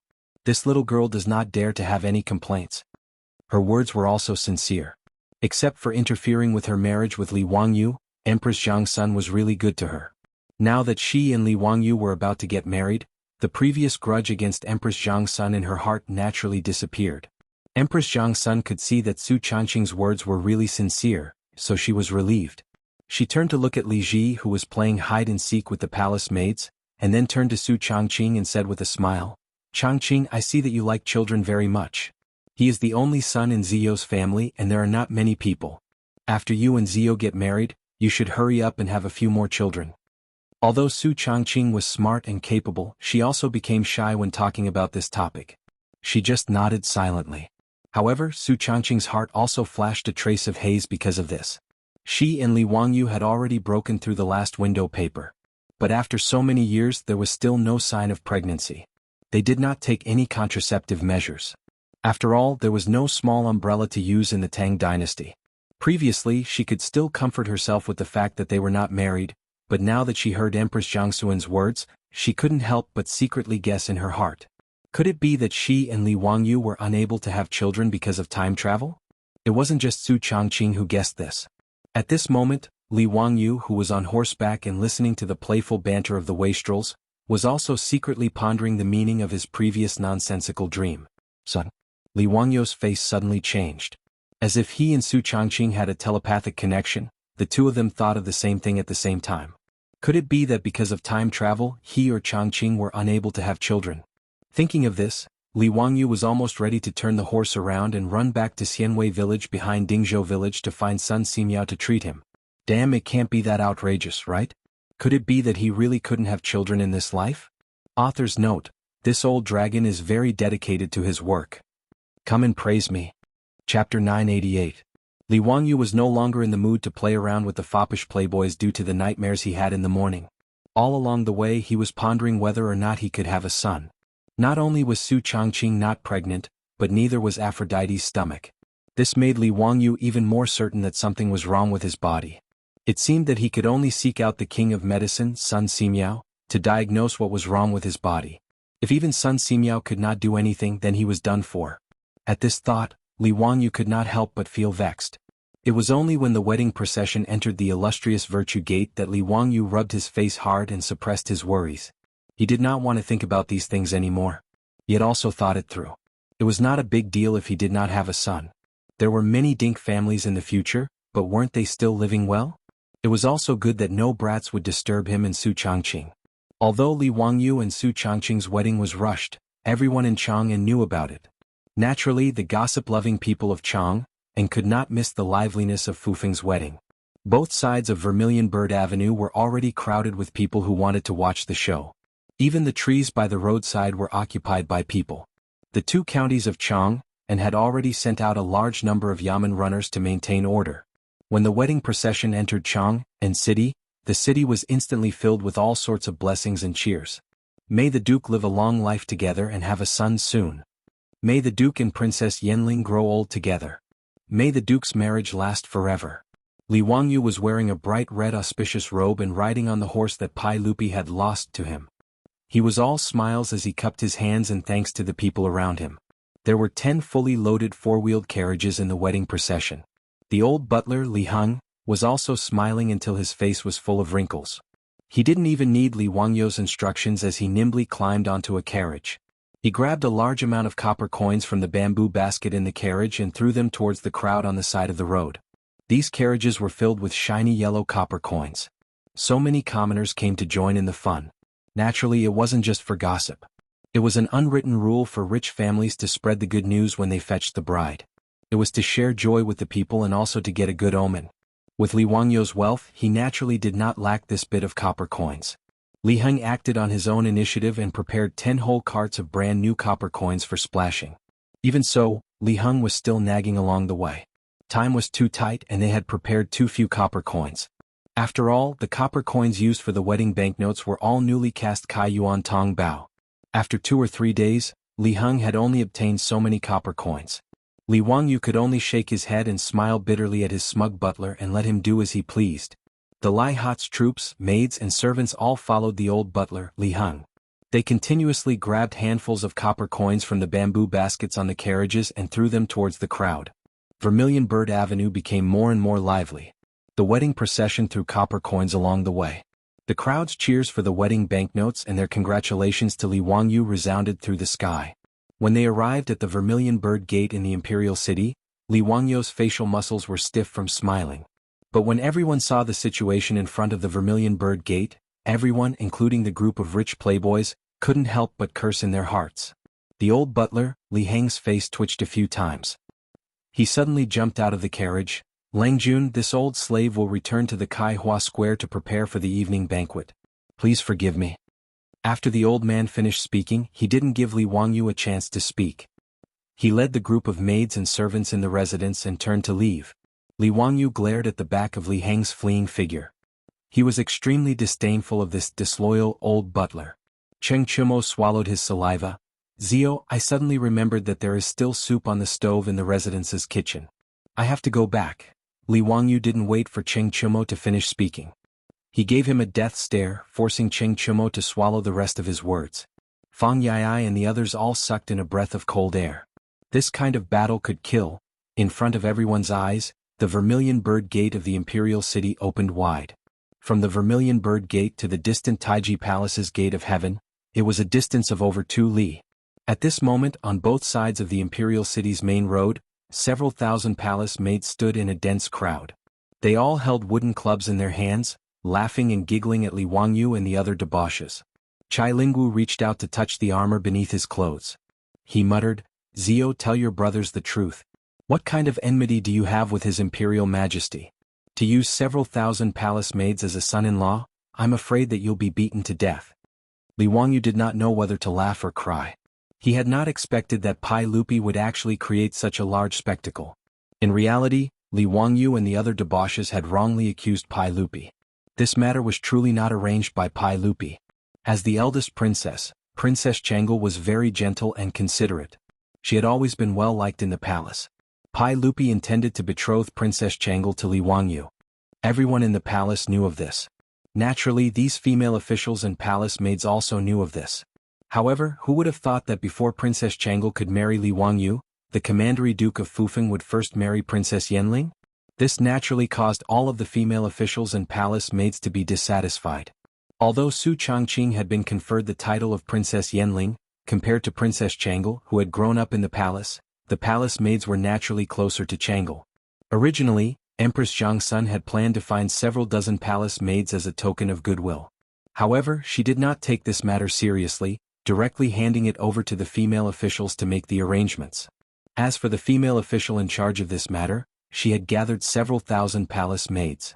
Armed with clubs, they stood guard within the imperial city, intending to teach Li Wangyu, this heartless man, a lesson and vent Princess Chang'e's anger. Naturally, Li Wangyu and the others did not know the reason behind this. However, just thinking about being beaten and running across this 1,000-meter-long road made their scalps feel numb. It was no wonder that Li Heng, upon seeing such a formation, would turn and run. With his old arms and legs, how could he endure these clubs? At this time it was best to flee as quickly as possible. The old housekeeper, Li Heng, ran without any sense of loyalty. However, the debauches could not run. With a bitter face, Fang Yai asked, "Zio, why don't we come back another day to pick up the bride?" "Brothers?" Li Wangyu could not be bothered to listen to his nonsense. What did he mean by coming back another day to pick up the bride? Was this something a human would say? "Brothers, we are about to go to the western regions to conquer the barbarians. We do not fear the sharp swords of the barbarians. How can we fear the flowery fists and impractical footwork of this army of women? Let's go. Brothers, charge with me." Li Wangyu took a deep breath and jumped off his horse. With a strange cry, he covered his head with both hands and charged forward. The debauches looked at each other helplessly. They could only follow Li Wangyu's example and cover their heads with their hands as they charged toward the gate of heaven influence. The palace maids only wanted to tease Li Wangyu and the others. Naturally, they would not hit them for real. No matter what, Li Wangyu was the prefectural Duke of Fufeng and His Majesty's nephew. They did not dare to be too presumptuous. However, when the palace maids' clubs landed lightly on Li Wangyu and the others' bodies, they made soft clanging sounds. A clever palace maid noticed something fishy about Li Wangyu and the others and immediately shouted, "Sisters, they are wearing armor under their clothes." The prefectural Duke of Fufeng was here to pick up the bride, but he dared to cheat. This made the palace maids, who were already dissatisfied, so angry that their noses were almost crooked. Therefore, the wooden clubs that were originally raised high and gently lowered began to be forceful. Instantly, Li Wangyu and the debauches wailed and howled miserably. In yesterday's chapter, I was muddle-headed and wrote Li Ji's nickname Jinu as Qing Quebecois very embarrassing. Please forgive me. Old Long has already received his retribution. It was rare for him to be more diligent yesterday. Not only did he watch the second night, he even went out to exercise at night. After competing with his son to see who could jump the furthest, he tragically sprained his old waist. Retribution, this is a lesson. As expected, one cannot be too diligent. Yes, this must be the case. Chapter 989. Even though Li Wangyu and the other wastrels were wearing armor, the places that the armor could not protect were still sore from the thousands of palace maids' attacks. Everyone covered their heads and ran for their lives. After running for more than 2 miles, they finally escaped the encirclement of the thousands of palace maids. Looking at everyone, their clothes were in a mess and their hair was in a mess. They looked miserable. When Li Wangyu and the other wastrels ran to the gate of sky bearing, before they could catch their breath, they heard a burst of laughter coming from the palace gate. "Wah, Ziyu, why are you in such a sorry state? A group of weak little girls beat you up like this, it's really shameful." "Heh, he must have fallen into the land of tenderness and fallen for the honey trap. Jingda, the old man's words are reasonable. Wah. Your Majesty is still the best. You only used a few palace maids to make the men of Fufeng County run like rats. Your Majesty, these bastards actually wore armor under their wedding robes when they came to escort the bride. They are too cunning." Li Wangyu and the other wastrels were stunned. When they looked up, they saw a few people standing on top of the gate of sky bearing. They were pointing at Li Wangyu and the other wastrels and laughing. It was none other than Pai Lupi, who was led by Qing Yaojin, Yuchi Jingda, and the rest of the wastrels.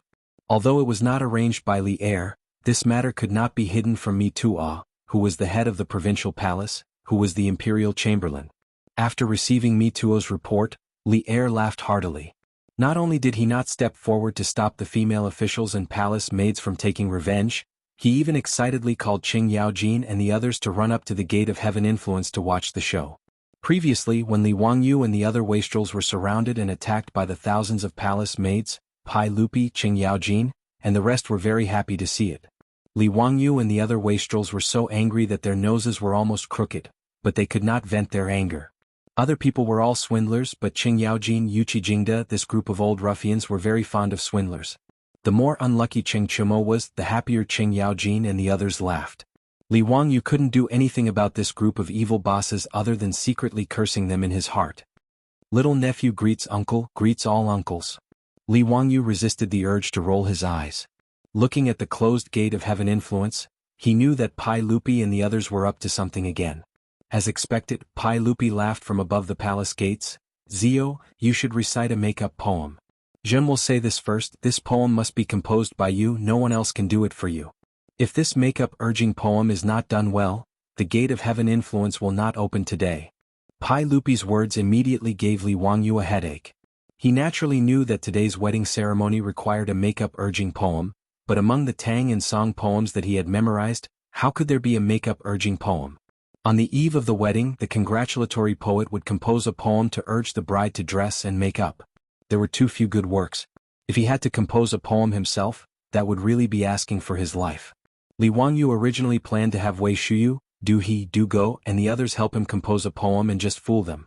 Now that Pai Lupi had interfered and insisted that he compose a poem, and it had to be a good one, this was asking for his life. Uncle, little nephew's mood is not at peace today, and I really don't have the heart to compose a poem. How about little nephew ask Shuyu and the others to do it for me, is that okay? Pai Lupi immediately shook his head. No. Zio, don't be lazy. Zhen has not heard you compose a poem for a long time. Today's opportunity is rare, how can I let you go? Li Wangyu was in a predicament. Compose your sister's make-up urging poem? Can't he just use a limerick?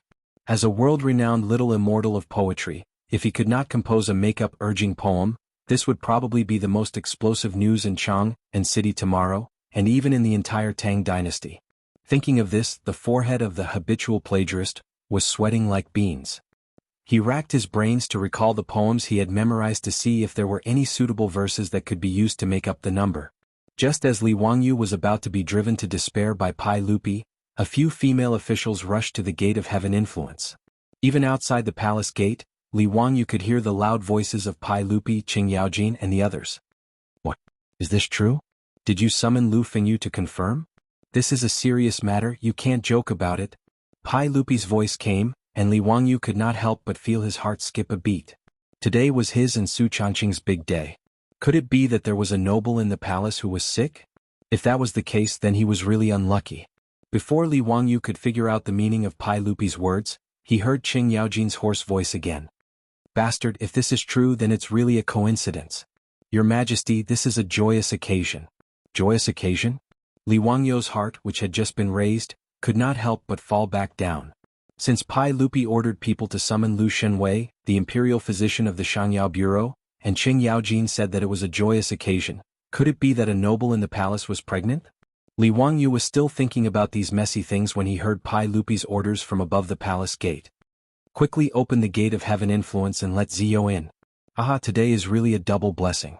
When Li Wangyu heard this, he could not help but feel happy. This relationship was good. It seemed that he did not need to make that make-up poem anymore. He had managed to get away with it. The gate of heaven influence of the Taiji Palace opened. After Li Wangyu and the other silk pants entered the palace gate, they immediately bowed to Pai Lupi. Congratulations, uncle. Congratulations, uncle. Pai Lupi was slightly taken aback. Zio, what do you mean by this? Where did this emperor's happiness come from? Li Wangyu was confused by Pai Lupi's reaction. He could not help but say, it's not uncle? Could it be His Majesty the Emperor Emeritus? I wonder which noble in the palace is pregnant? Pai Lupi only reacted after a while. He was so angry that he went forward and slapped Li Wangyu on the back of his head. What nonsense are you talking about, you little bastard? What kind of nonsense is this? It's you little bastard, who is going to be a father. Me? Li Wangyu was shocked and hurriedly waved his hands. Uncle, don't scare your nephew. How could your nephew? He subconsciously wanted to deny it. How could he be the father of Pai Lupi's child if a noble in the Taiji Palace was pregnant? What did the women in the harem have to do with him? If someone was pregnant, how could he be blamed for it? Wasn't Pai Lupi trying to frame him for causing chaos in the harem? His head would be chopped off. It was a good thing that Pai Lupi did not know what Li Wangyu was thinking. Otherwise, he would definitely turn today's happy occasion into a funeral. After that, Li Wangyu suddenly came to a realization. F***ck, there was indeed a woman in the harem today. Wasn't Su Changqing in the main hall of the harem waiting for him to marry her? Could it be that Su Changqing was pregnant? Li Wangyu instantly became ecstatic. Uncle, is Changqing is pregnant? Pai Lupi rolled his eyes at him. You're not too stupid. That's right, just now the female official came to report that Princess Yanling suddenly felt nauseous and vomited. Your aunt hurriedly called Lu Fengyu to treat her. I have already asked the female official. Lu Fengyu checked her pulse and confirmed that Princess Yanling is pregnant. She is already 2 months pregnant. Really? Uncle, you're not lying to me? I am going to be a father? Li Wangyu was so excited that he was incoherent. Pai Lupi smiled and nodded. That's right, this is absolutely true. For Princess Yanling's sake, I will spare you today. Quickly go to the main hall. Li Wangyu did not say anything and did not bother to greet everyone. He turned and ran to the main hall. There was only one thought in his mind. Sure enough, Meng Du was the opposite. Chapter 990. Su Changqing didn't expect that she would suddenly feel nauseous and retch while talking with Empress Jiangsun. This naturally scared Empress Jiangsun and she quickly ordered someone to summon Lu Shenwei. When Lu Shenwei hurried to Li Main Hall and checked Su Changqing's pulse, he smiled. Congratulations, Princess Yanling. Congratulations, Princess Yanling. You are not sick. You are pregnant. You are pregnant. His words stunned Empress Jiangsun and Su Changqing. Shortly after, Empress Jiangsun's face was filled with joy. Lu Fengyu, is this true? Empress, there is absolutely no mistake. This official is certain that Princess Yanling is pregnant and has been pregnant for more than 2 months. Su Changqing was completely dumbfounded.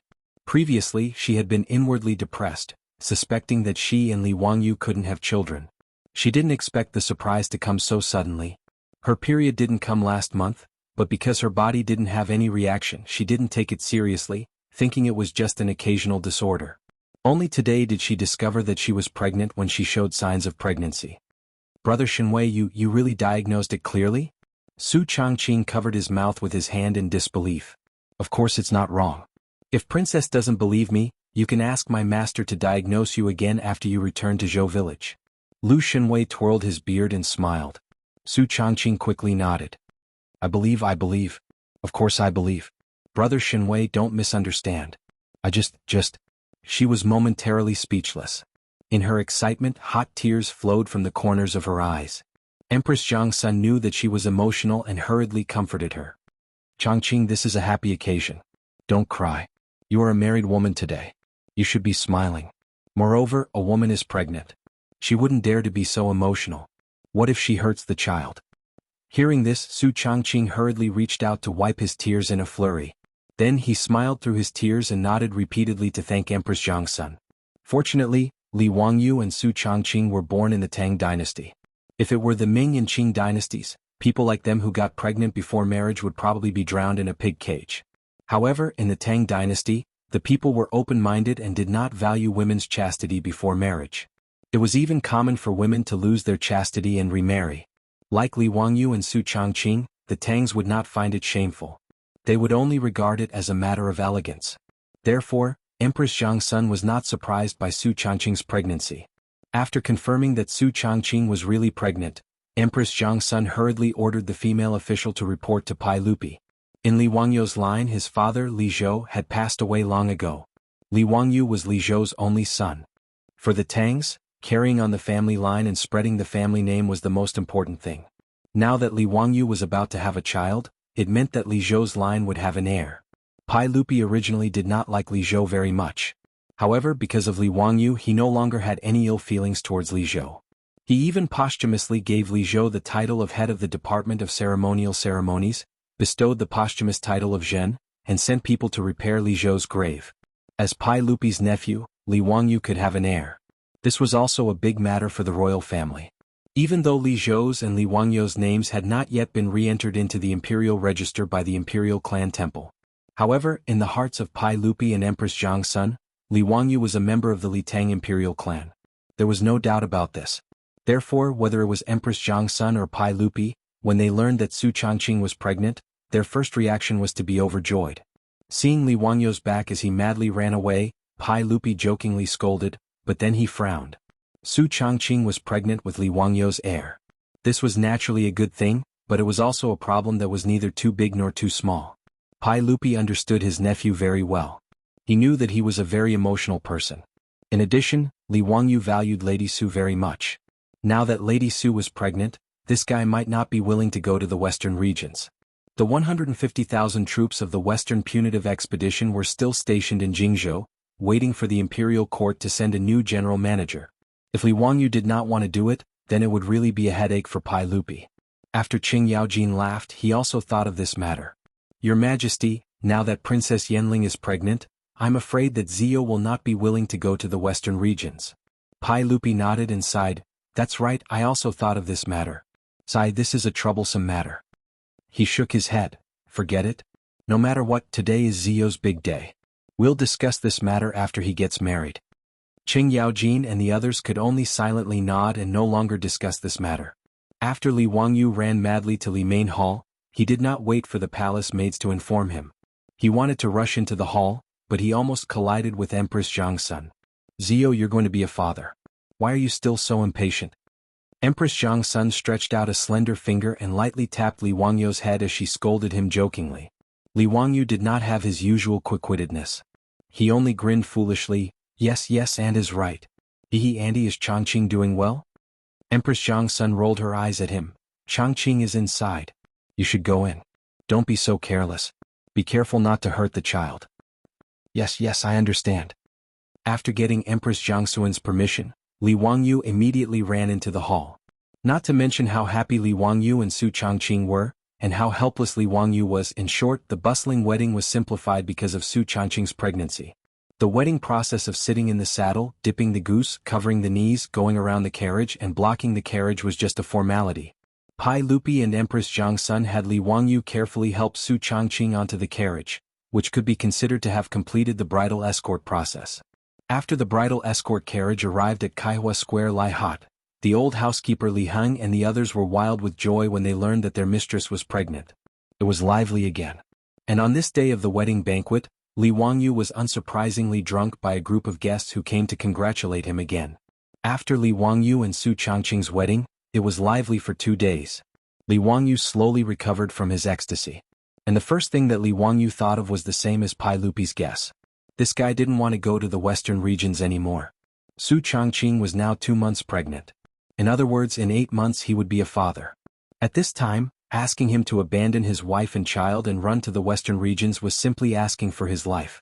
From Chang'an to the western regions, even on a fast horse, it would take 2 months, not to mention that the army moved even slower. In other words, as long as Li Wangyu took over the position of general manager of the Western Punitive Expedition Army, not only would he not be able to see the birth of his child, but it could even be said that when he came back, the child would be old enough to eat soy sauce. But the matter of him being the general manager of the Western Punitive Expedition Army had already been issued an imperial edict. It was a matter that was set in stone. If Li Wangyu disobeyed the order and didn't go, then he would be beheaded. Even if Pai Lupi couldn't bear to behead him, it was impossible for him not to punish him. Li Wangyu was in a dilemma and didn't know what to do. On the 3rd day of the wedding, Li Wangyu was secretly pondering about what perfect excuse he should find to dodge this matter. Just then the old housekeeper Li Heng gently knocked on the door of the study room. Langjun, there is a guest. Chapter 991. Li Wangyu was so upset that he was not in the mood to receive guests. He replied impatiently, Is it Qing Chumo and the others?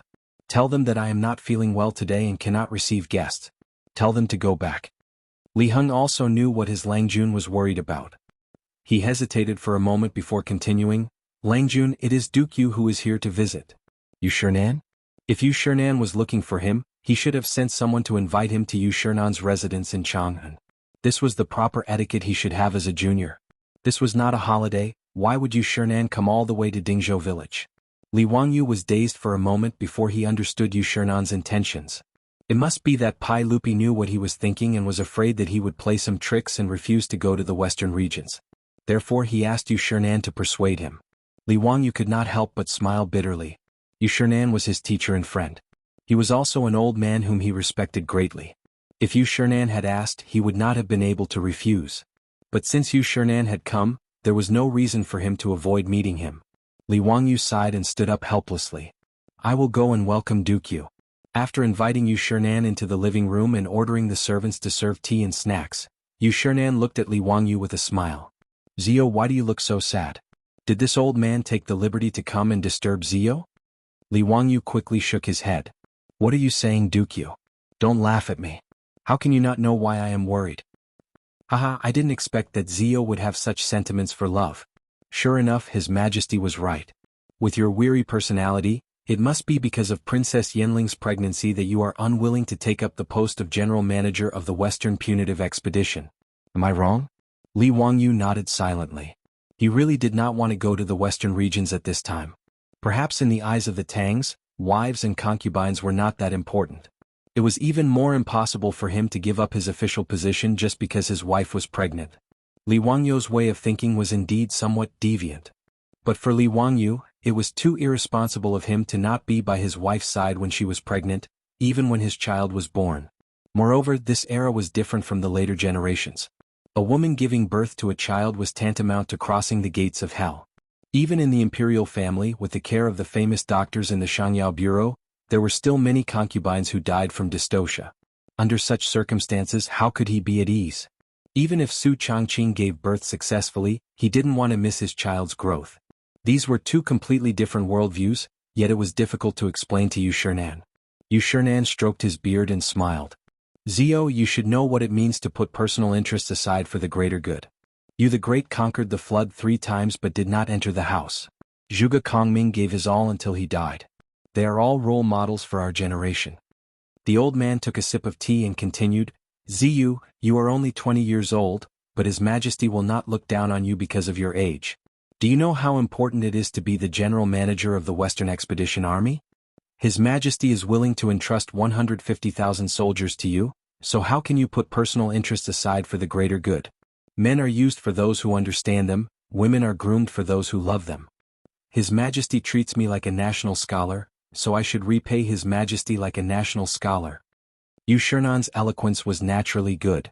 His words left Li Wangyu speechless. Although he didn't agree with Yu Shernan's principles, he couldn't ignore Yu Shernan's words because he was in the Tang dynasty. Master Yu, I understand all these principles, but I am worried about my wife and child. Li Wangyu stuttered as he explained. Zio, you can rest assured. His Majesty has already said that he will send more female officials to take care of Princess Yenling. Lu Fenyu will also stay here to take care of the princess. In addition, Sun Daozhang is nearby. What do you have to worry about? Li Wangyu was speechless and didn't know how to answer. Yu Shernan didn't wait for Li Wangyu to speak and continued. His Majesty has already said that if you are fast enough, Zio, after the Western Expedition Army destroys Gaochang, His Majesty will allow you to return to Chang, and temporarily to visit Princess Yenling and your son. What do you think? Zio, what do you have to worry about? His Majesty has been very kind to you. Li Wangyu's eyes lit up when he heard this. Master Yu, is this true? If I destroy Gaochang, His Majesty will allow me to return to Chang'an? Of course. Do you think this old man will deceive you? Good. Since it's like that, I'll leave 7 days from now. Li Wangyu calculated silently in his heart, and then he stopped hesitating and nodded in agreement. He had calculated that destroying Gaochang would be as easy as blowing off dust. As long as the Tang army arrived, Gaochang would have no choice but to surrender. The distance from Jingzhou to Gaochang was more than 4,000 li. If the army marched quickly, it would take 3 to 4 months. At most, he would have to work a little harder and then rush back to Chang'an. It would only take a little more than a month. He should be able to return before Su Changqing gave birth. Seeing Li Wangyu nod in agreement, Yu Shernan was also very happy. As long as Li Wangyu was willing to go to the western regions, everyone would be happy. After Yu Shernan left, Li Wangyu went to look for Su Changqing. Filled with guilt, he told Su Changqing about Yu Shernan's visit and his promise to go to the western regions. Changqing, I'm sorry. I didn't discuss this with you before agreeing to Yu Shernan's request. But Su Changqing didn't wait for Li Wangyu to finish. He reached out a slender finger and gently pressed it on his lips. Wangyu, you don't need to explain. I understand. Su Changqing shrunk her slender body into Li Wangyu's embrace and pulled his arm around her. She closed her beautiful eyes and leaned her head on Li Wangyu's chest, quietly listening to Li Wangyu's strong heartbeat. After a long time, Su Changqing slowly opened her mouth and said, Wangyu, you and I are husband and wife. There's no need to say sorry. I know that you promised Li Shimin to go to the western regions for me for our unborn child. As long as you come back safe and sound, that's my greatest wish. Wangyu, promise me that you won't be impulsive for me and our child. We'll wait for you at home. In an instant, Li Wangyu's nose suddenly turned sour and tears overflowed from the corners of his eyes. He hugged the beauty in his arms tightly. The two of them didn't speak for a long time. They just stood there in an embrace. Time seemed to have stopped at this moment. Li Wangyu only felt that his throat was blocked by many words, but he didn't know how to say them. After a long time, Li Wangyu, like an injured wolf, began to sing, "South of the southern mountains," in a hoarse voice. "You're in the southern sun, snow swirling. I'm in the northern cold night, spring all year round. South of the southern mountains, the northern autumn is sad. South of the southern mountains, there are piles of grain. South of the southern winds, north of the northern sea. North of the northern sea, there are tombstones." Old Dragon listened to the south of the southern mountains. "After writing this chapter, I feel like I'm torturing the single dog. Forget it, I'm going to find a wife." Chapter 992. After making up his mind, Li Wangyu tidied up his mood and rushed to Chang and Duke Lu's residence. It wasn't that Li Wangyu had masochistic tendencies and wanted to find excitement. He braced himself to explore the dragon's pool and tiger's den for only one purpose, and that was to ask Qing Yaojin for advice on how to be a military chief. Although the old hooligan's character wasn't very good, his ability to lead an army and fight was excellent. Among the generals of the Tang dynasty, Qing Yaojin was one of the top. Otherwise, Pai Lupi wouldn't have listed him as one of the 24 meritorious officials of the Ling Yan Pavilion. Although in the romance of the Sui and Tang dynasties, Qing Yaojin was described as a reckless general who only knew 3 axes, but in reality Qing Yaojin was a very shrewd person. Whoever treated him as a reckless man would be an idiot. Li Wangyu was just a fan of the army in the future. How could he know anything about arranging troops and how to lead an army to war? Pai Lupi forced him to take the position of the Western Expedition Army's military chief. He could only make a last-minute effort and run to the old hooligan to ask for advice. After all, he was the military chief. If all military affairs were handed over to Niu Jinda, Shui Wanjun, and the other deputy chiefs, it wouldn't be pleasant to hear. When Qing Yaojin heard that Li Wangyu actually took the initiative to ask for a beating, he couldn't help but laugh. "Wah, Ziyu actually took the initiative to come, that's rare. Since you're here today, don't think about leaving. Come, prepare the banquet." Li Wangyu saw that the old hooligan was about to flip out again and quickly raised his hands in surrender. "Uncle Qing, this nephew came to visit Uncle Qing today to ask for advice on military matters. Let's forget about this wine. When this nephew returns from the western regions, this nephew will accompany Uncle Qing to drink until we're drunk, okay?" Qing Yaojin glared at him with dissatisfaction. "Scoundrel, what does drinking wine have to do with you asking for advice? Don't be so wishy-washy like a woman." Finished speaking, the old hooligan didn't wait for Li Wangyu to object. He directly grabbed Li Wangyu and strode toward the central room. Li Wangyu immediately regretted it.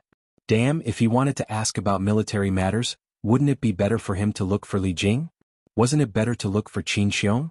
Why did he have to run over to Qing Yaojin, this old hooligan? Not waiting for Li Wangyu to finish regretting, the person had already been pushed to the central room of Duke Lu Mansion by Qing Yaojin. As for the maidservants of the Qing residence, they quickly served up the food and wine. Li Wangyu looked at the tables that were filled with food and wine. He wanted to ask Qing Yaojin how the cooks and maids in his mansion were trained. If there was a Guinness Book of World Records in the Tang dynasty, this speed of serving food and wine would definitely be the first. Li Wangyu sighed helplessly as he looked at the tall glass of sorghum wine in front of him. "Uncle Qing, your nephew has brought you a new type of wine today. Please give it a try." In fact, Li Wangyu had already predicted the old hooligan's reaction. Therefore, in order not to be stuffed into a puddle of mud, he specially brought 2 large barrels of beer with him. "Oh, but what kind of beer is that? A few days ago, Chumo and the others had already told me that the beer was very bland, but it was cool and refreshing. Since you have the heart to bring it here, then let me try it." Qing Yaojin loved wine. When he heard that Li Wangyu had brought a new type of wine, he naturally did not mind tasting it. Li Wangyu quickly ordered people to bring the barrels of beer into the central room. He personally poured a cup full of beer for Qing Yaojin. Qing Yaojin took the glass of beer and gulped it down like a cow. He poured the iced beer into his mouth and burped with satisfaction. "What kind of beer is this? It's good to quench thirst." Qing Yaojin smacked his lips and signaled Li Wangyu to fill his cup again. Li Wangyu took advantage of the time to pour the wine for Qing Yaojin to quickly speak of his intentions. "Uncle Qing, you have to help your nephew. Whether or not your nephew can rush back to Chang, and before my family's madam gives birth depends on Uncle Chang's guidance." Qing Yaojin raised his head and laughed loudly. "Zio, I always thought that you knew everything above the heavens and below the earth, but I didn't expect that you would also have a time when you were timid. You brat, do you think that the army is going on an outing? You actually expect to lead 150,000 troops from Jianghu to the western regions in 3 months. Isn't this just a dream? Li Wangyu could not help but be stunned. He did not understand what Qing Yaojin meant. The distance from Jingzhou to Gaochang was more than 4,000 li. There was no mistake.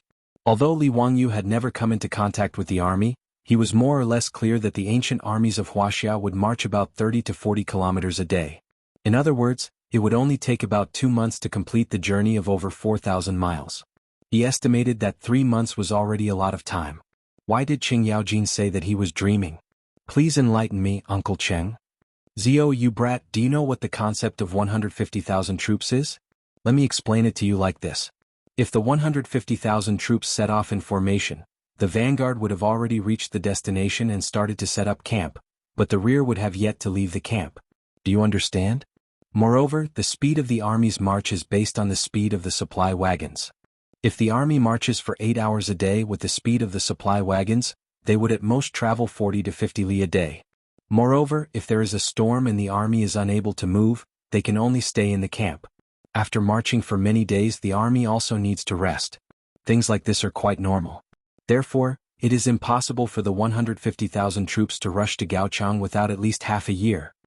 Qing Yaojin's words immediately made Li Wangyu dizzy.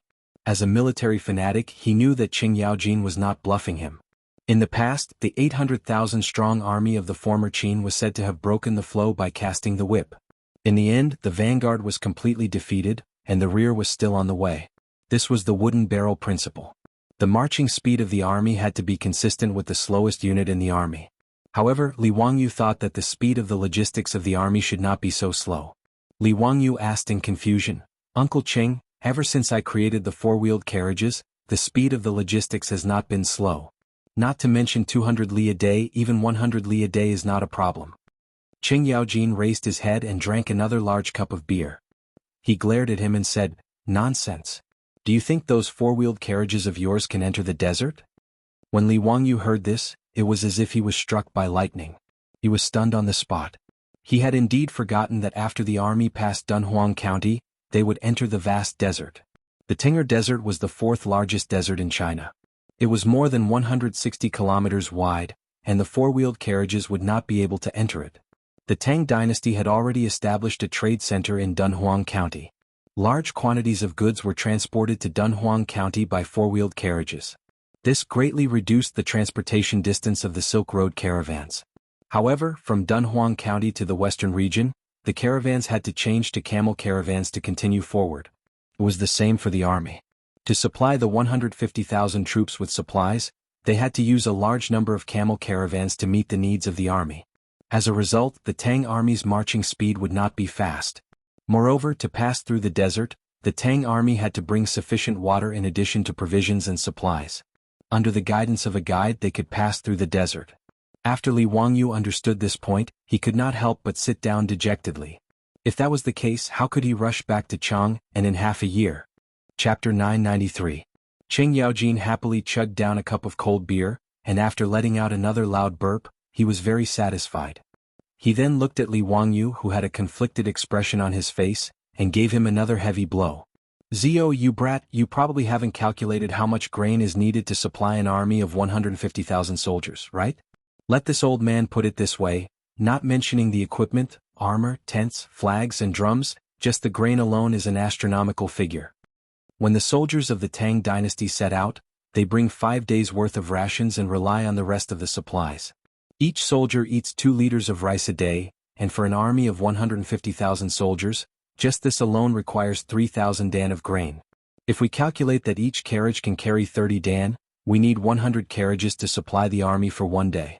Luckily, the Tang dynasty doesn't lack horses and mules, and we also have you to make these carriages. Otherwise, even if His Majesty wanted to attack Gaochangwa, it would be difficult to do so. Just maintaining the army's rations is already a huge problem. But even so, if the army wants to pass through the desert, they still need to use camels, mules and horses. A camel can carry 3 dan, and a horse can carry 5 dan. Zio, you brat, calculate how many animals are needed to supply the army? And with so many animals, how much horse feed and millet will be needed? Have you calculated it? Also, how much did we lose during the transportation of these rations? Qing Yaojin's words left Li Wangyu even more speechless. He really didn't know about this, but when he did, he was given a fright. It was no wonder that Pai Lupi only ordered Ho Junji to attack the western regions in the 13th year of Jingguan. In truth, it was because of the logistical difficulties. Li Wangyu also didn't know that in the 13th year of Jingguan, the army of 150,000 that attacked the western regions only had 70 to 80,000 soldiers. The rest were in charge of logistics. But things were different now. At the very least, after Li Wangyu made the horseshoes, the Tang dynasty's warhorses and horse-drawn horses had rapidly declined. As a result, almost everyone in the army of 150,000 rode horses. Even the infantrymen relied on their horses to travel. They would only dismount to fight on the battlefield. The movement speed of the army could be increased by a lot because of this. However, due to the wooden barrel theory, they would still be dragged down by the resources. Before the troops and horses move, the provisions and fodder must move first. This was a necessary condition for a large army to march to war. Li Wangyu was very depressed by Qing Yaojin's words. He couldn't help but grab the wine cup and gulp down a big mouthful of wine. He thought that Pai Lupi had found his conscience. However, he did not expect that this unscrupulous Uncle Tsong would actually dig such a big hole for him, and he actually foolishly jumped into it. Li Wangyu might not understand military matters, but how could Pai Lupi not know? Pai Lupi was well aware of how long it would take for an army of 150,000 to reach Gaochang. Even so, Pai Lupi still pretended to ask Yu Shernan to tell him that after destroying Gaochang, he could return to Chang and for a visit. "Ah, this old man is really bad." The more Li Wangyu thought about it, the angrier he got. He didn't even need Qing Yaojin to persuade him to drink. He drank one cup after another to drown his sorrows. Qing Yaojin did not try to persuade Li Wangyu. For an old hooligan, not hitting someone when they were down was already very kind. "Zio, don't be so anxious. It's not a big deal for a woman to give birth. Look at me, my wife has given birth to so many children for me, but I've never been as nervous as you." Qing Yaojin drank big mouthfuls of wine as he made fun of Li Wangyu. Li Wangyu silently rolled his eyes. He really couldn't be bothered to talk nonsense with this old hooligan. Qing Yaojin pointed at a plate of food that the maidservant had just brought over and said, "Come Zio, try the bacon made by the chef in my residence. It's perfect to go with wine. I'm not bragging, but there's no place in Chang, and that makes better bacon than the one in my residence. Even the food bureau in His Majesty's palace can't compare." Qing Yaojin's words made Li Wangyu's eyes light up. Bacon? Then he suddenly slapped his head. He had been muddle-headed recently. How could he have forgotten about the military rations? The military rations of the Tang dynasty mainly consisted of various kinds of millet and livestock. These unprocessed millet and livestock were not only difficult to transport, but also not easy to eat. Due to the problems of transportation and productivity, ordinary soldiers could at most guarantee staple foods like millet. As for non-staple foods, they could only eat soy sauce and pickles. In fact, since ancient times, Wuxia also had military rations that were easy to carry around. For example, the rations that the Han army brought were called chow. The so-called chow was fried rice noodles. After the 5 grains were fried, they were crushed so that they could be carried. It was equivalent to the fried rice and fried noodles of the modern era. When eating, one would grab a handful and put it into one's mouth and send it underwater. Soy sauce, salted fish, salted meat, and various kinds of pickles were the salt that the soldiers needed every day. There were also fast food, such as rice balls and noodles. However, in most cases the military still cooked millet into rice or porridge to eat. The range of military rations in the modern era was very wide. Li Wangyu had invented an air pump for his hemispherical experiment and could use vacuum packaging to preserve food. After cooking the food, it could be sealed in bamboo tubes or earthen jars to preserve it for a long time. In addition, food such as luncheon meat and instant noodles were not difficult to make. Li Wangyu could even learn from Qi Jiguang's military rations, light biscuits. These military rations could not only be made in Chang'an, but they could also be made from local materials for the Western Expedition Army. Making millet and livestock directly into military rations that were easy to store and transport could greatly reduce the amount of grain transported. Thinking about this, Li Wangyu almost wanted to get up and leave. He wanted to return to Zhou village to discuss with Su Changqing and immediately start the production of military rations. Anyways, no matter what, Li Wangyu needed to think of a way to reduce the pressure on the logistics of the army. Only then could he increase the speed of the army so that he could rush back to Chang'an within 8 months. However, it was not enough to just make military rations that were easy to store. If the army wanted to pass through the Tengger Desert, they had to give up on the 4-wheeled carriages and change to camel teams and horses. From Dunhuang Prefecture to Gaochang Country, there were still 2,000 miles. If they only relied on camel teams, it would slow down the speed of the army. When Li Wangyu traveled in the modern era, he had also ridden camels in the desert. Although camels had good stamina, their speed was not much different from an adult walking. If they relied on camel teams to transport supplies and slowly walked 2,000 miles to Gaochang country, it would be too late. Li Wangyu definitely could not rush back to Chang, and before his beautiful boss gave birth. Thinking about this, Li Wangyu felt even more anxious. He secretly wondered if there was a way to let four-wheeled carriages pass through the desert. Li Wangyu naturally understood that four-wheeled carriages could not pass through the desert because the wheels were too narrow and the pressure was too high. The solution was simple, and that was to widen the wheels to increase the surface area of the wheels and reduce the pressure. However, there was no rubber in the Tang dynasty, much less rubber tires. If he used wood to make such a wide wheel, just the weight alone would make it impossible for horses to drag it, let alone pass through the desert. As for tracks, that was even more out of the question. The technical difficulty was even more complicated than rubber tires, and it was not something Li Wangyu could do. Moreover, with the weight of iron tracks, even horses and camels would not be able to pull them. The Tanger Desert had become a stumbling block. Chapter 994. Li Wangyu thought about it, but he could not think of a way to get the four-wheeled carriage through the desert. Actually, the best way was to get rubber out of it. However, rubber trees were far away in South America, so where would the Tang dynasty find them? Of course, apart from the rubber trees in South America, China also had a plant that could replace rubber, and that was rubber grass. The rubber grass that originated in Xinjiang could also be used to extract rubber. Li Wangyu remembered that the rubber grass in the future could be used to extract 70 kilograms of rubber per mu. On the other hand, the rubber trees could only extract 80 kilograms per mu.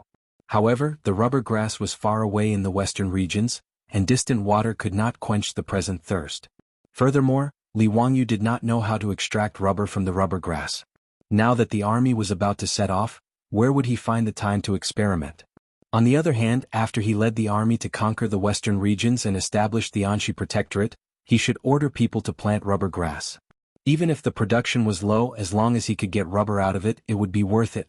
However, it was useless to talk about all this now. It would not be of any help to him in getting the four-wheeled carriage through the desert. Seeing Li Wangyu frown, Qing Yaojin laughed even more happily. Zio, don't let your thoughts run wild.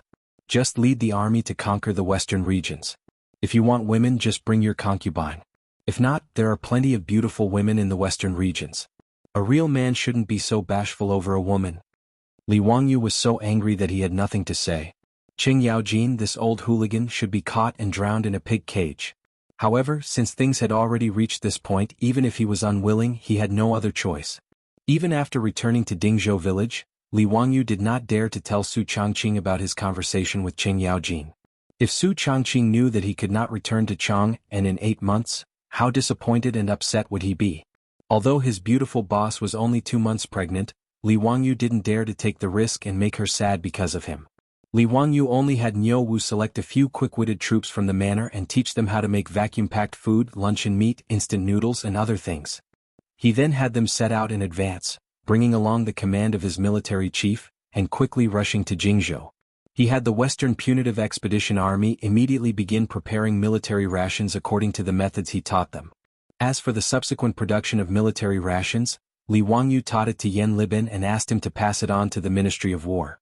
In the later stages of the Western expedition, all the rations and supplies needed to be replaced with these military rations. The reason why Li Wangyu didn't report such an important matter to Pai Lupi directly was because he was angry. He was angry that Pai Lupi had deliberately set him up. He was angry that Pai Lupi had caused him to not be able to accompany Su Changqing. Therefore, Pai Lupi had deliberately ordered someone to pass on a message, but he had avoided meeting Pai Lupi. However, how could Pai Lupi not pay attention to such an important matter?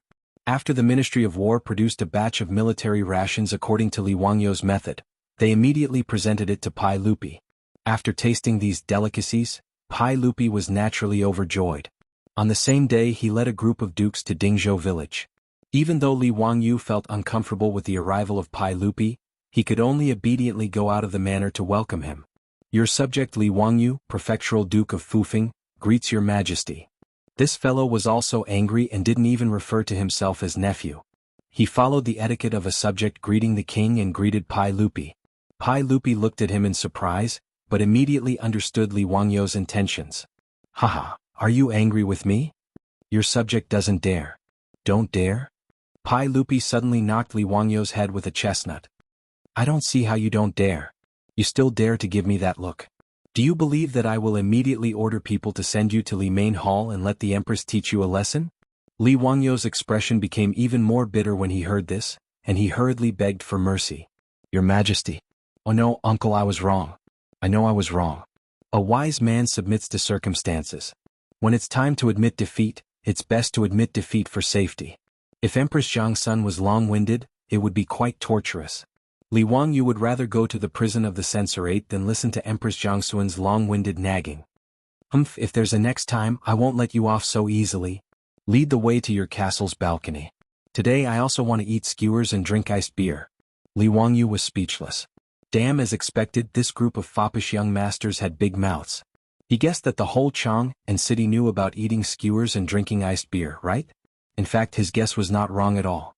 There were even some clever merchants in Chang and city who had already learned how to barbecue skewers, and many restaurants had launched barbecue dishes. Other than beer that no one knew how to brew and could not be supplied for a while, barbecue quickly became popular in Chang and city, and had even begun to spread to the surrounding provinces and counties. Qing Yaojin was even more big-mouthed. When he heard this, he immediately laughed and said proudly, Your Majesty, a few days ago, you came to my residence and brought me a few barrels of beer. Although the beer is bland, it's quite refreshing to drink after being chilled. Your Majesty and all the officials should drink a few more cups today. His words were full of smugness. Obviously he was showing off that Pai Lupi, Yuchi Jingda, and the others didn't drink beer. Li Wangyu was so angry that he rolled his eyes. Damn, the beer that was sent to Duke Lu's residence should have been poured out and fed to the dogs. Wasn't this blatantly trying to make him look bad? As expected, when Pai Lupi heard Qing Yaojin's words, his face immediately became unhappy. Ziyu, why didn't you send me some beer into the palace? Why? Don't you have any idea in your heart? If you didn't force me to eat sand in the western region, would I not send you beer? Li Wangyu was rolling his eyes in his heart, but he could only show an expression of fear and trepidation. Uncle, you've wronged me. This beer has just been brewed not long ago. I have to find someone to try it first and see if I'll have any hysteria after drinking it. Uncle's health is more important. How can I casually offer you beer? Ha, Ziyu's words are reasonable. Pai Lupi was very happy when he heard this. He turned his head and glanced at Qing Yaojin, who was showing off. Some old man's skin is rough and his flesh is thick. It's best to use him to test the beer. The group of dukes who didn't get to drink the beer also laughed. Each of them began to use words to ridicule Qing Yaojin, this old hooligan. Qing Yaojin, who was just proud of himself, was so angry that his face immediately turned black. Ziyu, you brat, come over here. Today I'll have a good time with you. Qing Yaojin rubbed his fists and looked at Li Wangyu, ready to take action to vent his anger. Li Wangyu naturally had long been prepared for this old hooligan to flip out. He quickly hid behind Pai Lupi, causing everyone to burst into laughter again. After laughing and joking, the little bit of awkwardness between Li Wangyu and Pai Lupi dissipated. Li Wangyu invited everyone to the castle's balcony to take a seat and ordered people to bring barbecue and iced beer. Everyone ate and drank until they were drunk. Only then did Pai Lupi bring up the matter of the army rations again. Chapter 995. Zio, I have personally tasted the military rations that you ordered your men to produce. If it can really be preserved for a long time like you said, the combat strength of the Tang dynasty's cavalry will increase by 30%.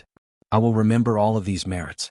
When the Western Expedition Army returns victorious, I will not be stingy with your rewards. Pai Lupi's words were not exaggerated at all. Whether or not the soldiers could eat well would actually affect their combat strength. There were many examples in history of winning wars because of improved food. It was not that Pai Lupi was unwilling to provide better rations for the army. It was just that he was limited by the transportation capacity and how to cook them on the battlefield. In fact, ever since Li Wangyu accidentally discovered the high-yield potato crop and popularized it throughout the Tang dynasty, food was no longer the main factor that restricted the logistics of the Tang army. Transportation, storage, and cooking were the key factors. The production methods that Li Wangyu came up with perfectly solved the logistical problems of the army. For example, rice that was steamed with corn, potatoes, and bacon could be sealed in a clay jar and vacuumed. Could be easily stored for about a month. Luncheon meat was just a mixture of pork, seasoning, and starch and then steaming it in a pot. After vacuuming it, it was quite convenient to eat it. Moreover, after Pai Lupi and the other dukes tasted the luncheon meat, they were full of praise and felt that it was a rare delicacy. The fact that military rations could be made so delicious and could be stored for a long time was a huge surprise to the emperor and officials of the Tang dynasty. As for instant noodles, it was even simpler. After rolling out the noodles, they were steamed in a pot and then deep-fried until they were thoroughly fried. Although Li Wangyu could not come up with the various flavors of instant noodles, even the plain boiled noodles were enough for Pai Lupi and the other dukes to their heart's content. After tasting the military rations for the first time, Pai Lupi and the other dukes could not believe that such delicious food was actually meant for the army. More importantly, the cost of producing these rations was not high.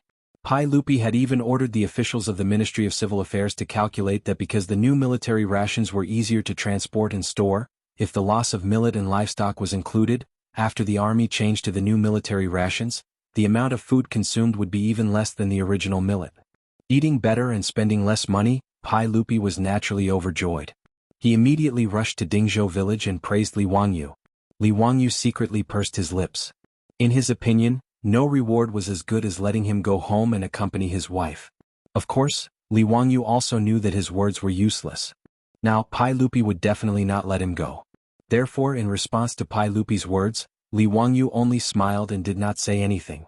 Pai Lupi raised his beer cup and drank it in one gulp. He glanced at Li Wangyu and said, "Zio, are you complaining about me? I wouldn't dare. Humph, even if you don't say it, I know. You bastard, you have no future at all. You only revolve around a woman every day." Pai Lupi glared at Li Wangyu angrily and continued, "Actually, I am not lying to you. It is not difficult for the army to reach Gaochang in 3 to 4 months. Pai Lupi's words stunned Li Wangyu. Then he was overjoyed and quickly asked, "Uncle, don't lie to me. I asked Uncle Cheng if it is more than 2,000 li from Dunhuang County to Gaochang. The army relies on camel caravans to transport supplies and it will take at least 2 to 3 months. Ah, Zio, you are really stupid. Let me ask you, can't you use four-wheeled carriages to transport? It can travel 200 li in a day. In less than 10 days the army can travel 2,000 li. What's so difficult about that?" Li Wangyu stammered, but four-wheeled carriages can't pass through the desert." Pai Lupi laughed even more happily, but he purposely didn't answer to whet Li Wangyu's appetite. This time not only was Li Wangyu dumbfounded, but the group of dukes and bigwigs including Qing Yaojin were also dumbfounded. They didn't understand the meaning behind Pai Lupi's words. Yuchi Jingda and the others all thought that Qing Yaojin's words were correct. From Jingzhou to Dunhuang County, the army could rely on four-wheeled carriages to transport supplies. But after that they could only rely on camel caravans. This was definitely not wrong. Why would Pai Lupi still vow to let Li Wangyu continue to use four-wheeled carriages to transport supplies? Li Wangyu was even more anxious. He repeatedly bowed to Pai Lupi, "Uncle, I am wrong. I am stupid, please enlighten me." He really couldn't think of a way to let the carriages pass through the desert. He even made a special trip to Shi City to find a few merchants who had been using the Silk Road for a long time to ask them about a solution. After a series of inquiries and understanding, Li Wangyu even gave up on the idea of using carriages to transport supplies. This was because he had thought too simply. In the future, when Li Wangyu was traveling in the desert, he had taken a desert car and surfed the sand dunes. It was very exciting. Thus, he thought that as long as he could come up with rubber tires or some other alternative method, he could let the carriages pass through the Tengger Desert. But this was not the case. When the camel caravan passed through the desert, they didn't travel in a straight line. Instead, they had to follow the winding paths of the various sand dunes. Traveling in this way was first and foremost for safety. The weather in the desert was unpredictable and sandstorms could appear at any time. Once a sandstorm appeared, the caravan would have to face the wind and have the camels sit down to avoid the wind. If they walked at the bottom of the sand dunes, they would be buried by the sand dunes if they weren't careful. In this way, even if there were rubber tires, the carriages couldn't be used. Camels couldn't pull the carriages, so it was simply unrealistic to walk at the top of the sand dunes. It was precisely after he understood this point that Li Wangyu completely gave up. Now that Pai Lupi said that he had a way, Li Wangyu was naturally surprised and happy. Pai Lupi was very satisfied with Li Wangyu's attitude and even a little proud. His nephew had given him too many surprises. His wit was almost demonic, and it often made Pai Lupi doubt his own intelligence. Now that he could finally beat Li Wangyu for once, there was no need to explain the pride in Pai Lupi's heart. He coughed lightly and said slowly, "Zio, let me ask you. Is it easy to build the four-wheeled carriage?" Li Wangyu was stunned again as if he had thought of something. Uncle, other than the wheels, beams and steering mechanism of the carriage, the other parts are not difficult. The skilled craftsmen of the Tang dynasty also made Li Wangyu gasp in amazement. The four-wheeled carriages of today were no longer the simple carriages that Carpenter Liu had built to deal with the task of transporting grain in the spring. Right now, the main beam and steering mechanism of the carriage were made from metal by the Ministry of Works and the craftsmen of the General Works Supervisor after many experiments. The changes brought about by this were that the four-wheeled carriage could carry more weight, and the steering was easier and smoother.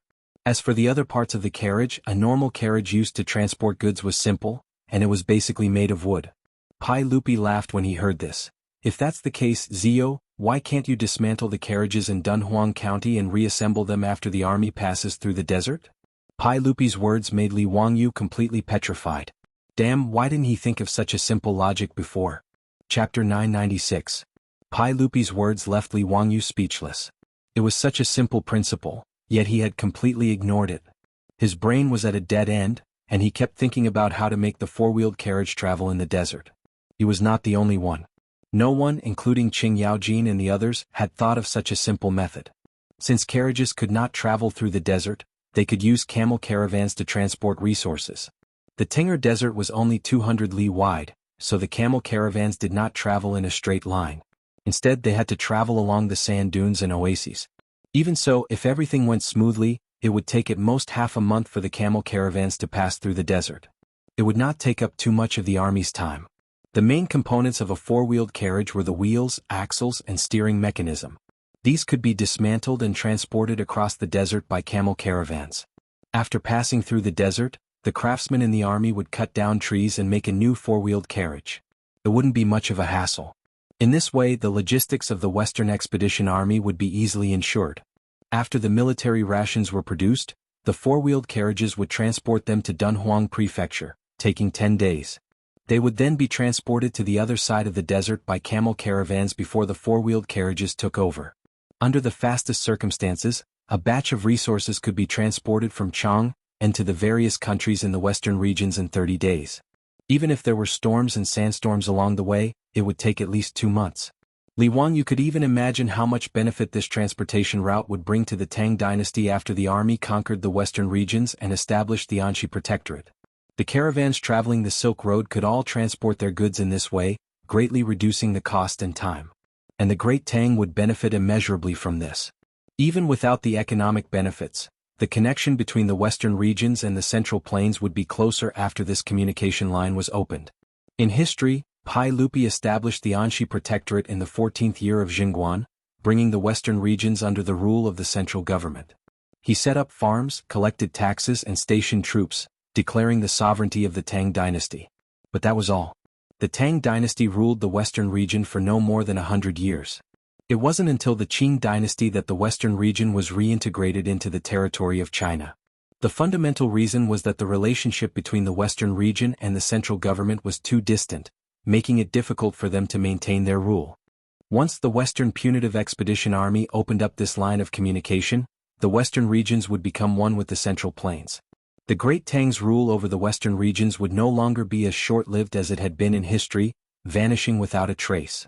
Li Wangyu had to admit that Pai Lupi's imagination was simply genius. Qing Yaojin, Yuqi Jingda, and the other dukes also flattered Pai Lupi's genius ideas for quite a while. After Li Wangyu understood all of this, he suddenly clapped his hands and said, "Uncle is really talented and wise. This nephew admires you greatly. This nephew will order someone to pass on the message and have the Ministry of Works and the General Works Bureau make early preparations." Pai Lupi snorted proudly and said, "There's no need. This emperor has already ordered the Ministry of Works and the General Works Bureau to make the parts for 1,000 carriages. I've already ordered people to send them to Dunhuang County in advance." Li Wangyu finally understood that Pai Lupi had already thought of a solution. It was just that he wanted to make him suffer because of his bad taste.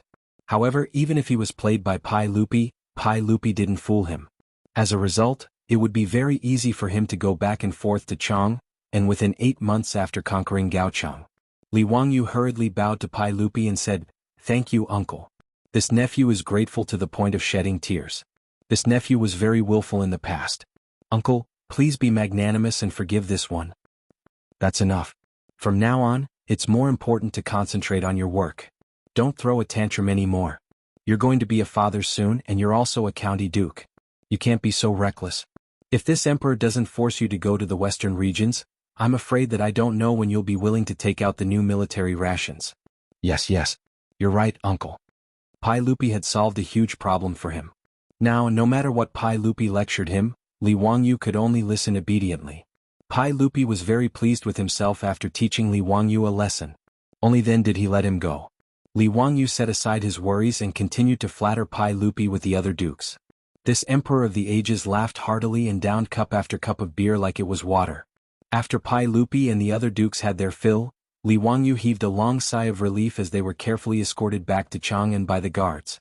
Several days later, it was finally time for them to set off.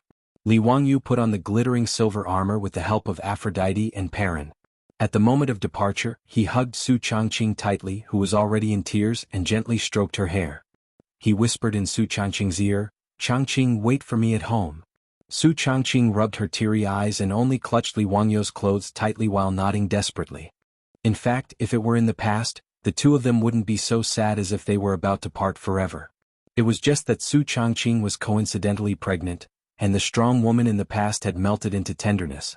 After appeasing his beautiful superior with great difficulty, he repeatedly instructed the old steward Li Heng and Perrin to take good care of her. Only then did Li Wangyu reluctantly get on the imperial horse that Pai Lupi had given him.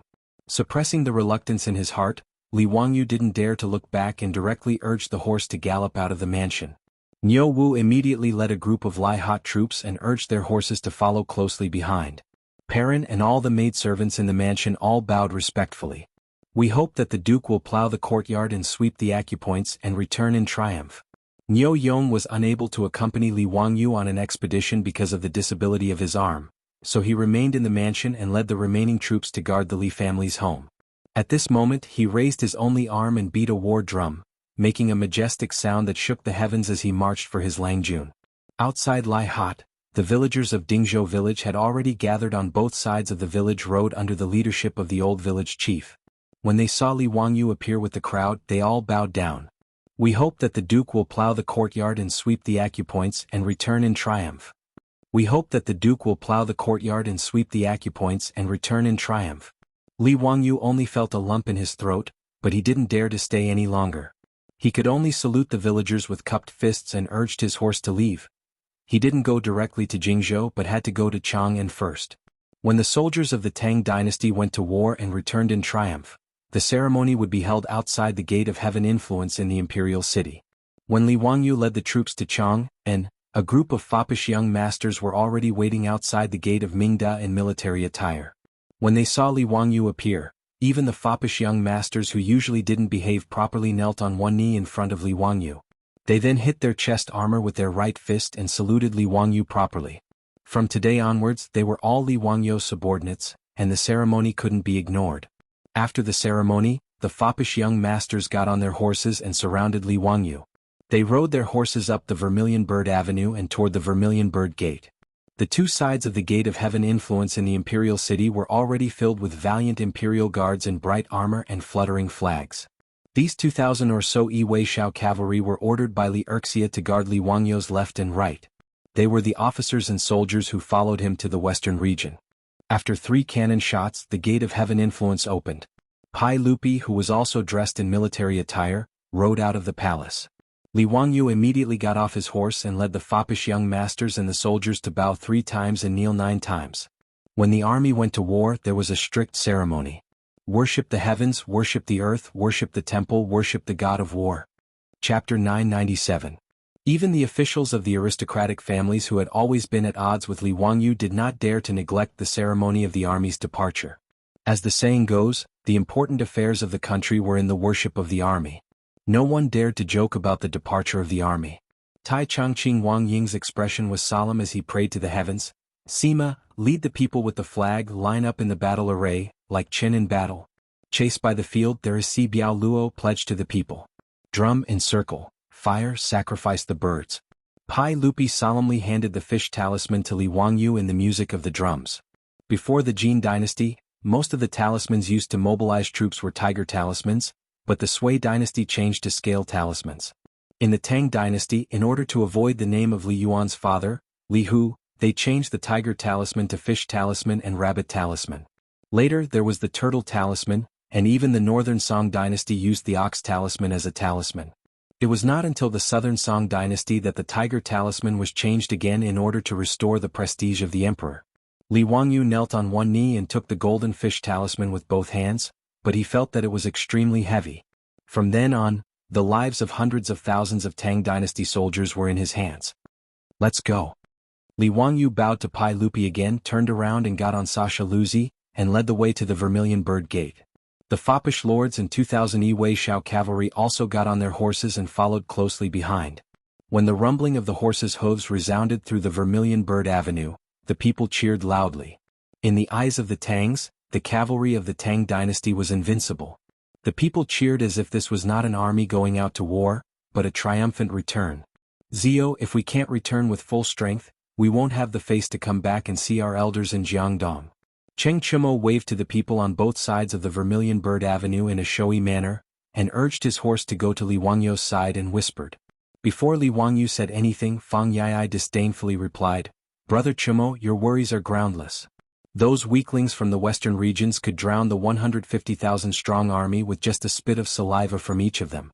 Trying to resist the iron cavalry of the Tang dynasty is like a mantis trying to stop a chariot. You're overestimating yourself." That's right, that's the logic. What UAI said makes sense. The Silk Pants joined in the commotion. In their opinion, the expedition to the west was a bit bitter, but it was purely a gold-plated journey. There was no risk at all. Li Wangyu shook his head. Brothers, you must not underestimate the enemy. The military strength of the countries of the western regions is not worth mentioning, but brothers, don't forget why His Majesty sent out an army of 150,000 soldiers. Chai Lingwu thought for a moment and frowned. Zio, are you talking about the Turks? Li Wangyu nodded. That's right. The reason why His Majesty dispatched the 15 great armies to the western regions was to guard against the Turks. He wasn't exaggerating. In history, Pai Lupi sent Ho Junji to lead an army of 150,000 to attack Gaochang to intimidate the Turks. Although the eastern Turks were destroyed by the Tang dynasty and Sheli Khan was captured, the western Turks were divided and their strength was greatly reduced.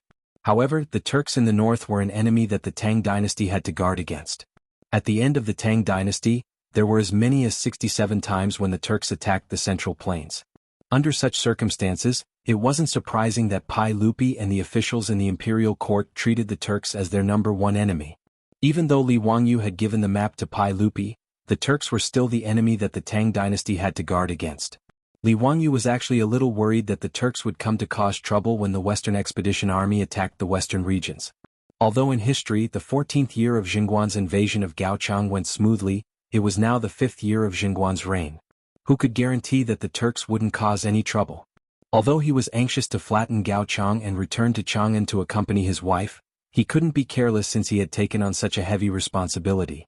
If the cavalry of the Tang dynasty were to suffer heavy casualties because of him, Li Wangyu wouldn't be able to rest easy for the rest of his life. After instructing the wastrels to not let down their guard, the 2,000 men galloped toward the northwest. The distance between Chang'an and Jingzhou was only 500 miles. Li Wangyu and the others also had the new military rations with them, so they didn't need any heavy supplies. Thus, they were able to travel at lightning speed and arrive at Jingzhou in just 3 days. Niu Jinda and Shui Wanjun had already received the news and left the city 30 miles early to welcome Li Wangyu and the others. Li Wangyu couldn't help but feel a little terrified. Although the two of them were now deputy chiefs in name, Niu Jinda and Shui Wanjun were both his elders. Niu Jinda, his legitimate son Niu Jingping, Li Wangyu, and the other wastrels were all brothers. Niu Jinda only had one legitimate son, but because of his foot injury, there was basically no possibility for him to develop an official career. In the future he could only inherit Niu Jinda's title and muddle along. Therefore Niu Jinda could see very clearly that if his son wanted to live a good life after his death, the key would be Li Wangyu and the other wastrels. Since Li Wangyu had appeared out of nowhere, and in just a few years, he had risen from a commoner to a duke who had founded a country. Niu Jinda and those who knew Li Wangyu admired him even more. In Niu Jinda's opinion, if it weren't for Li Wangyu being so young, he should at least be the founding duke based on his achievements. Although Shui Wanjun wasn't familiar with Li Wangyu, he also understood Li Wangyu's ability and status. To Shui Wanjun, Li Wangyu was more important as the crown prince's teacher and the emperor's nephew. But no matter what, neither Niu Jinda nor Shui Wanjun put on the airs of an elder in front of Li Wangyu. Instead, they truly treated themselves as his subordinates.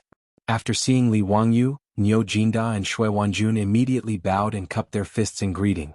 This startled Li Wangyu so much that he immediately jumped off his horse and supported the two. "Uncle Niu, General Shui, please don't be so courteous. I really don't deserve this." Niu Jinda laughed loudly and said, "This is not like Chang'an City.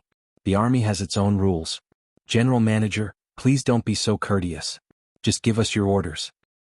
"Uncle Niu, you are too courteous. You also know that I was forced by the emperor to be the marching general manager. I had no choice. But when it comes to marching and fighting, it is the first time for me to get involved. Therefore, if there is anything wrong with me, please feel free to point it out."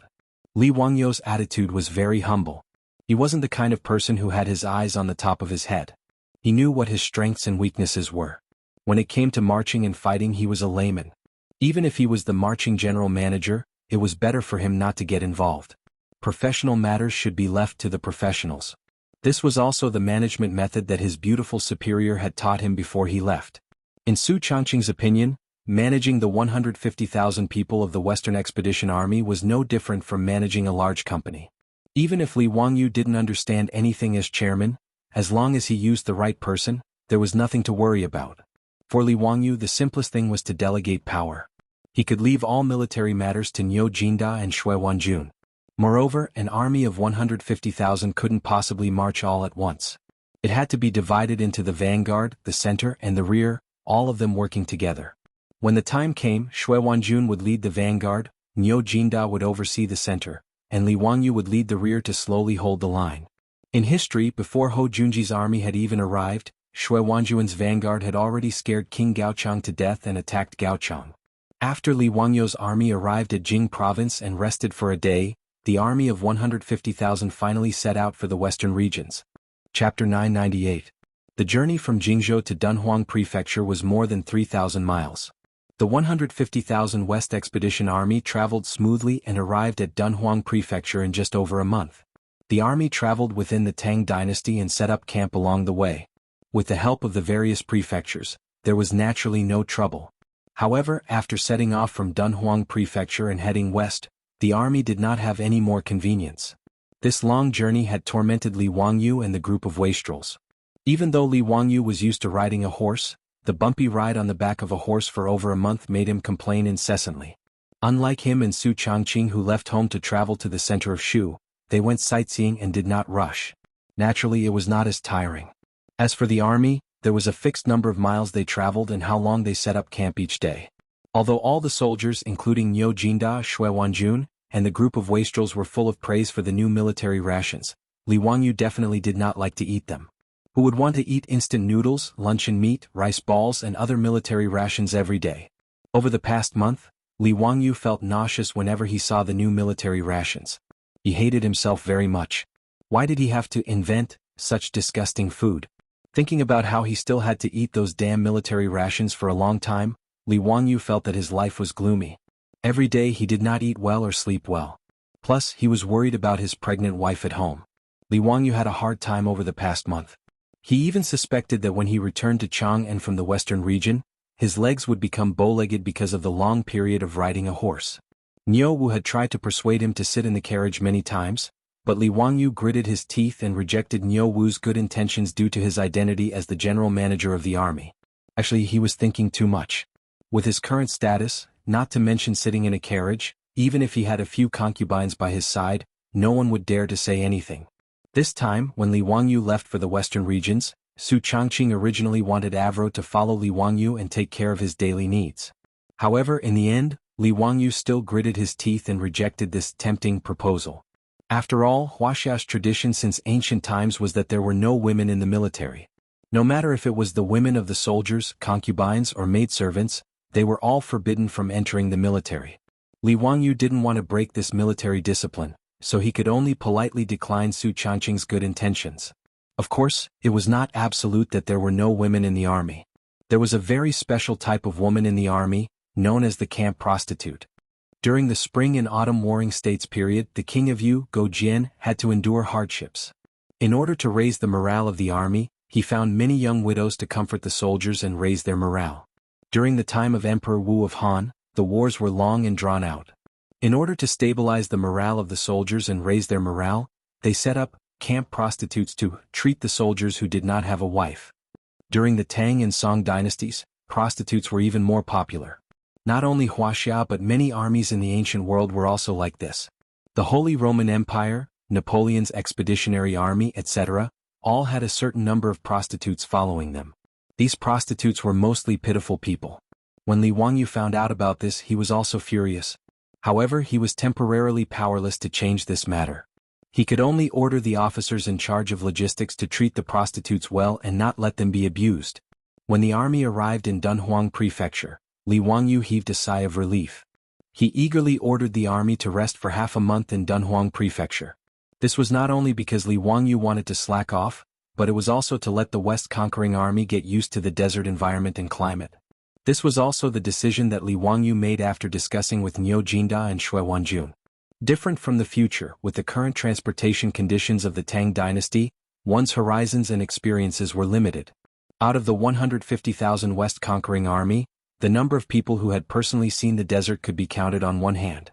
Even Niu Jinda and Shui Wanjun, these two old generals, had never come into contact with the desert before.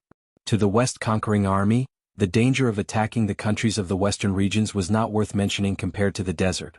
Be it quicksand, sandstorms, disorientation, lack of water, to the army they were all fatal threats. Furthermore, the sand dunes in the desert were not static. As such, even the most experienced guides did not dare to guarantee that the army could safely pass through the desert. Every year there were many merchant groups that went missing in the desert. In the future, Li Wangyu had actually come to Dunhuang to travel. He had also ridden camels in the desert and played with desert cars. However, that was it. He had only been at the edge of the desert and experienced the charm of the desert. As for the desert, he was also unfamiliar with it. Even his experience and knowledge from the future could not provide much help for the West conquering army to pass through the desert. Without satellite navigation and communication equipment, if they wanted to pass through the desert, they could only rely on camels and guides that were familiar with the desert. Therefore, the two old generals, Niu Jinda and Shui Wanjun, in order to ensure that the army could pass through the desert smoothly, ordered the soldiers to enter the desert under the guidance of the guides every day and undergo training. The group of wastrels was even more unfamiliar with the desert. This was the first time they had seen such a boundless desert. All of them were like Granny Lu, who had just entered the Grand View Garden, making a fuss about nothing. "Zio, this is the desert? Damn it, I can't see the end of it. There is nothing but sand." Cheng Chimo stood on the city wall of Dunhuang County and looked at the undulating sand dunes outside the city. He exclaimed in disbelief. Li Wangyu pushed the sunglasses on his nose and smiled. "Brothers, you may not know, but the desert in front of us is more than 300 miles wide. After passing through this desert, we will arrive at the western region." The wastrels could not help but suck in a breath of cold air. Fang Yai looked up at the dazzling sun and murmured, "I heard that Chief Niu and Chief Shui have ordered the soldiers to enter the desert. They leave early and return late, so they can only travel 10 to 20 miles a day. Doesn't that mean that it will take at least half a month for the army to pass through the desert? There is not even a tree to be seen in the desert. If we walk 300 miles in the desert, won't we die from the sun?" Cheng Chumo and the others nodded silently. When they looked at the desert in front of them again, they felt a little annoyed. The iron armor on their bodies was hot to the touch after being exposed to the sun for a while. Furthermore, the climate in Dunhuang County was dry, so the amount of water they drank every day was much more than usual. However, once the army entered the desert, they would be short of water and could only rely on the camel caravans to maintain their lives. Just thinking about it made these wastrels who had not suffered much feel uncomfortable. When Li Wangyu heard the complaints of the wastrels, he suddenly remembered something. Chapter 999. Just as Fang Yai had complained, the hot weather of the desert and the intense sunlight was a big problem, but it was not hard to solve. First was the glaring sunlight. Although Li Wangyu had invented glass with the low efficiency of handmade glass, he did not have the ability to give sunglasses to the 150,000 Western expedition soldiers. However, this was not difficult. He only needed to prepare black gauze and let the soldiers cover their eyes with a thin layer of gauze to effectively block the sunlight. As for the problem of sunscreen, he could only learn from the Arabs. Using white linen to make headscarves not only blocked the sun, but also the wind and sand. Li Wangyu noted down these two matters and prepared to look for Niu Jinda and Shui Wanjun, the two old generals, to prepare the black veils and headscarves for the soldiers. This would more or less solve some of the problems. However, the most important thing was the problem of the water that the army needed to enter the desert. Li Wangyu could not do anything about this. Other than letting the camel caravans bring more water, Li Wangyu could not do anything else to make water appear out of thin air. As a result, a very important problem became apparent. The number of camels that were prepared for the army was far from enough. In order to cooperate with the Western Expedition Army, Dunhuang Prefecture had already prepared 20 to 30,000 camels under the orders of Pai Lupi, as well as hundreds of experienced guides. One camel could carry 3 stones of goods. For the army to march for a day, they needed 1,000 camels to supply the supplies. 20,000 camels could only meet the food needs of the 150,000 soldiers for 20 days. However, as a result, Li Wangyu did some simple calculations and was shocked to find that if the camel caravans needed to carry the parts of the four-wheeled carriages, as well as enough water, various supplies, and horse materials, it seemed that the remaining 10,000 camels were not enough to support the needs of the 150,000 soldiers. The only way was to reduce the amount of water they could carry. However, if the army were to lose their way and miss the few oases in the desert, it would be a disaster for them. After thinking about this point, Li Wangyu did not have the time to continue arguing with the rich kids. He hurriedly ran to find Niu Jinda to discuss this matter. Niu Jinda and Shui Wanjun, the two old generals, fell silent after hearing Li Wangyu's words. The two of them had been leading troops for many years and had experienced countless battles. However, they had never come into contact with the desert, and did not know what to pay attention to when marching in the desert. Niu Jinda sighed and said, "Head chief, if it is as you say, this is a big problem. Now it was impossible to recruit more camel caravans. His Majesty and the officials of the court have already done their best to recruit these caravans for the army." Niu Jinda and Shui Wanjun were very stubborn and insisted on calling Li Wangyu by his official position, which made him very uncomfortable. However, since the two old generals insisted on doing so, he could only accept helplessly. Li Wangyu nodded. He knew that Niu Jinda was not bad. With the national strength of the Tang dynasty, although it was not impossible to recruit more camels, it would take time. It was not possible to recruit tens of thousands of camels in a short time. Shui Wanjun pondered for a moment and said, "Why don't we reduce the amount of water? I have asked the guides. There are many oases in the desert with water sources that can supply the army." Li Wangyu shook his head and said, "I'm afraid that's not right. If we lose our way and can't find the oases, won't we be trapped in a hopeless situation?" He wasn't trying to frighten them. In an era without satellite navigation, getting lost was a very normal thing. When Li Guang went to the North Desert to attack the Xiongnu people, he almost missed the opportunity because he got lost. Moreover, the sand dunes in the desert could change their positions or even move due to the wind. Even those oases could be buried by sandstorms. It would be too dangerous to entrust the drinking water of the 150,000 soldiers to the oases in the desert. Moreover, even if the oases in the desert had water sources, the scale of the water source was limited. It would be very difficult to supply 150,000 people with drinking water. Shui Wanjun and Niu Jinda looked at each other and nodded silently. They knew that Li Wangyu was right. The three of them were silent for a while. Li Wangyu made up his mind and said, "Uncle Niu, Chief Manager Shui, it seems like we can only split up. Chief Manager Shui will lead 20,000 vanguard troops and 10,000 supply troops. I will lead 30,000 troops and another 20,000 supply troops. The remaining 30,000 troops and the supply troops will stay in Dunhuang County. After we cross the desert, the camel caravan will return. Uncle Niu will lead the rest of the army to cross the desert." The 150,000 Western Expedition Army only had 80,000 actual combat soldiers. The other 70,000 were supply troops, medical soldiers and craftsmen in charge of logistics. He and Shui Wanjun only led 80,000 troops. The camel caravan would be enough to supply the army and there would not be any problems. Niu Jinda nodded and then shook his head. Chief Manager's suggestion of splitting up makes sense. I also agree. However, Chief Manager, please stay in Dunhuang County and lead the rear army. Chief Manager, please be at ease.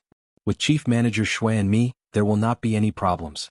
Li Wangyu had to admit that Niu Jinda's suggestion was too tempting. If they could stay in Dunhuang County, it would naturally be better than going to the desert to eat sand. However, temptation was just temptation. Li Wangyu could only grit his teeth and reject Niu Jinda's good intentions. As the chief manager of the Western Expedition Army, if he stayed in Dunhuang County and did not advance, it would be too embarrassing. Li Wangyu shook his head and smiled. Uncle Niu, let me lead the army. With the strength of the western region countries, by the time I crossed the desert, Chief Manager Shui might have already flattened Gaochang. When Niu Jinda heard him say that, he felt that it made sense. Whether it was Li Wangyu, Niu Jinda, or Shui Wanjun, the western region expedition was more like an armed march. With the strength of the Tang army, flattening the western region was not difficult.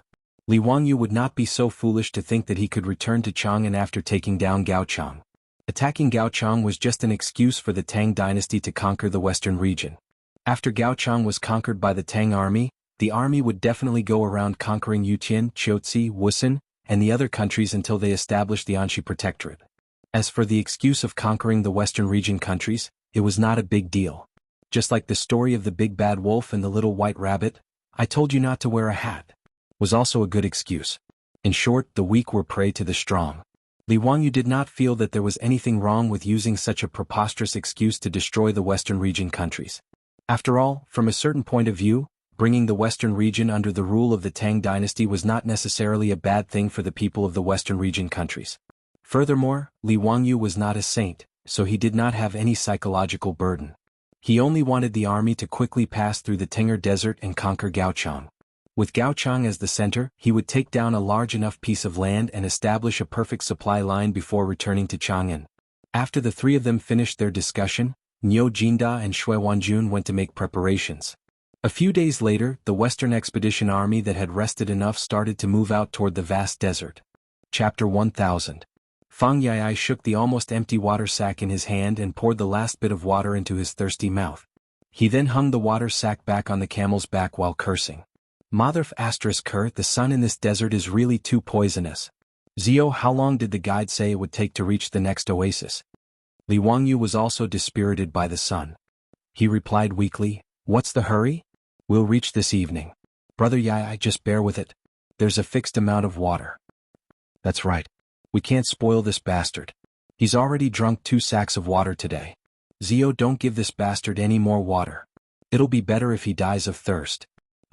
Chai Lingwu immediately added insult to injury. If it was in the past, Fang Yai would have pounced on Chai Lingwu and wrestled with him. However, at this moment, even someone as valiant as Fang Yai could only point his middle finger at Chai Lingwu to show his disdain. Li Wangyu looked back at the army that stretched for dozens of miles and then looked up at the scorching sun above his head. The weather in this desert was too hot. He and the group of wastrels were actually fine. After entering the desert, they had already changed their camels.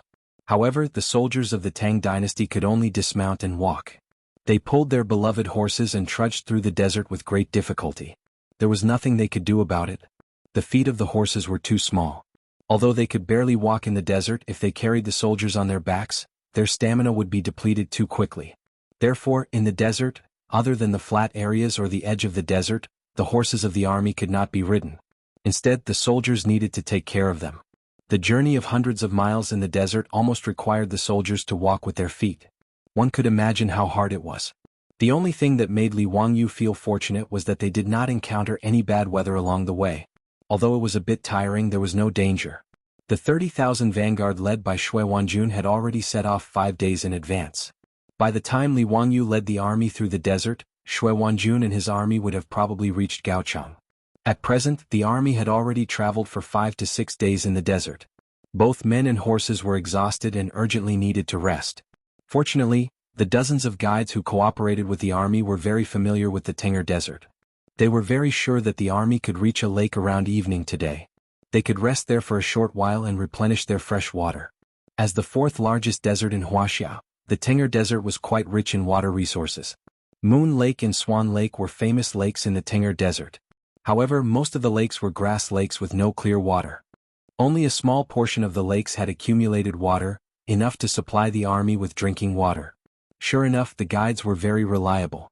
Before sunset, the army successfully arrived at an oasis in the desert. In the oasis, there was a small lake with an area of several hectares. However, the sight of it made the soldiers so excited that they were unable to control themselves. Some of the more impatient ones even took off their clothes and were about to jump into the lake. Fortunately, Li Wangyu and a group of silk pants arrived in time and stopped those soldiers. What kind of joke was this? Asking these soldiers who were as dirty as mud monkeys to take a bath in the lake, would they still be able to drink the water? Li Wangyu would rather die of thirst than drink the bath water of a group of rough men. Although the commander of the 50,000 soldiers was Li Wangyu, in reality, Niu Jinda and Shui Wanjun had already arranged various matters. Whether it was marching or setting up camp, the generals would handle it. Li Wangyu did not need to worry about it. After the army set up camp around the lake, Li Wangyu's mood became much better. Around the lake was a rare desert meadow due to the existence of a water source. The area was quite large, about a few hectares. At this moment, the war horses in the army were all released and allowed to move around in the meadow to look for food. Li Wangyu's heart ached for his horse, Sasha Luzi, so he asked Niu Wu to bring it over for him. He was prepared to take it for a walk. Langjun, why don't you rest? Leave Sasha Luzi to me, Niu Wu advised. No need. After riding a camel for a day, I want to stretch my muscles and bones. Li Wangyu shook his head and rejected Niu Wu's good intentions. Although the previous month of riding a camel was torturous, after riding a camel for a few days, Li Wangyu felt that riding a horse was much more comfortable. People who had not ridden a camel before would not be able to feel the bumpiness of the camel. It was as if there was a spring under its butt, constantly shaking up and down.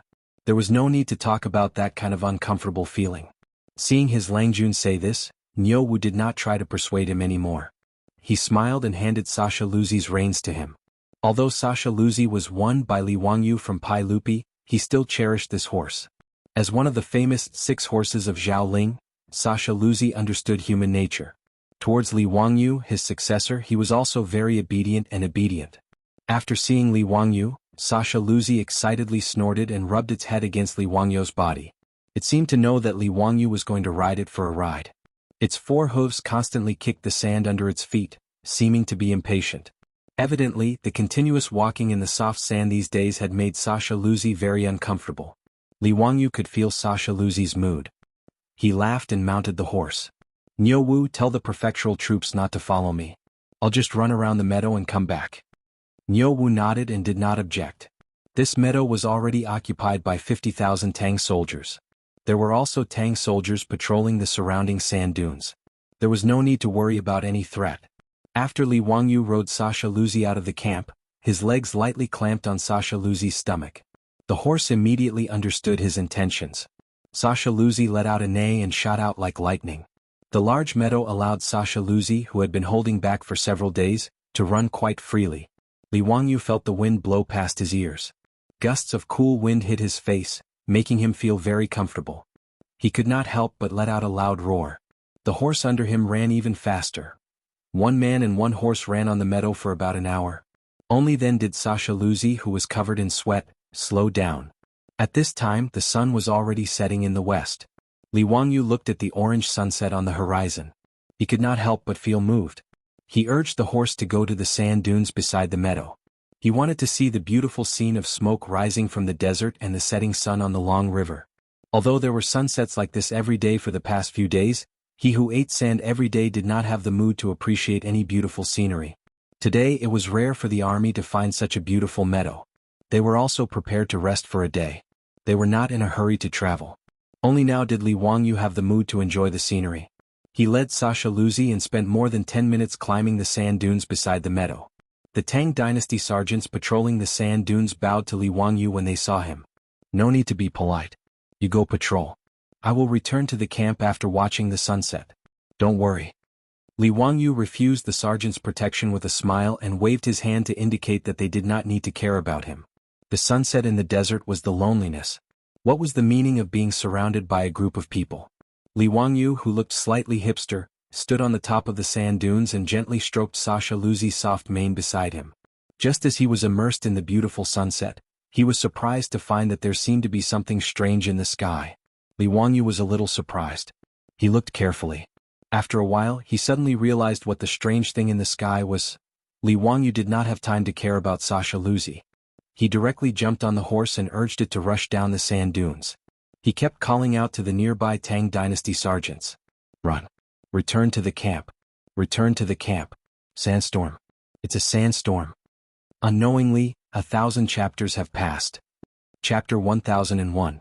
Half a month later, a few fast horses rushed into Chang'an, covered in dust and exhaustion. They were messengers sent by Niu Jinda. They rushed 800 miles and exhausted several post horses. They changed horses all the way back to Chang and from Dunhuang County in just a few days. The messengers did not disturb others and went straight to Taiji Palace. They handed over the waist token of the Deputy General Manager of the Western Expedition Army and asked to see Pai Lupi. However, they brought a shocking piece of bad news. The General Manager of the Western Expedition Army, Li Wangyu, Commandery Duke of Fufeng, was attacked by a sandstorm when he led the army through the desert. His whereabouts were unknown.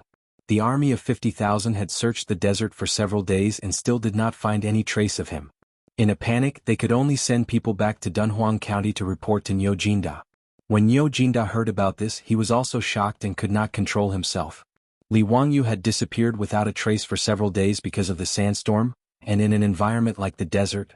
This made Niu Jinda feel a chill that shot from his tailbone to the top of his head. Although he had seen the power of a sandstorm with his own eyes, he knew that under such circumstances, the situation was not optimistic. The desert was not like other environments. If no trace of Li Wangyu was found for 5 or 6 days, even if he was not buried by the sand, he would have died of hunger and thirst. If something happened to Li Wangyu, Commandery Duke of Fufeng, it would cause a huge earthquake in the court. His identity was too important and too sensitive. However, at this point, no matter how terrified Niu Jinda was, he did not dare to be negligent. He hurriedly sent people 800 miles away to report to Chang'an. Fortunately, he also knew that this was a serious matter and did not dare to spread it. He only repeatedly told the messengers to keep it a secret and not let anyone know except to report it to His Majesty. In the Sweet Dew Hall of Taiji Palace, several tired messengers covered in dust knelt in the hall with their heads close to the ground. They did not dare to look directly at the furious Pai Lupi. Bastard, bastard! What kind of bullshit news is this? How dare he, Niu Jinda, spout such nonsense in front of me? I will order people to chop off his head. How did Zio die? How could he go missing? He was the Tao ancestor's personal disciple. How could a mere sandstorm do anything to him? Men, drag these bastards out and beat them to death for lying about the military intelligence. The furious Pai Lupi did not believe the news brought by the messenger at all. He immediately ordered his men to drag them out and beat them to death. Mi Tua, who was serving beside Li Er, was also extremely shocked, but he still had some rationality and immediately advised, "Everyone, let's invite Minister Fang and the others into the palace to discuss." The County Duke of Lanyi probably wouldn't. Shut up. Even you want to deceive the emperor? How could Pai Lupi listen to these words at this moment? In a fit of rage, he reached out and slapped Mi Tua. "Get out, all of you. Get out. I don't want to see you." Mi Tua covered his face and did not dare to say anything. He hurriedly ordered the palace maids and the trembling messengers to leave the Sweet Dew Hall. He hesitated for a moment, then stretched out his hand to summon a few eunuchs, asking them to immediately invite Fang Xianling, Zhang Sun Wuji, Gao Shilian, and the others into the palace. He also ordered people to arrange for the few messengers who were still in a state of panic to rest. If Li Wangyu really died in the desert, Chang and city would really be in chaos. Looking at the palace maids hurriedly leaving, Mi Tua could not help but sigh.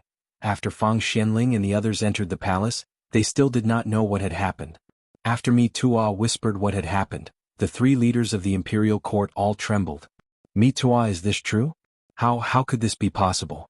Zio had 50,000 soldiers to protect him. How could this happen? Fang Xianling was so agitated that even his beard was trembling. Mi Tua heaved a long sigh as well. According to County Duke Langi's message, the army had set up camp in an oasis in the desert that day. County Duke Fufeng was in a good mood, so he rode His Majesty's horse Sasha Luzi to walk it. However, a sandstorm suddenly came without warning. Before Commandery Duke Fufeng could return to the camp, he was swallowed by the sandstorm and disappeared. The 50,000 soldiers have been camping in the oasis and searching for Commandery Duke Fufeng. However, after searching for 5 or 6 days, they still could not find him. I'm afraid that Commandery Duke Fufeng. He did not finish his words, but everyone immediately understood what he meant. Everything pointed to disaster. Gao Shilian was also shocked. How could this happen? What is His Majesty's attitude now? Mi Tua smiled bitterly. His Majesty does not want to believe this and is furious. Just now, he almost ordered the messengers to be beaten to death. I took the initiative to invite the 3 ministers here so that you can comfort His Majesty. After all of you know the relationship between His Majesty and Commandery Duke Fufeng.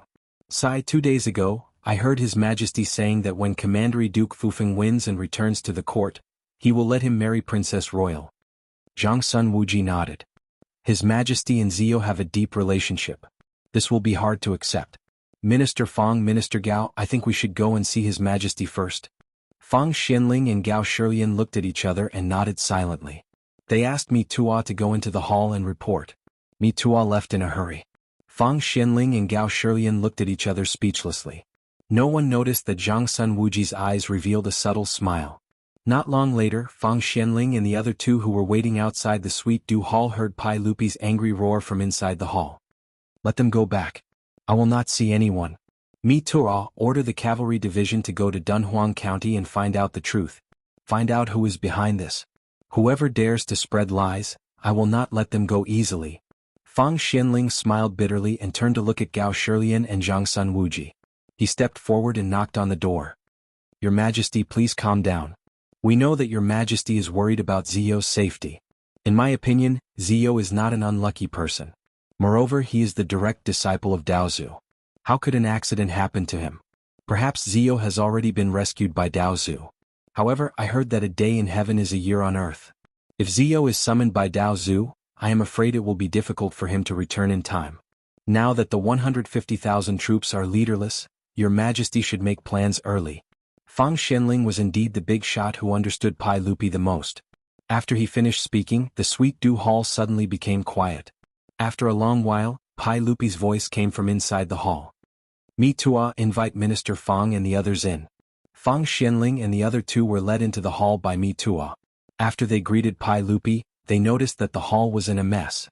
Obviously, when Pai Lupi was angry, he vented his anger on the furnishings in the hall. Fang Xianling pretended not to see this and bowed to Pai Lupi. Your Majesty, please take care of your body. Zio should be fine. Yuan Tiangang is good at reading faces. He is also familiar with Zio. Your Majesty, why don't you summon Yuan Tiangang and ask him about Zio's situation? Pai Lupi was overjoyed. Minister Fang is right. How could I forget about Yuan Tiangang? Mi Tua, immediately summon Yuan Tiangang into the palace. Mi Tua did not dare to delay.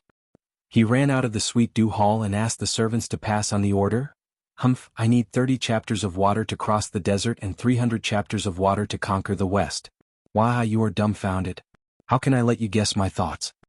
Chapter 1002. After the heavenly grand ritual, Yuan Tiangang was left by Pai Lupi in Chang and City and became Pai Lupi's think tank for consultation. Informed by the chamberlain that Pai Lupi summoned him, Yuan Tiangang didn't dare to delay and immediately went to Taiji Palace.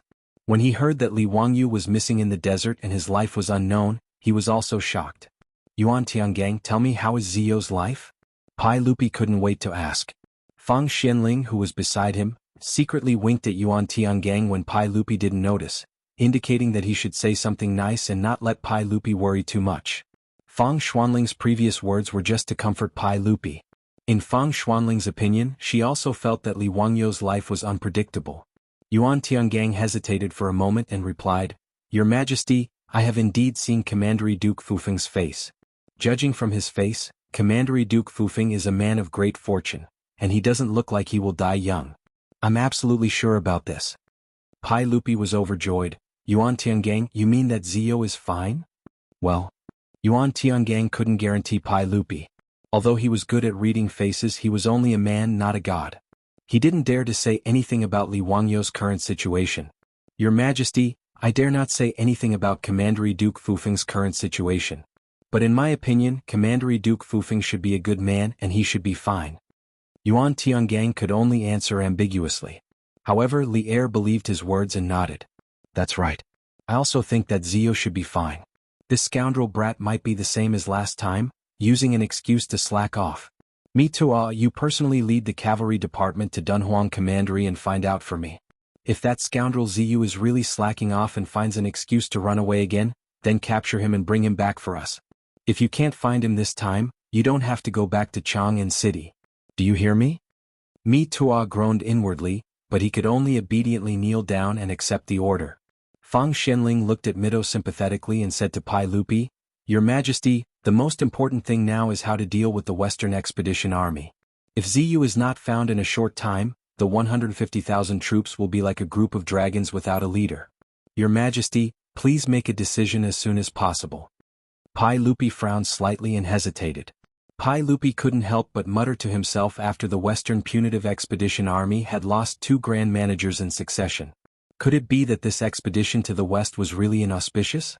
Ho Junji had been inexplicably burned to death by Luo Yi's son, and not even his bones remained. His most trusted nephew Li Wangyu had also encountered a sandstorm. Until now there had been no news of him and it was unknown whether he was dead or alive. Should the expedition to the west continue? Not only was Pai Lupi hesitating, Fang Xianling, Gao Shilian, and the others were also hesitant. Zhang Sun Wuji directly said, "Your Majesty, why don't we postpone the expedition to the west? Losing 2 Grand Managers in succession is really inauspicious, and it might be a warning from the heavens. Why don't we temporarily recall the army, and when the time is right we can move the troops and reconquer the countries of the west?" Pai Lupi didn't say anything. He slowly walked to the map that Li Wangyu had given him and looked at it carefully. This map had always been hung in the Sweet Dew Hall, and Pai Lupi would look at it for a long time every day to construct his Tang dynasty map in his heart. There was a long period of silence in the hall. Just as Zhang Sun Wuji wanted to persuade him again, Pai Lupi spoke. "No. The countries of the west must be conquered. This is the plan that Ziyu painstakingly offered to me, so how can I give up halfway? I don't believe that the heavens will stop me from conquering the west. Men, summon Lu Guogong into the palace." Pai Lupi quickly made up his mind and summoned Qing Yaojin into the palace. It was obvious that he was prepared to use Qing Yaojin as the 3rd Grand Manager to continue the expedition to the west. Seeing that Pai Lupi had made his decision, Fang Xianling and Gao Shilian looked at each other and didn't say anything to dissuade him. Zhang Sun Wuji was a little disappointed, but he also kept his mouth shut. However, there was some dissatisfaction in his eyes. After Qing Yaojin was summoned into the palace, he heard that something happened to Li Wangyu. Without waiting for Pai Lupi to speak, he immediately stood up and said, "Your Majesty, I will go to Dunhuang now and bring that brat Ziyu back in one piece." "Jijia, are you really willing to take over the position of Grand Manager?" Pai Lupi asked. Although he had the intention to let Qing Yaojin take over the Western Punitive Expedition Army, no matter what, the experience of the previous 2 Western Punitive Expedition generals and Zhang Sun Wuji's words made Li Er feel a little uncomfortable. He was also worried that something would happen to Qing Yaojin after he took over. Qing Yaojin didn't hesitate and said, "Your Majesty, don't worry. Whether it is for public or private reasons, I should make a trip to the west. Speaking of which, it was my fault previously. If it wasn't for us old fellows not being willing to go to the west, how could it be Ziyu's turn?" Pai Lupi patted Qing Yaojin's shoulder silently and didn't say anything else. Thus, the matter of Qing Yaojin taking over the position of head supervisor of the Western Expedition Army was settled. "Your Majesty, please keep my trip to Dunhuang a secret for now and don't spread it." Qing Yaojin suddenly thought of something and said to Pai Lupi. "Why is that?" Pai Lupi didn't understand. "Your Majesty, have you forgotten that Princess Yanling is now several months pregnant? If something happens to Ziyu and she hears about it, I'm afraid, no matter what, that is Ziyu's flesh and blood." Qing Yaojin, this old hooligan, was actually a fine person. If anyone really treated him as a boor, that person would be a fool. For him to have a good ending, he naturally had great wisdom. His words reminded Pai Lupi and the others. That was indeed the case. If something happened to Li Wangyu, the child in Su Changqing's stomach would be Li Wangyu's bloodline. If Su Changqing was too emotional and hurt the child in her stomach, that would be a huge sin. Pai Lupi, Fang Xianling and the others exchanged glances and nodded their heads silently. Jijia's words make sense. We have to hide this matter from Yanling. At least before Ziyu's Qilin's son is born, we can't let him know about this. Zhang Sun Wuji and the others nodded their heads in agreement. Everyone discussed the matter of the Western expedition before Qing Yaojin left the palace and returned to his residence. He packed his bags and prepared to rush to Dunhuang Prefecture. Not mentioning how Qing Yaojin would rush to Dunhuang Prefecture to clean up the mess left by the Western Expedition Army, Zhang Sun Wuji returned to his residence after leaving the palace and ordered someone to call his eldest son, Zhang Sun Chong. "Chong, if you have time, go to the palace more often to visit your aunt. Also, get closer to Changle." Zhang Sun Chong didn't understand and asked, "Father, why do you say so? It's natural for me to visit my aunt, but Changle has already been betrothed to Li Ziyu. Even if I'm her cousin, it's still inconvenient, right?" Zhang Sun Wuji twirled his beard and smiled. "That was then and this is now. You just have to listen to me." Zhang Sun Chong asked, "Father, did something happen?" I originally planned to ask His Majesty to marry Changle as your wife. But I didn't expect that His Majesty would betroth Changle to Li Ziyo before I even said anything. I also miscalculated back then. I didn't expect Li Zhou to give birth to such an amazing son. In just a few years, this kid has skyrocketed and gained His Majesty's trust. In the long run, I'm afraid our Jiangsun clan will really be suppressed by others. Fortunately, Li Ziyo is like his father, a short-lived ghost. Jiangsun Wuji couldn't help but twirl his beard and laugh. Jiangsun Chong was stunned and quickly asked, "Father, why do you say so? Did something happen to Li Ziyo?" "Yes." Jiangsun Wuji nodded his head proudly. Obviously he had already treated Li Wangyu as a dead man. Chapter 1003.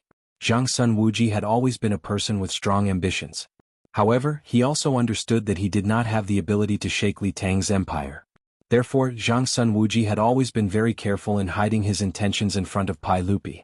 Pai Lupi indeed regarded Jiangsun Wuji highly. Jiangsun Wuji was ranked first among the 24 meritorious officials of the Lingyan Pavilion. In history, Pai Lupi had even married his eldest daughter, Princess Changle, to Jiangsun Wuji's eldest son, Jiangsun Chong. His favoritism towards Jiangsun Wuji had already reached the extreme. However, it was clear that Jiangsun Wuji was not satisfied with being a powerful relative. After Li Qingqian was involved in a rebellion and was deposed, Jiangsun Wuji realized that there was a glimmer of hope for him to seize power. Therefore, although they were both his blood-related nephew, Jiangsun Wuji did not choose to support Li Tai, who was already an adult and known for his intelligence. Instead, he chose Li Ji, who was only 15 years old. At that time, Pai Lupi had once considered passing the throne to Li Tai. However, under Jiangsun Wuji's persuasion, he ultimately chose Li Ji.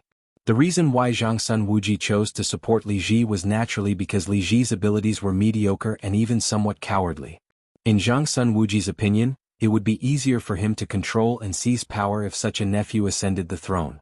However, no matter how much Jiangsun Wuji calculated, he did not expect Li Ji to marry an extremely powerful wife. In the end, Jiangsun Wuji was unable to defeat Wu Mainyang.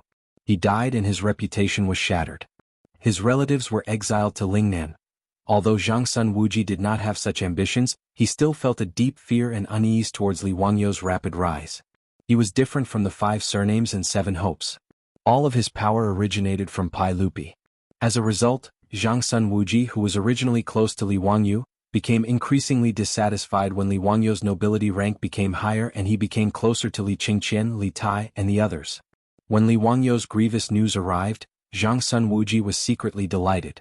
He felt that a stumbling block had disappeared just like that. Therefore, when he returned to the mansion, he immediately instigated his son, Jiangsun Chong, to steal Li Wangyu's wife.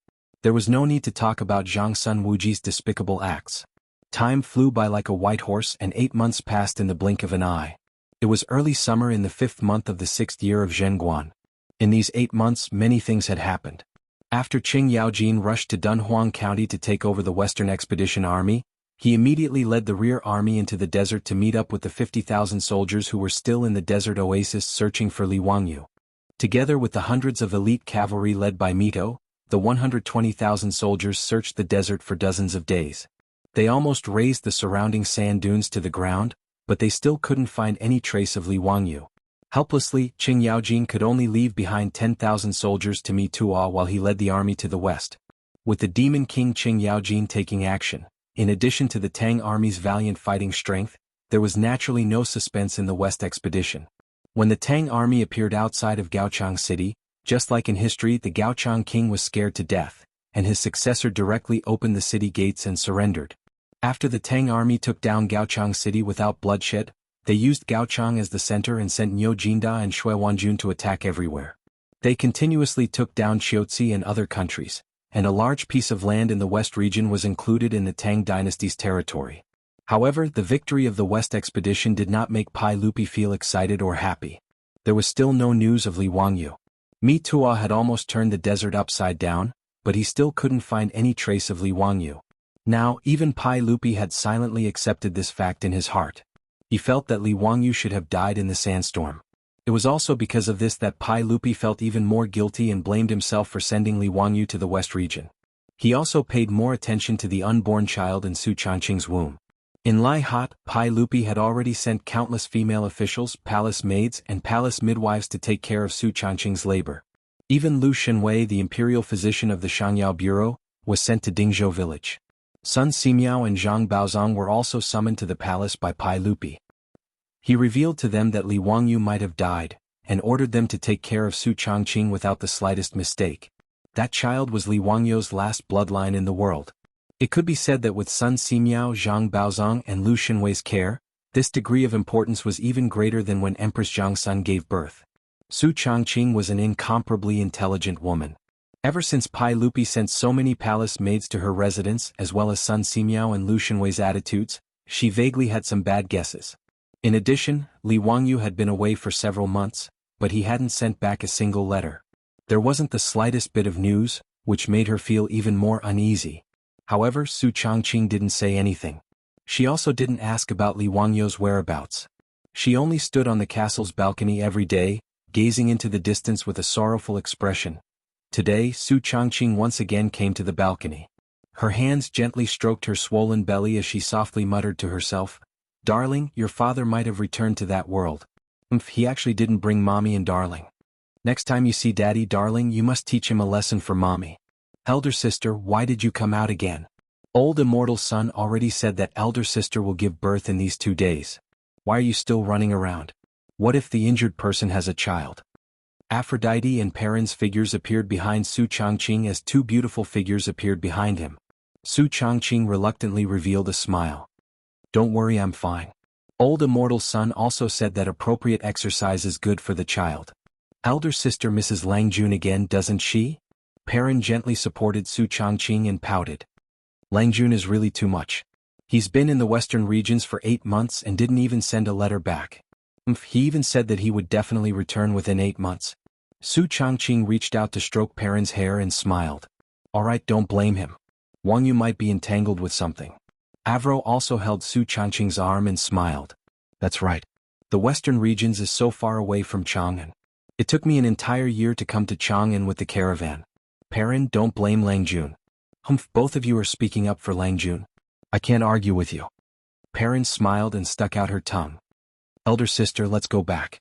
Su Changqing nodded and looked up at the western regions again.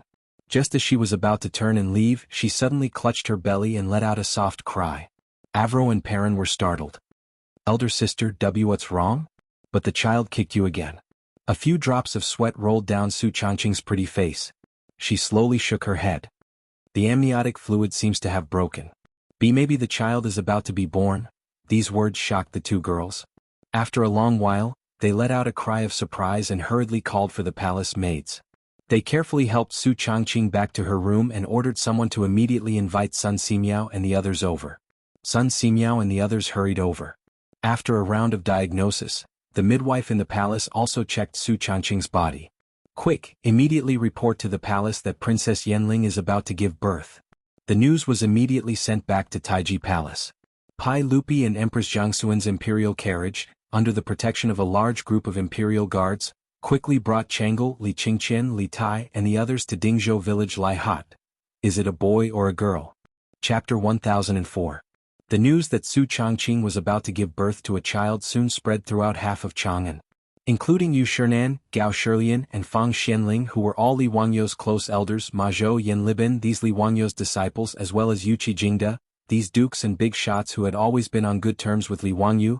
They also quickly set out, spurring their horses to follow behind Li Heir's imperial carriages, rushing towards Dingzhou village.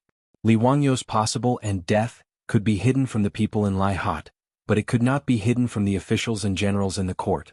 Almost everyone knew that the child who was about to be born today might be Li Wangyu's posthumous child and would inherit Li Wangyu's title in the future.